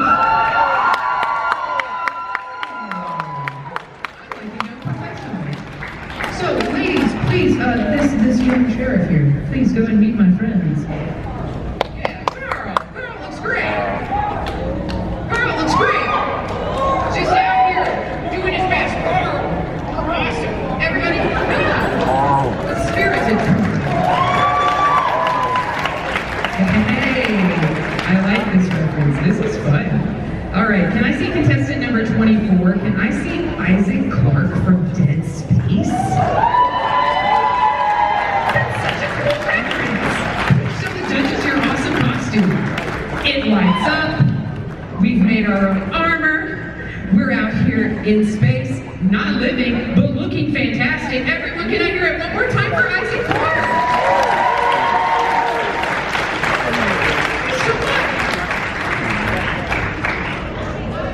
Oh, everybody, you gotta whisper for this one because they're fragile and special. Everyone, can we hear it for Edward? Edward Scissorhands, please. Edward. I don't think you need to be complete to look this good. Oh my gosh, are you also Vincent Price with their cookie of the saddest moment? It's that part, it's the dream moment of that movie. That's so good. That's so good. It makes everybody hug your dads, man. That's so awesome. Everybody, can we hear it for Edward and Vincent? That's beautiful.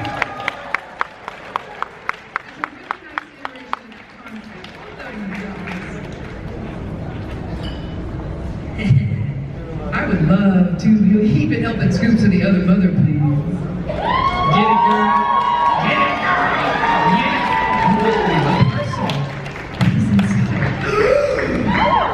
I think that would be a good look for me. I'll take it. No, she's gonna sew me up, but if she sews me there, that's fine. That's awesome. I'm in mustard yellow. That matches my ensemble. That was so good. Mother, did you put this together? Get out of yes! Your collar. What is your stability inside of that? Is it felt? What'd you do? Stabilizer. Huh! It's so impressive. Alright, she has industrial stabilizer in her collar and her butt, and that is why it is so sculpturally beautiful. Everyone, let's hear it for the other mother!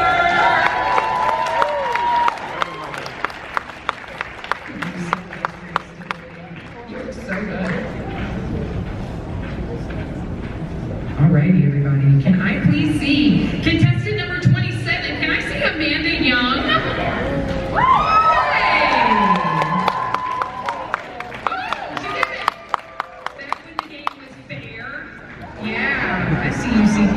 That's awesome. Well done. Did you make that reverse bear trap? Reverse bear trap between gals. That's a good reverse bear trap right there. Everybody, that's very, very good. Everybody, let's hear it for Amanda. She beat the game.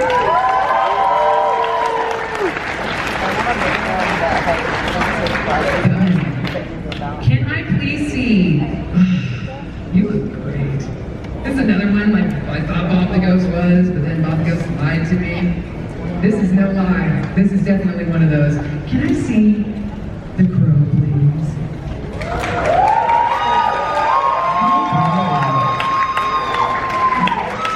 Everything feels away from Brandon, right? You look great. Yeah. These come back to me. Everybody, let's hear it one more time. Can you rain all the time, baby?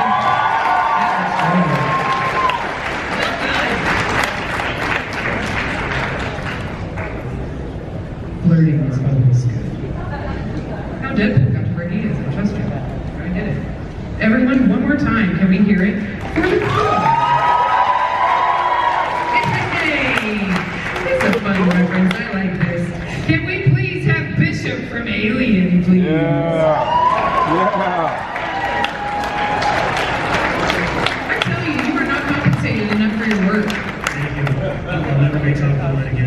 You're always top of the line, Bishop. Always. You're my favorite AI. Before AI was AI, there was Bishop, and that's what's important. Everybody, let's hear it. Please show the judges your awesome suits.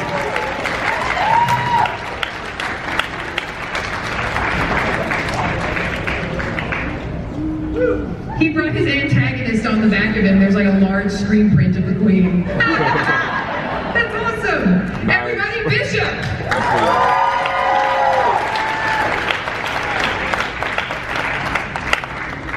Ooh, can I please see a reanimator duo, please? Can I see Dan and Herbert? Nope, I can't. I mean, that's fine. I'm cool. That's all right. There's that one scene in that movie that makes all of us uncomfortable. That's fine. We're good. All right. Ooh, can I see a Terrifier Christmas Story?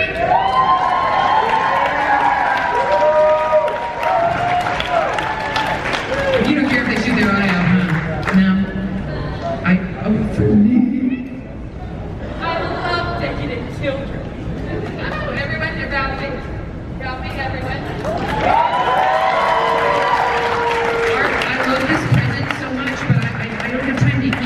We can snack on this together later, is that all right? All right, thank you. And that's awesome! Hey there, handsome man backstage. I love how Mark first recognized that as me talking to Mark. This is also me talking to Mark now. Mark and or Cassius, please prep Mama's flat shoes because I've been up here a minute. I'm a little tired. Thank you. So here we go, friends. I have a few left. And then we're going to find out who our winners are. Let's see. Ooh! It's the Buckeye Bushman, everybody. Thank you, Mark. I will get those in a moment. No, you're perfect. We're going to set the scene. We're in the mall. It's the 90s. None of us know this is ready. And then this. Right? You would drop your bags from Sears. That's right. Thank you.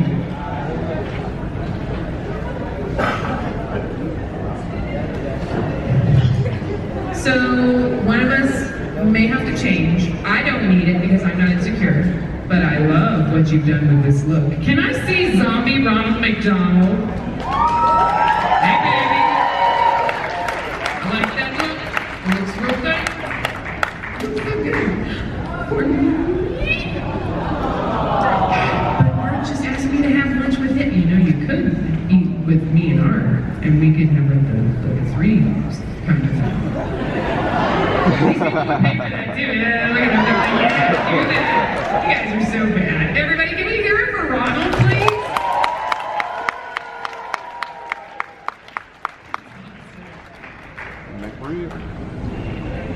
Ooh, nice. Can I please see contestant number 34? Can I see the Scarecrow Bull, please? That's a fun look. Like Motel Hill kind of vibe. I like it. That's so good. So, judges, your awesome work. He did make that mask. It's awesome. Everybody, can we hear it one more time for the Scarecrow?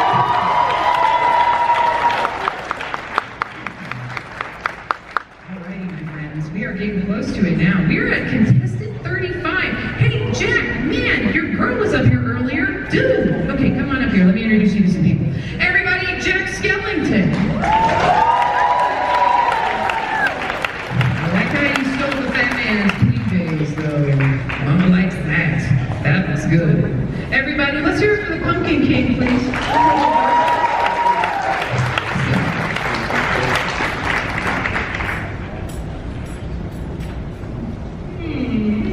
Can I see contestant number 36, please? Can I see the Fiend?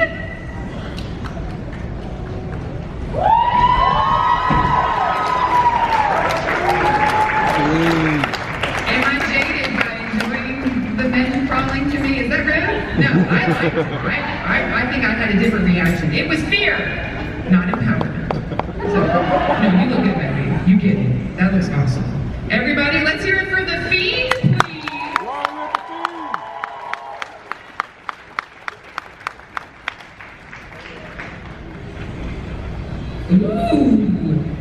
We got a death slinger ghost face? Please come up here. Contestant 37.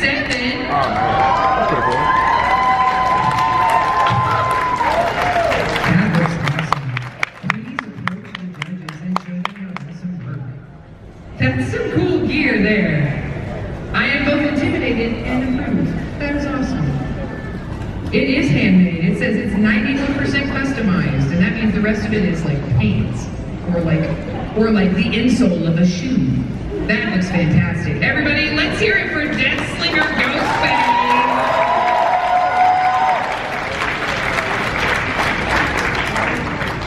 Oh, I love a businessman. Can I please see Patrick Bateman, please? No, I cannot. Because I see somebody I'd much rather hang out with, let's be real. I'm skipping him, because he's a bit of a chauvinist. That's right. You should not be looking at yourself in the mirror if you have Senorita over for that. Mr. Miyagi, let's wax off, shall we?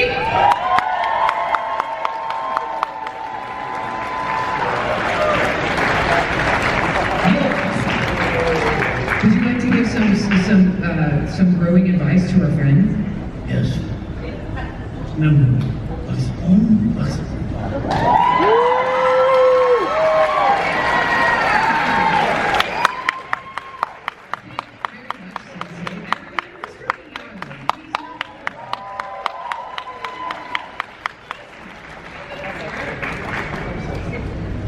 Oh, let's see Jigsaw. Oh, he brought his own transport. I love that.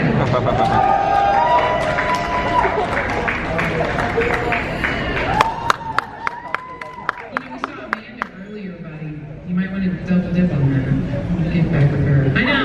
Some people play games, dude. Chicks. No. Everybody, let's hear it for Jigsaw, please.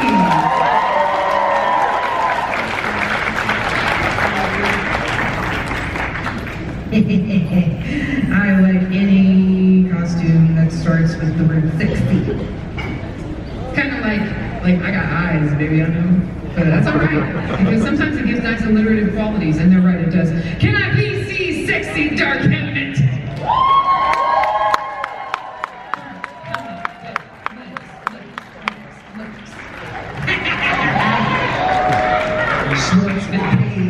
Yeah! Schwartz leaving out of our paws.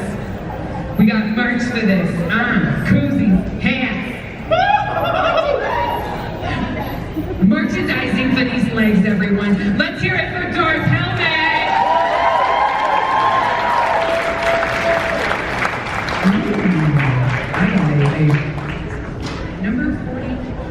Number 42. Can I see the fox mask and Hinako, please? Oh, you guys are so pretty. Oh wow. It's another one of those. Wow. Hello.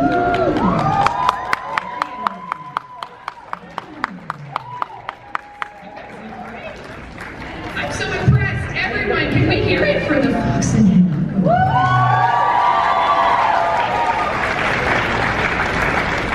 Sometimes I like to imagine we're doing this at a different location, and I imagine like the bus roster. All right, dark helmet. No, sexy dark helmet. All right, and they have to call back and roll call.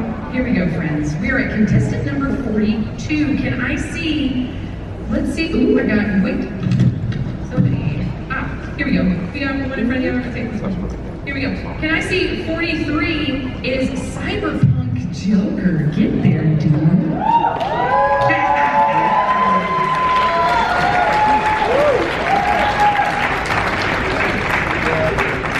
Nice. How much chrome you got on you, dude? How much chrome you got on you? Enough. The answer is enough. And if he doesn't, he's gonna steal it. Everyone, let's see it for the Joker.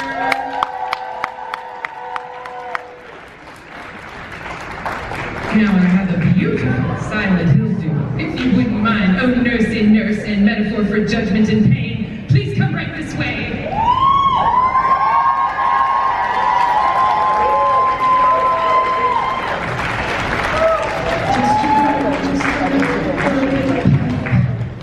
Yes, a girl with a pipe and a man with a tool of judgment.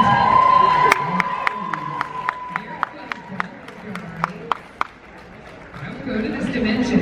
Yes, you guys are fantastic. And you guys Celebs as well, right? That's fantastic. Well done. Can we hear it for the duo from Silent Hill?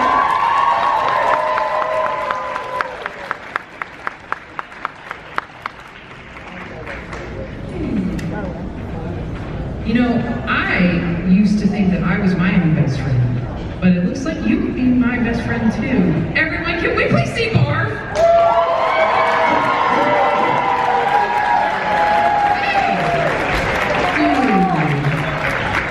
I see that, but you're all spirit and I meant your child, Dark Helmet. Dude, yeah, that's incredible. Everyone, this is everybody's new best friend. It's Barf.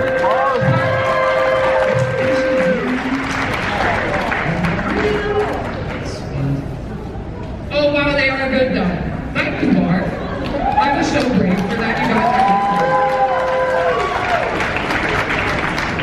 are all right. You're the last one, baby. Let's meet Mama's boy, Jason. Come on over here with me.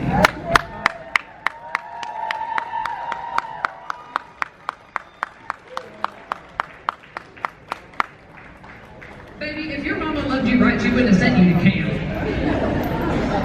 She wouldn't. It's not something that's inclusive enough for you because you're a good boy. Everyone, please be supportive of my friend Jason. He's a good boy.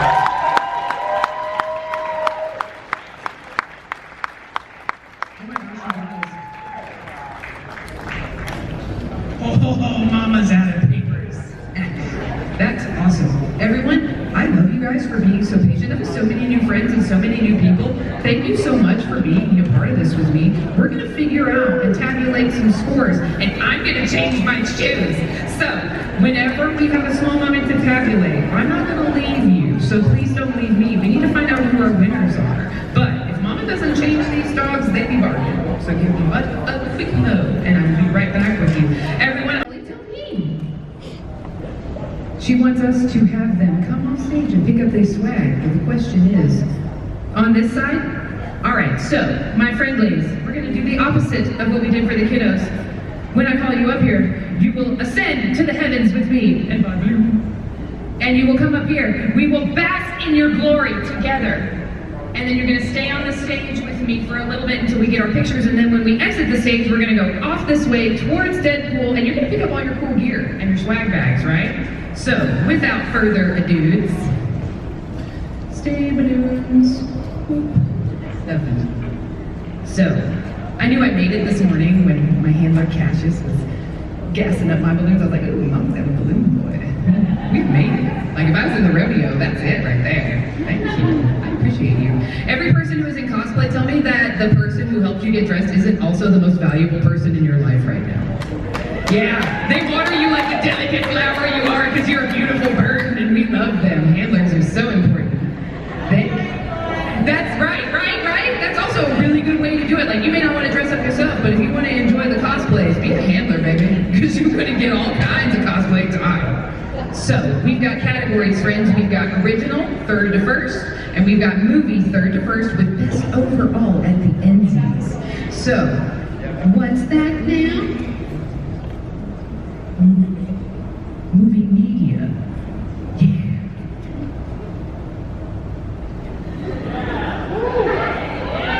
I love you guys. You get me, and I need that. Thank you.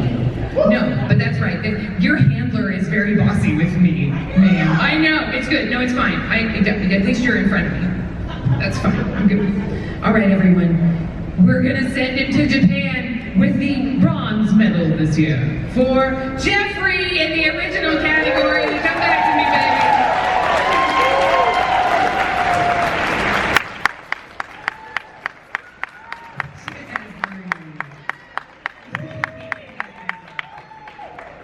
That's awesome. What an original but also devastating cosplay. So good. Well done, Jeffrey. You want to make some friends with me? Let's make some more friends. All right, here we go, Jeffrey. All right, now, we're going to need you to dock up here. Let's call it portside, even though Mama's probably wrong. Let's have the pirate zombie in the number 2 spot.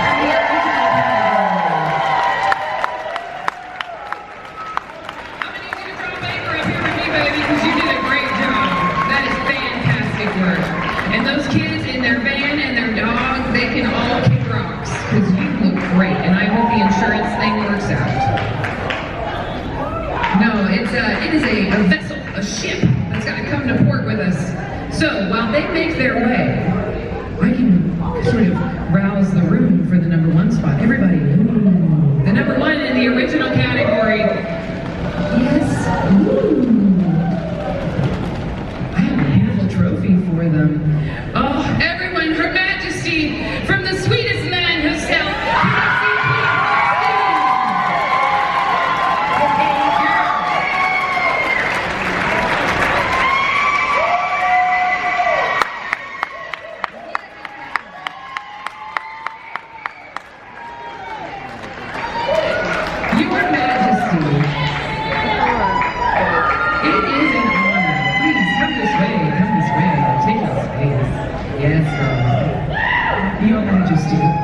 You are so welcome, everyone. Queen Frostine.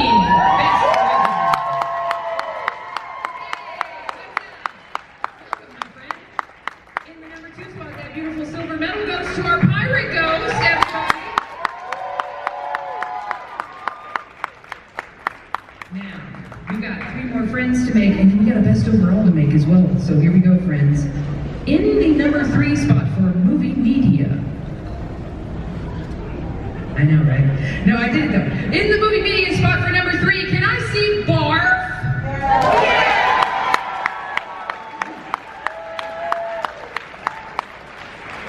I like him. My wife likes him. Where is he? Yeah, that's another John Candy reference. Where is Barf? Barf! He's his own best friend, but that also means he has to let himself out in the yard every once in a while. So they'll be back. But when Barf gets here, we will make room for them because we're so proud of them. And then, let's see, in the number 2 spot, can I please have Girly Pinhead?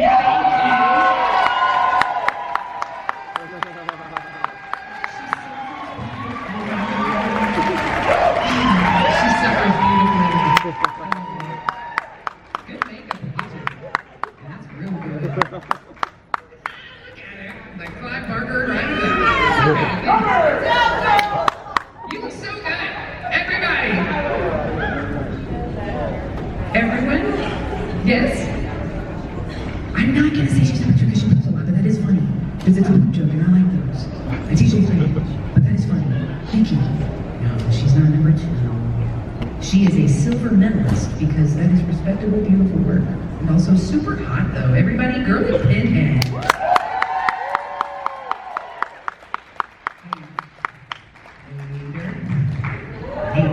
But not with Bob the Ghost, we won't. That's right, that's right. I'm still buttered. All right.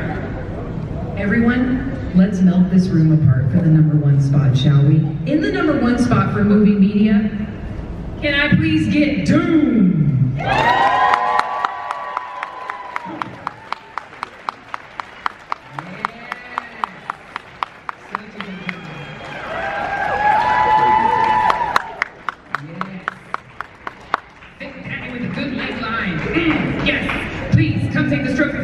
Because you are so talented and I am so impressed with your work. My Lord. Everyone. This is our top 6, baby, for original and movie media. Let's break the room apart for them right quick.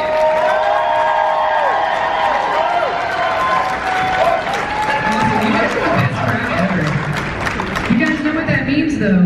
That means we've got a best overall. Yes. Ooh, and another trophy from Mark. Okay.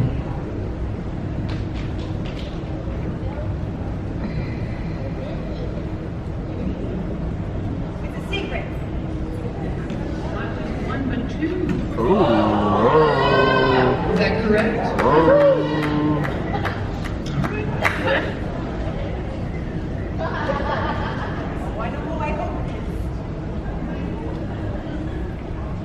That's correct. I'm confirming because it was written as an acronym because I know all of these cards by heart. And I'm confirming that before I hurt anyone's feelings. Fantastic. Everyone, respectfully, break this room apart for Lord and Lady Washington.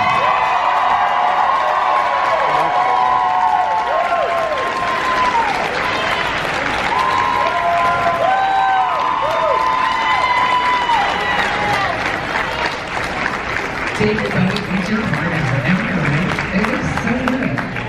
I love the couple's costumes. They look so good, right? So good. Yes, everyone's husbands be this sexy with them, do that. Everyone. Or your handler, right? If they would get ready. But I'm telling you, guys, this is how it's done right here. My lordies, come this way. We'll make room, everybody, with the squeezy, please. And then we'll go in the middle. Yes. Jeffrey, you may not break up this couple. You'll come with me. Yes, Jeffrey, we'll hang out with the pirate ghost. And then, my lords, your trophy. Everyone. These are the horrors of cosplay winner, HorrorHound 2026. Let's break the room apart for him as we go. My fantastic judges, I thank you. My fantastic judges, you guys have been great. My crowd has been incredible. You guys, I am so thankful for this position. I'm so thankful to be up here with these incredible artists. Can we support them one more time and all our friends around the room? Hey there, travelers. It is Sunday, Bloody Sunday here at HorrorHound. It is a bittersweet moment, as always, because you guys know how it goes. You know, Sundays are very chill because Saturdays are the crazy busy days. So, you know, this is the day to get the deals from the vendors because they don't want to pack all that stuff up. You get the very chill days for the lines for some celebrities that are still here. I don't think Elvira is still here, but for the ones that are, hey, there you go, take advantage of it. Oh, and let me show you guys something that's coming up in May that are in the area. All right, coming to Columbus, Ohio, May 2nd and 3rd is Columbus HorrorCon. You see some favorites like Bill Mosley. You got Christina Lease right there, Alex Vincent. Guys, so it looks like it's gonna be a good time, guys, at the Crown Plaza in Columbus. Make sure to check it out. I got some family out that way, so who knows? I may try to swing my way through there. At the table here of Swedish Made, look at these very cool items here, guys. These dolls here are so disturbing, but very cute at the same time, guys. Very creative items, guys. These are very cool, one-of-a-kind sculptures, and they're squeezable, guys. You have to actually feel the texture of a lot of these items. They're very cool, guys. So, you know, if you want to stand out and have some very cool things to display on your keychain, you know, these cool pins, or just some one-of-a-kind decor, you know, it's pretty awesome, guys. I even like the greeting cards here. Dope. So, all types of cool, you know, prices and things, but make sure to check it out, guys. Swedish Made.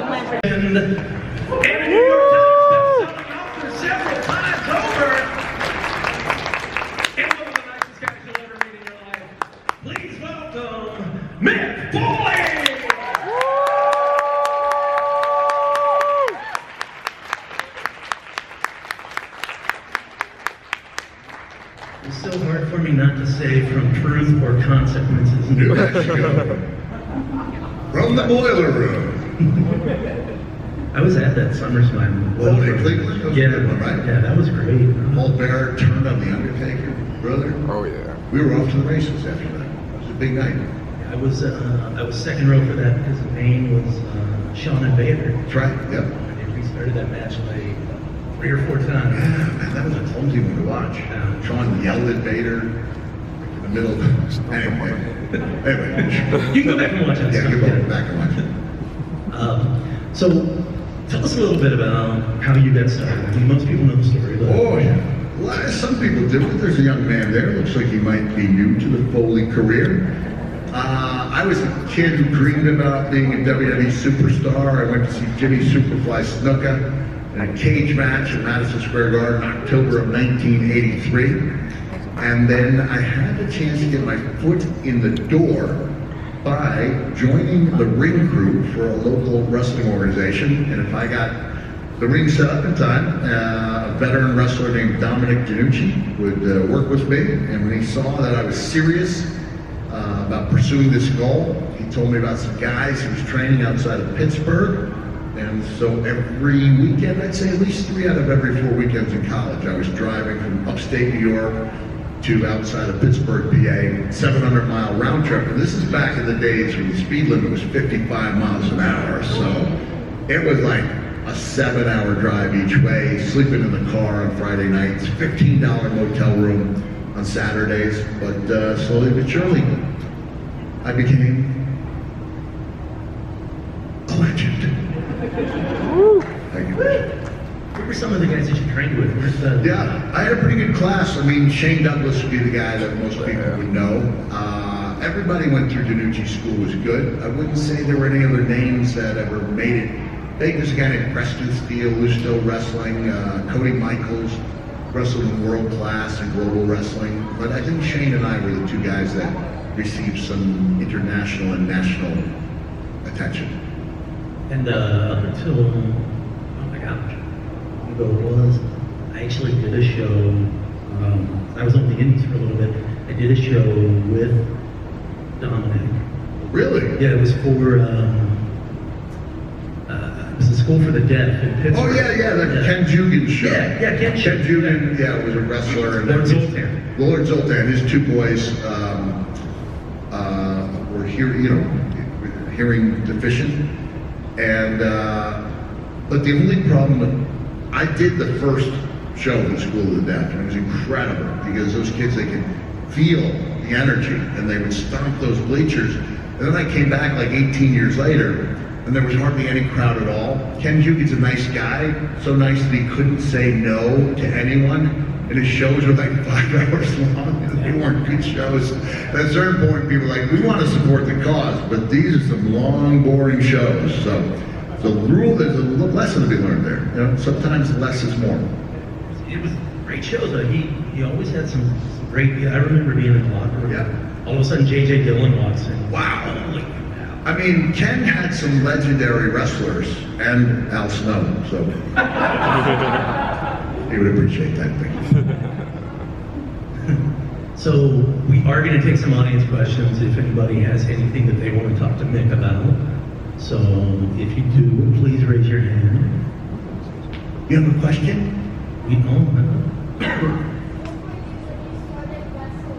How old was I when I started wrestling professionally? I was 19 years old, and I had my first match just a couple weeks after my 20th birthday, and now I'm 3 times as old as I was back then. Yeah, it's old, right? 40 years ago. Well, I'm 41 at this point. Who was your first match again? My first match was against Kurt Kaufman, and I'm going to let you guys read between the lines. Kurt and I had worked on a certain high spot, as we call it, the leapfrog drop kick. And so that's what I thought we were doing. The issue is the leapfrog is the one move that can be done 2 different ways. A, you can leap over your charging opponent, or B, the guy coming off the ropes can leapfrog over his bent over opponent. And I didn't specify which one of those there were, so Kurt Kaufman came off the ropes expecting me to leap over him. I expected Kurt to leap over me, and so my first ever match, there was a collision like 2 longhorn rams during a mating ritual. And I don't often get upset, but I got upset and I said, leapfrog drop kick. And doggone it, the same exact thing happened a second time. So, first concussion in wrestling right there, first night I had a match. But you got it out of the way, right? I got it out of the way, yeah. There's Just wondering what current female wrestler you're excited to see grow in the professional. which current female wrestler? Well, I'm a mommy's boy for sure, you know, and I'm a man's man, so I'm a Becky Lynch fan and a Rhea Ripley fan, but I'm also a Chelsea Green guy. So I had the great fortune at this convention to both see and sign my first Chelsea Green Cactus Jack 2-pack from Mattel. And it's, I think she's awesome. And I think she's got big star power. And hopefully that'll be utilized. She really brings it. She brings it, man. She feels it. So she did the match where she honored me as Cactus Jack, and that's why there's a 2-pack. And even before I saw the match, when I just saw the photos, I thought to myself, she is owning this moment. She was, she's in the moment, and I love, there's not too many wrestlers who seem like they're always in the moment, and she's one of them. How does it make you feel to see more of these homages to you, to Cactus? Yeah, man, I love the homages, I do. And I'm even more stunned by apparently a subgroup of fans, women in their 20s and 30s, who think I'm attractive. Because those feelings were not there when I was actively wrestling. I was often known as the world's ugliest wrestler, and I don't think that was fair. Okay. So, hurts.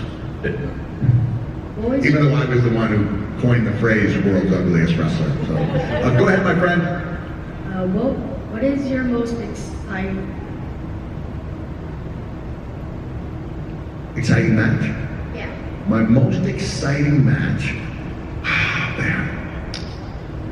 I would say the match I had with Al Snow was second, and all the others were tied for first. No, you know what? I'm going to give you an answer. It's coming up on 22 years since I had a match called Backlash with Randy Orton. And I thought that was an exciting match. Yeah, perfect. It was my first singles match in 4 years, and Randy hit it out of the park, and really changed his career overnight. Not that he would have gotten there eventually, because he would have, but it definitely made the star process quicker. Yeah. So that was a great match for both of us. Alright, well, I'm going to be honest, I don't know much about the Foley career. That's okay. This is coming straight from my dad. Okay. It says, you made people care about pain in the WWE in lots of ways that most performers would avoid. How did you decide what all that pain meant for you and your characters, more than just shock value from the crowd? Well, that's a good question. Yeah. I didn't want my matches just to be a series of oohs and ahs. I wanted them to tell a story. And therefore, when you care about somebody, the pain they go through is more personal. So I never did things just for the sake of doing them. I was looking at the long-term picture. There's some exceptions where you may not even see your opponent or know him or have ever met him before you get out there in the ring. They're just trying to make it okay. But, when it comes down to a guy like Randy Orton or The Rock or Steve Austin or Undertaker to work with, I'm looking at telling a story. And, part of the storytelling for me were those big bumps, where people can feel the pain.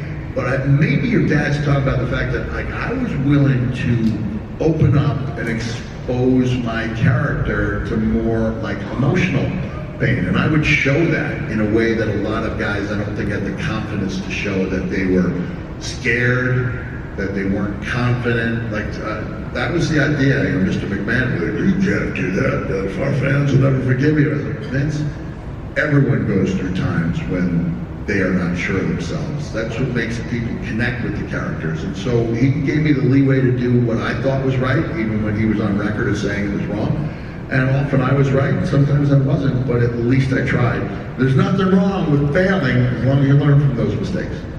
But thinking about that though, even your promos, the emotion that you show, even going back to ECW and the Kane Dewey promo. Oh yeah, that was a good one. I mean, there were so many times where people could see that sneak inside. Yeah, they could sneak inside, and they knew, okay, even if every word wasn't true, the feelings behind the words were real. And people can tell the difference. They really can.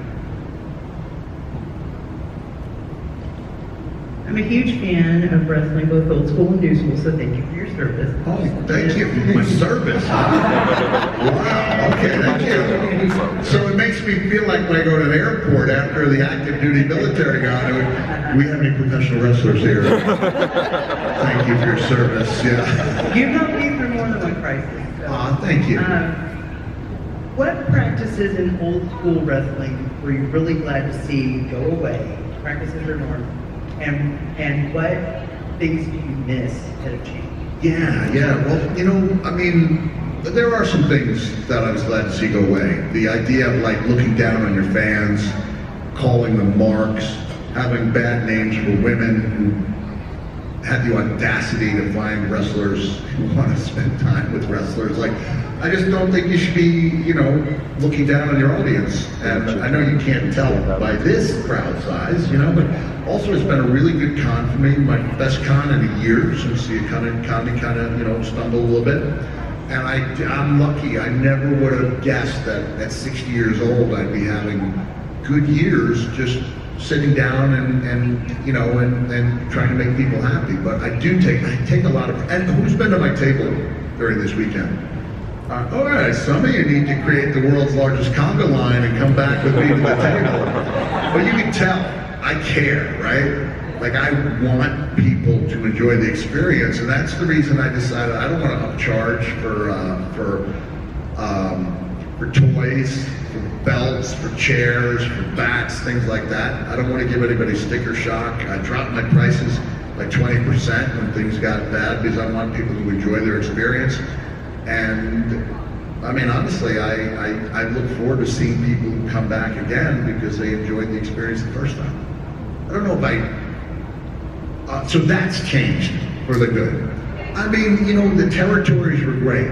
Territories were great because they allowed hundreds and hundreds of wrestlers to make a living, as opposed to maybe there's a couple. I mean, maybe there were 1,000 wrestlers making a living back in the territory days, maybe more than that.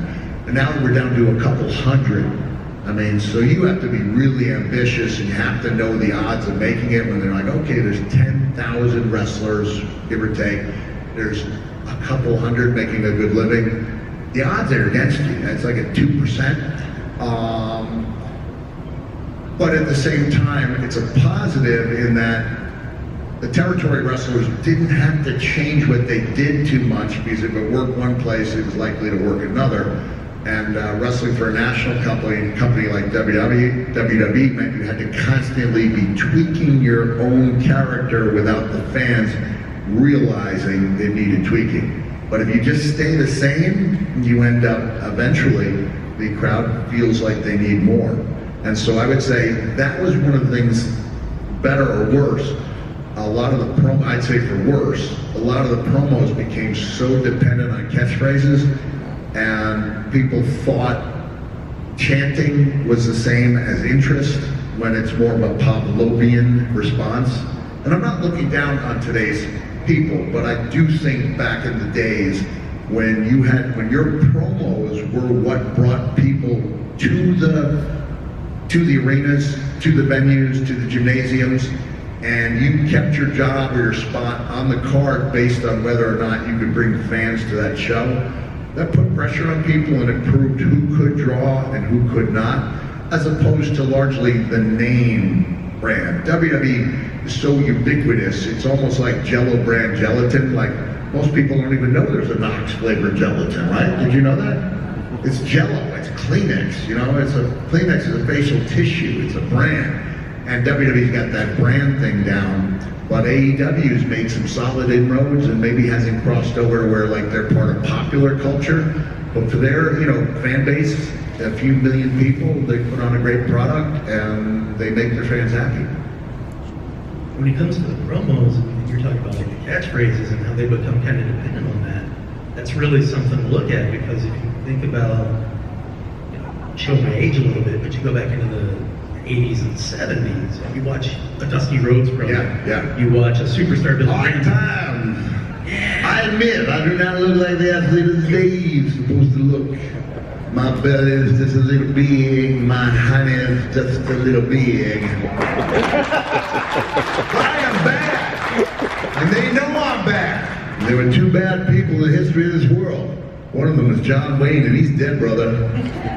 The other one's right here, the American Dream. That's different.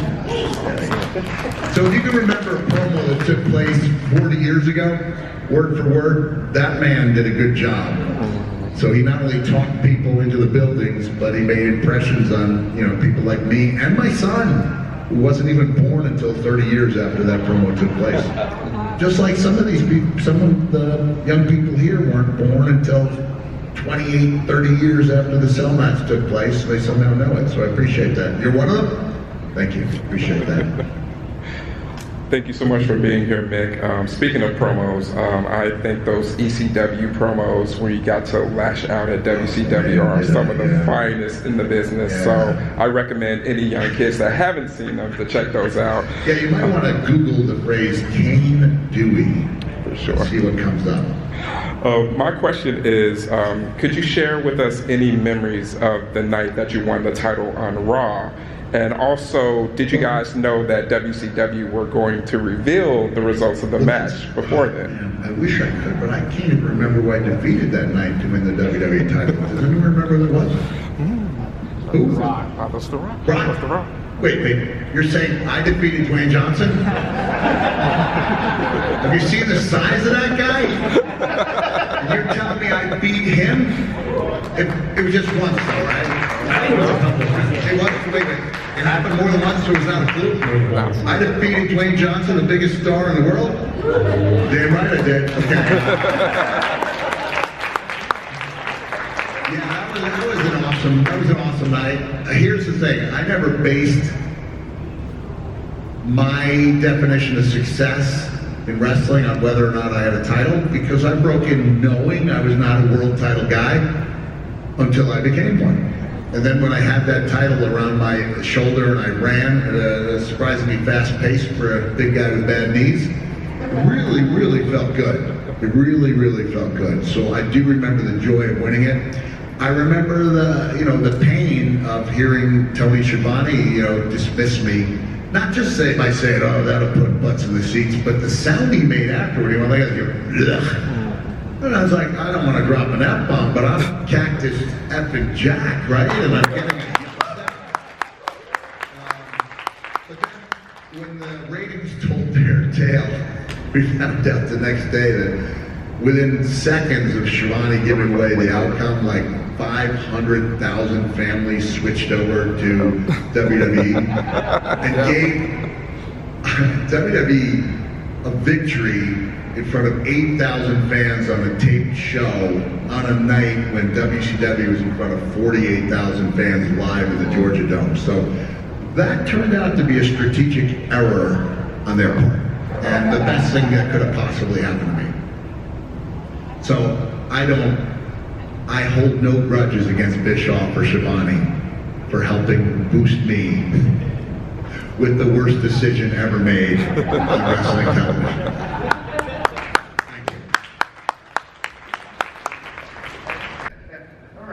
I just kind of have a statement and a compliment to give you. Sure. I really like your YouTube outreach you've been doing recently. I just watched your most recent video, and I gotta tell you, man, you are the most human in the best of ways. I really appreciate that. Thank you. I appreciate that. I've had a lot of people come up to me and thank me for that, and as of yet, not one person who's told me they disagree. I mean, I know they're out there because I see some of the feedback. They're pretty tough behind their keyboards, And I'm not saying I might not be treated roughly if I was at a monster truck show, but by and large, it's tough to, but I just think we should treat our brothers and sisters like human beings instead of people who are less than human. So, if anyone's got a problem with that, I think that's on you, that's all I'm saying. I'm not hearing an overwhelming response, so I'm guessing some of you take issue with it. But by and large, it's been very, very popularly received. That's right. Thank you. Hello there. How are you? Good, how are you? Good, thank you. I wanted to ask you, at what point in your career did you know that you were one of the legends in wrestling? Well, at the point I gave myself the name Hardcore Legend, I was 29. And I was trying to do it to get heat with the ECW fans, so I thought, here's a guy in his 20s calling himself a legend. And then the ECW fans agreed with me. So even though I was a heel, they were like, okay, he's a heel, but he was kind of legendary. So I think when people started calling me that, even after the ECW thing, it's kind of cool. Like, kind of achieved legendary status much earlier than, you know, I ever thought. I never thought I was going to be a legend. I just thought I was going to be like a dependable journeyman who could make people look good. And then I exceeded my expectations. So, yeah, it worked out good. Hi, Nick. How are we doing? Doing well. So you've obviously been lucky to have a very illustrious career, a very long-spanning one, hardcore legend and all that. Yep. What The do you name I think? gave to myself. By the There way. you go. Yeah, that's the best way to do it. What do you think has been the best non-wrestling related thing to come out of your wrestling career? Best non-wrestling related thing to come out of my wrestling career. The opportunity to be one of Santa's helpers. Yeah. So it's difficult enough to circumnavigate the globe in a single evening. So when I got a call last Christmas from the big guy, he wanted me to cover one block. One behind, one block. Brother, I put on that suit and I delivered gifts to that one block. And I knew I'd done something important because I was Santa's helper. I take that seriously. So that's the best thing that's come out of it. The ability to spread joy every December. You know. Yeah, thanks. That's might not be the answer to your call. I'm thinking with it. By the way, that's a strong beard, my friend. You might want to go to mythicalbeards.com and buy yourself some full Yeti, part Foley, part Yeti. It feels like you've been hit in the face with a peppermint patty. So that's, I love me some peppermint. Okay. Peppermint and vanilla. It's really good stuff. I swear by it. All right. Hello there. Hello. Did you meet Johnny Lawrence? I did. How cool is that? He's awesome. You know what? I introduced my friend to Billy, and I go, Johnny Lawrence is the best character on television, and I didn't realize Ralph was right there. Thanks a lot, Mick. I was like, no, but you're like the straight man with enough confidence in your acting to let Johnny shine, right? It's a wonderful show. Nice save. Yeah.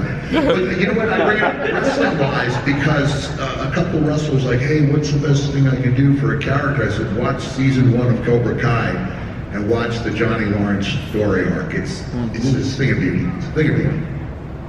Well, in your career, you traveled around a lot. Yep. We'll stick within the States. Okay. What was the most beautiful place you visited? Well, the most beautiful place, you're talking about scenically, not somebody's home, right? Okay. I remember the first time that I was like 87, and we did a trip through the Dakotas, Montana, Wyoming, Idaho. It was so beautiful that it almost made up for the fact that I lost $400 on that tour. There were like 30 people at some of these shows. But I didn't really care, you know, I was getting my, I was paying my dues and, I was getting my reps in, and I felt like I was starting to get a handle on the wrestling thing. But I do remember that. I think you look back more fondly on the moments when you were struggling and the people around you were like, we were all in it together, So I'd say that was the most, and I'm a fanatic for the White Mountains in New Hampshire. I love the mountains, I really do. And I asked a friend of mine a question that I never thought I would at age 60. I said, do you want to start exploring caves? Because I haven't physically been able to do that stuff. I'm down 120 pounds, my knees are feeling pretty good.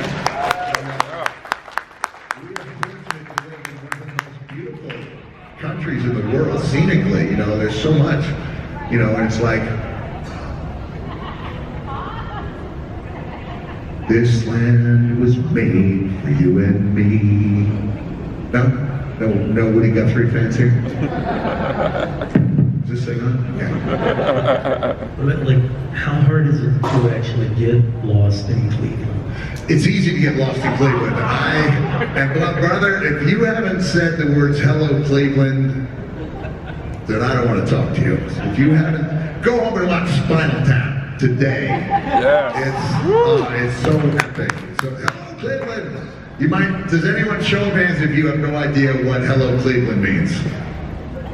Some of you pretend, okay, go watch Spinal Tap. They end up getting lost backstage, and I believe I've been in that theater, and I got lost backstage. So I can get lost in any building in the country. And I see a young fan there who's got a question. Or were you just stretching? Okay, we got a microphone there. What was the inspiration for your books? Ooh, well, the first two I wrote were memoirs, right? And the inspiration I had was that they had a professional writer, sometimes known as a ghost writer, who had written the first half of the book, and I just thought it was kind of dull. And I thought that I could do a better job, and I didn't know that athletes and actors and musicians don't write their own books. Just because it hasn't been done doesn't mean it can't be done. And so I wrote down, and over the course of 50 days, I wrote 180,000 words on yellow legal tablets by hand, and I thought it was good. And then like a million people out there agreed with me. So, but again, it's the work that matters. I can't make people buy it, and that's been proven by my more recent books, which were not successes, but I took a lot of pride in it. So you never let anyone else define for you what being a success is, okay? I think that's the most important takeaway you can have here. And then I'll tell you what, I wanted to write a children's book, and I remembered this little boy that I had met. There was a long line in Massachusetts, and they weren't charging for photos. And there's a direct correlation between how long my line is and how little people have to pay for them. So when it was free, brother, there were a lot of people there, and I saw this little boy, he clearly had been burned, and he sat on my knee. You know, I didn't want to see him go so soon, so I asked his mom if he could sit on my knee. And then when he got up to leave, people were like, they were moved, you know, visibly moved, wiping away tears. And I realized at that moment that I had felt like Santa Claus. And so I used that little boy, Antonio, to be the little boy who puts the spirit of Christmas back into a broken-hearted Santa Claus for my book, Christmas Chaos. And so, you know, sometimes you meet people along the way and they touch you, and then, you know, they, even if there's not a book dedicated to them, you know, there are the experiences I have that are very meaningful and change the course of my life. There you go. Hi there. Hello. You went to school with Evan James, correct? I did, yes. Where you were both amateur wrestling stars? We were on the same wrestling team, yeah. Who won more often than the other? Well, Kevin was the starting heavyweight, but we were competitive, and he was one of two guys in the school who could bench over 300 pounds, and I was not the other one. But when I found that I could hang with Kevin James every single day, I was like, whoa, maybe I'm capable of doing more than I thought I could. And then Kevin, you know, he had a bad back, and he went down with a back injury, and then I took over that spot. But technically, yeah, he was better than me because he was, you know, he's a much better athlete. But I learned a lot through him, and we pushed each other. And, you know, to this day, I haven't seen Kevin in a long time, but I still consider him a good friend. Also, can I say to you back there that I really enjoy your work in Leonard Skinner? Me too, yeah, actually. Mr. Rossington, stand up, and Gary Rossington, ladies and gentlemen, yep. I was going to say it, but I thought it would be too vague, yeah. Go ahead. Good to see you again. Thank you. I had a question regarding TNA. Yes. So when you guys made the switch from the 6-sided ring to the 4-sided ring, and they brought Hulk and Eric Bischoff in, what was your thoughts on that? Were you one of the people that, I know there was a lot of contention where there was some people that wanted to keep the 6-sided ring. Myself personally kind of made, you know, TNA what it was. What was your personal stance on that? Yeah, I know, you know, when Eric Bischoff and Hulk came in, they thought the 6-sided ring was a gimmick and the wrestling should speak for itself. It did make the product different. It was a little different to wrestle in. I liked it. I mean, without the 6-sided ring, I don't think there's an octagon in MMA, honestly. I really don't. Because the first MMA contest took place not the first UFC, they've always had the octagon, but like in Pride in Japan, they just used a wrestling ring or a boxing ring. So yeah, I think that they were a precursor of the octagon to come. And I think they're using the six-sided ring now, right? Yeah, I mean, that's their spot, you know? I mean, I think it's pretty good. Different is good. I understand Bischoff and Hulk thinking otherwise, and it's really a personal decision. Basically, if wrestling's good, it's going to be good in a regular ring or a six-sided ring. Yeah. Hi, Nick. I just want to say I've been following you since you WCW. It's like you worked for years. Got to meet you a few years ago. How long have you been following me? Since you were in WCW. Because I could have sworn I looked in the rear mirror 2 years ago and you were following me. So. It was supposed to be one on a man. Question I have is I recently heard that you've liked MDF's work. You would love to have worked with him. Yeah. In AEW. Could you give me an idea of what you would like to have done? I'm not going to give you an idea because who's to say I might not still do it, right? When I was toying around with the idea of having one more match, I was 360 pounds, right? Now I'm 252. So, you never know. I mean, the head injuries are definitely an issue, but if I thought there was a way I could be super safe and still put on a great show, I would think about it, you know? But I believe I'm going to start training as if something's going to happen so that if it ever were to come up, I'd be ready for the moment. Yeah. So to kind of piggyback on that, if let's say that there's someone that you could have worked with, but never got the chance to, who would have it been? Oh man, well I have to tell you, when I wanted to do a match for my 60th birthday, there was no shortage of, it was like wrestling royalty. Yeah, everyone from Killer Cross made his pitch to WWE, all the talented deathmatch people that you probably never heard of because it's still very small, it's a small part of the wrestling pie. And then I met with MJF at a steakhouse in Long Island. He laid out some beautiful TV. And I was like, that's the guy. And unfortunately, then I got a head concussion like a week later, doing almost nothing. And I thought, oh, maybe that's way, Mother Nature and Father Time teaming up to tell me my days are done. So I wouldn't do it unless I was almost sure I wouldn't get badly hurt. Would have you liked to have done, like, say, 8 to 10 years ago, you versus Bray Wyatt? Oh yeah, man, Bray Wyatt, Moxley, but I also love to wrestle guys who had a different style. Now this guy in some ways, I only found out a couple months ago, was influenced by me. I was the main influence, and it's Darby Allin. And because Darby is so much smaller than I am, I could do power moves. Yeah, I could, and I couldn't often do power moves, but I could be like a monster against Darby Allin. If I could, it's not in me to be angry anymore. Like some of the things that worked so well for Cactus Jack and even Mankind was taking real life frustration and making it believable in my promos. I'm pretty happy right now. Yeah, I'm pretty happy. I'm pretty relaxed. So I don't know if I can dig down that deep, but there's always a possibility. Never know. I just wanted to ask, which one of your personalities is your favorite personality? The latter-day Mankind was very close to who I really was because I realized, oh wow, there's a lot of people in that WWE dressing room trying to be like Steve Austin. And, the people don't come to wrestling to see the same thing over and over. They come to see things that are different, It's like almost if you go to a gentleman's club and you... never mind. You don't want to see the same... Sorry, I offended them. Sorry. And I just thought, we're marketing our product as if everyone out there is cool and hip and earmuffs for some of the kids up there, cool and hip and badass. And that's not who everyone is. Like, that's not who I am. And I thought there's more of me out there than there are of them. And I took a bet that there would be room on that roster for someone willing to be a little kinder and gentler. And that's what the latter-day Mankind was. And that was why I enjoyed it so much. And that's why if someone comes up to me and tells me that Mankind really connected with them, and I say, and I'm going to tell you why.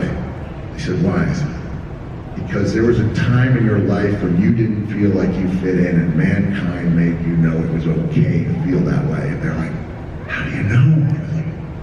I just, I can sense it. I can sense it, that it was connecting. And even in real time, I realized that this is connecting in a way that I had not even foreseen. I was just trying to keep my head above water, and instead it turned out to be the best run I possibly could have had.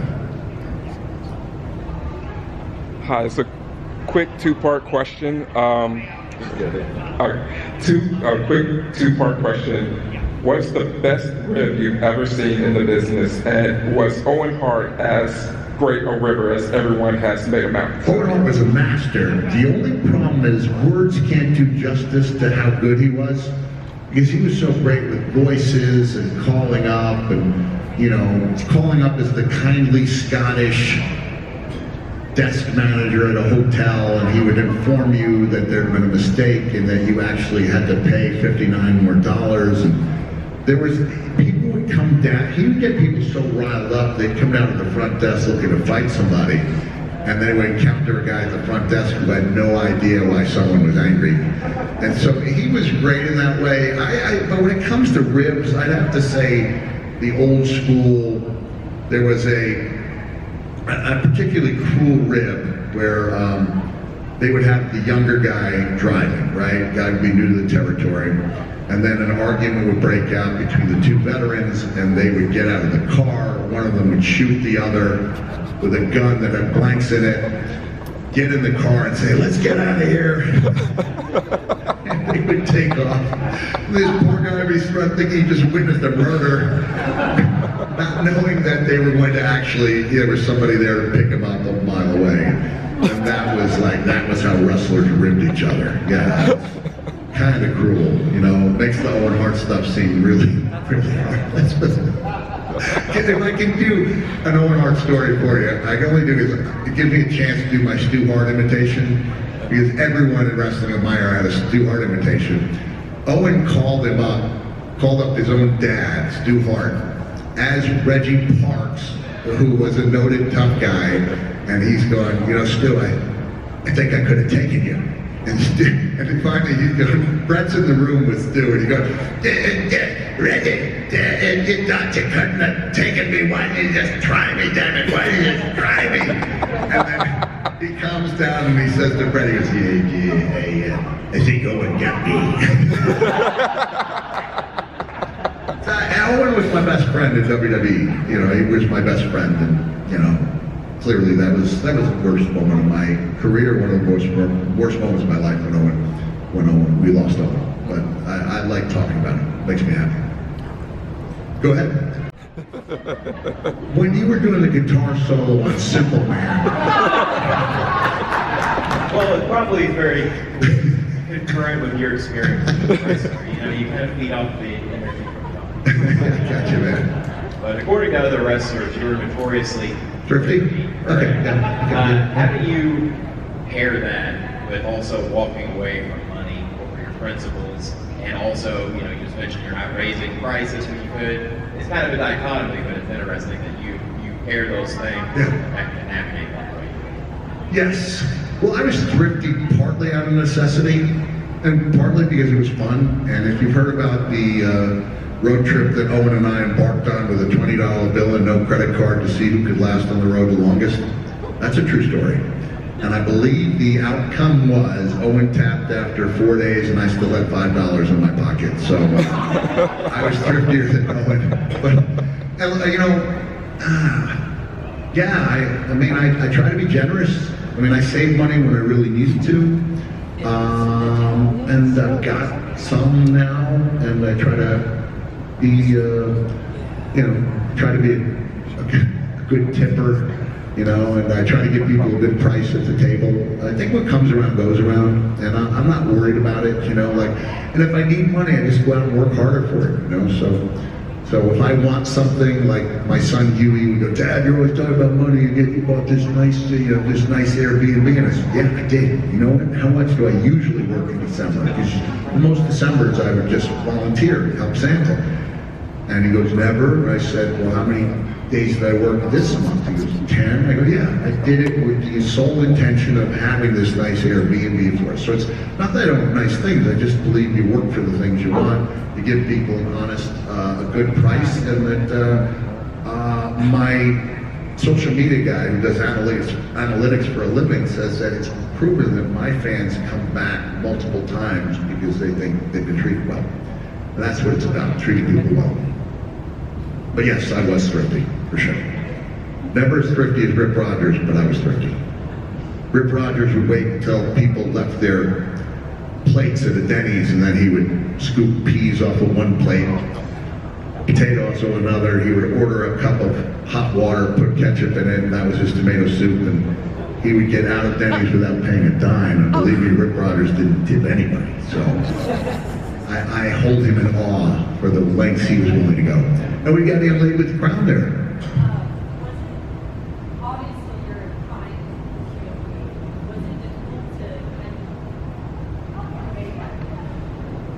The persona to not just be this guy that fights. I don't really know much about you. I just know that it's a very difficult thing to come from I'm going to fight you in a bar to, hey, I'm a guy that goes to Goodwill down the road. I'm not trying to be. Well, you know, the toughest thing for me is that I wasn't aggressive by nature.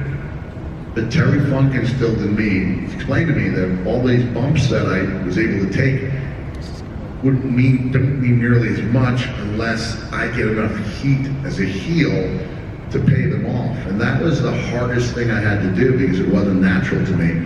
And then I had a moment in time where I was in this, it was called the Kawasaki Dream tournament at the time. It's gone on down in lore as the King of the Deathmatch tournament. And I was wrestling a guy named Shoji Nakamaki in a bed of nails match.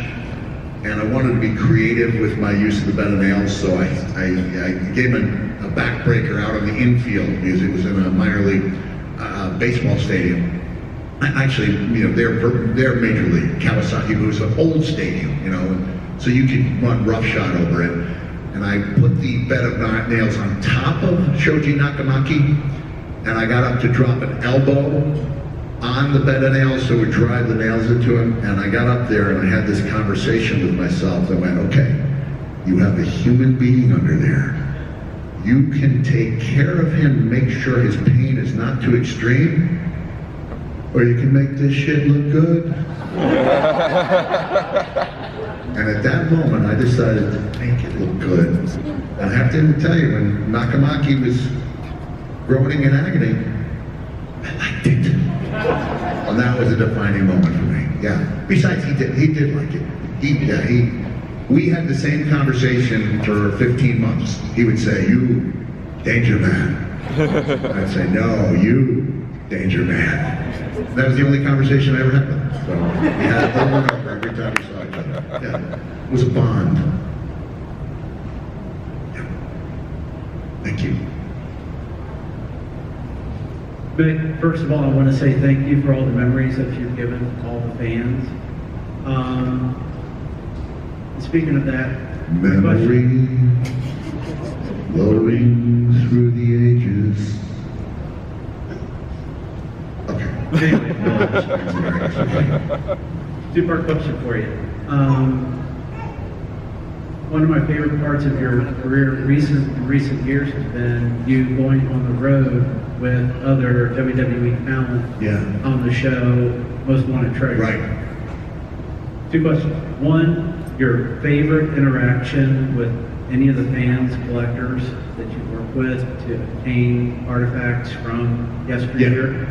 And two, what has been the one, I guess you could say, item on your bucket list that you've been able to check off in your travels? That we have been able to get? Yeah. You know what, I think there was a guy named Tim who lives in Indiana, and man, he loves his wrestling collection, right? I didn't know when I went there the first season as a guest when AJ Francis was hosting. I didn't know until AJ told me, and the negotiations are legit.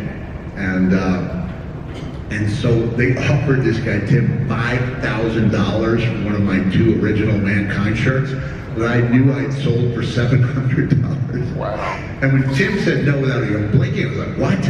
And he offered $6,000. Tim said no, and I walked over to AJ, I go, what's our max? He said, $7,500. They went to $7,500 and he still said no. And I was like, conferred with AJ, and I was like, what if it's $7,500 and I come over to watch the pay-per-view of your choice? And I said, you could watch in your house. And that's what happened. So, and since then, Tim, when I showed up for the second season, now Tim knew that WWE was coming. He didn't know it was me. He didn't know that Lita and I were hosting it. And when I opened up the door, he went, oh, like he was recoiling from a shotgun blast. I said, what's wrong? He goes, I love Mick, but every time he comes over here, I lose something that I love. So, but he's actually, I've been over there like 4 times, and like we'll do something for high spots, and the big thing will be, you know, Mick Foley watch along for charity. It'd be like $5K for a good organization, you know, good cause. And Tim's been that guy like 2 different times. So yeah, I really enjoyed that. And one of the biggest things for me was through doing the show with Lita, we went from being good friends to being really close friends. And I even told her that was one of my favorite things, just getting a chance. And sometimes in wrestling and in life, you take your friends for granted. I think you need some reminders once in a while why these people are special to you. We've mentioned you various times, which had a funny moment before and other times. Yep. And I think I heard you say, my wife is a big fan a long time. And I don't know if you can tell by her shirt, but she's a big Dude Love fan. Oh, let me see. Do you have some tie-dye on? Always. All right. So I heard that he wasn't your favorite character. Is that true? Well, he wasn't until he became that. And I love Dude Love because A, he's got the best signature of the 3 faces of Foley, right? So you guys might have to take a trip to the table to see what I mean. And 2, he's outstanding on cameo videos. Because I've kind of reinvented him as a 3rd-rate lounge singer who's about 1/4 as cool. I think he's 1/4 as cool as he thinks he is. And so I'm able to have arguments with the faces of Foley on my cameos. And they're fun. And again, the same way I hope that if you come to my table, you have a great interaction. You know, it's a good reflection on the money you spent and the time, because everyone's spending time and money to be here. And I feel the same way about the cameos. Like I try to put more into them so you get more out of them. And I no longer, I love Dude Love now. Yeah, I still don't think he was very good in the ring, but it's tough to create a pacifist wrestling character, right? And Jay Lethal loves the fact. Jay was a great wrestler and was in TNA, Ring of Honor. So when I was doing the sound effects for Dude Love, and they want me to make like, you know, I'm getting beaten up. Okay, imagine you're getting beaten up, and I'm going, oh, daddy, lighten up on the dude. The dude owe you money. He just liked the fact that I was speaking inside wrestling terms. Ow, lighten up, daddy. So I had a lot of fun doing that.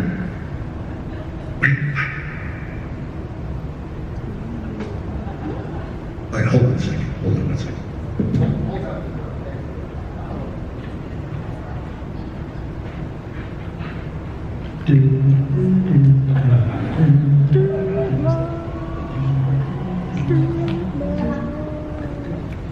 I like your Chucky shirt. Yeah, it's really good. Are you a Chucky fan? Is Chucky your favorite?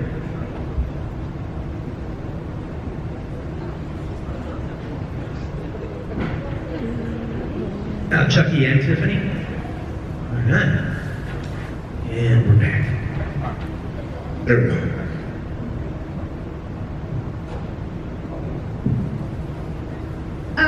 How did you meet Santa? But before I answer your question, can I ask you 2 questions? Yeah. Who is your favorite wrestler and why am I? Well, I met Santa when I was very little, and then I knew, you know, just from knowing a little bit about science, I just felt like, okay, we can't expect one man to circumnavigate the globe in a single evening and make all the toys and write all the presents. So I'm there for whatever he needs. And so it's felt like I have the spirit of Christmas all year round, kind of like Buddy the Elf did. And I've got that same type of spirit. I've got a year-round Christmas cabin, early 1800s log cabin, decorated for Christmas all year round. So I'm ready. I answer that call, and this year maybe I'll deliver toys to 2 blocks of children. Would that be cool? Yeah. Okay. Would you be disappointed if you woke up on Christmas Eve and saw me putting toys out instead of Santa? You would be disappointed. Ouch! Ouch! Ouch! Have mercy! Well, I'm trying to order an Uber as we speak here. All right.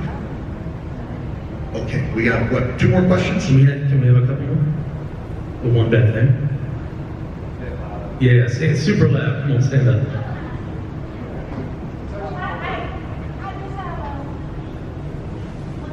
Sure. Undertaker in Hell in a Cell? Yeah. Oh, you want to hear about it? Okay. Well, it was. Hold on 1 second. I'm gonna just. Do you want to type in CVG, Cincinnati, Northern Kentucky Airport?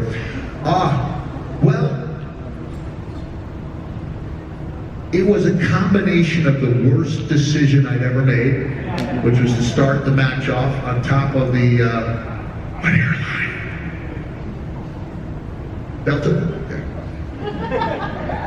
It was a terrible decision, but we made the best out of it. We really did make the best out of it. Let me see. We got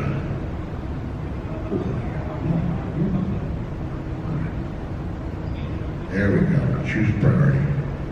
This is highly unusual behavior, right? All right. Okay. But even though things didn't turn out the way we hoped, like we didn't get over the finish line the way we hoped we would, but we did get over the finish line, and that's why it resonates with so many people. Okay? Does that make sense? So it turned out to be both the worst decision I've made and the best thing that ever happened in my career simultaneously. But it kind of, I still feel like if that match took place in the modern era with social media, that it would have trended for 3 or 4 days and then been kind of discarded. And instead, in that era before there was social media, it was more like a snowball rolling downhill, picking up momentum. Because trust me, it was as if nothing had happened in the week that passed. Like audience they were not treating me like I was a big deal.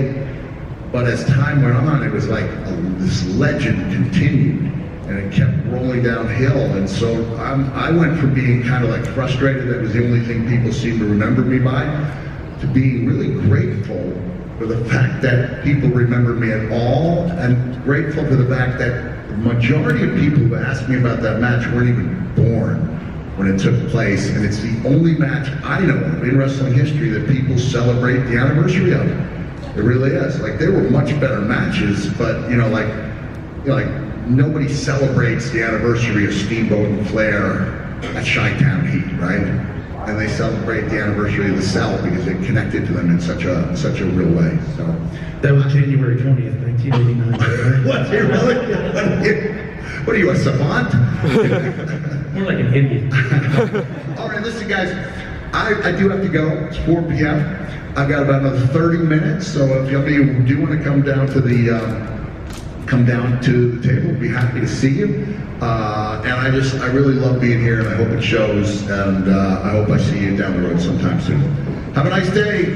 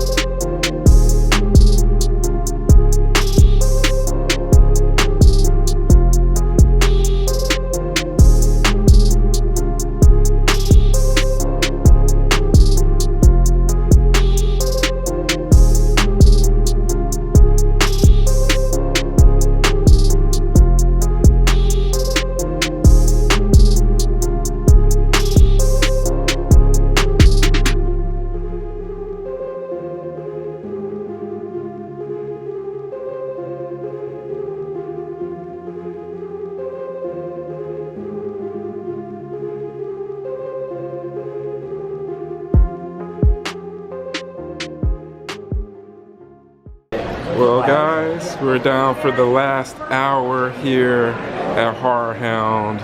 Man, guys, it's always a blast. I'm a bit sad to see that it's ending, but hey, you know there's going to be another one in September, so we're going to make sure to come back and show some love to our HorrorHound family. Well, travelers, that's going to do it for me here at HorrorHound Weekend. Always a fantastic time here. I really enjoy meeting up with friends, making new ones, hanging out with all the great people here that come in town at Sharonville and just have a blast, guys. Can't get enough. Highly recommended, guys. I am your travel guide, Brendan. Don't forget to give me one of those Ash Williams severed hands. Go ahead and hit the like button. Comment on anything that you saw, and go ahead and subscribe if you want to stick around. Make sure that notification bell is on, guys. I'm your travel guide, Brendan, with the Horror Greenbook, signing off and letting you know that it's scary in those streets. So let me know that you made it home safely.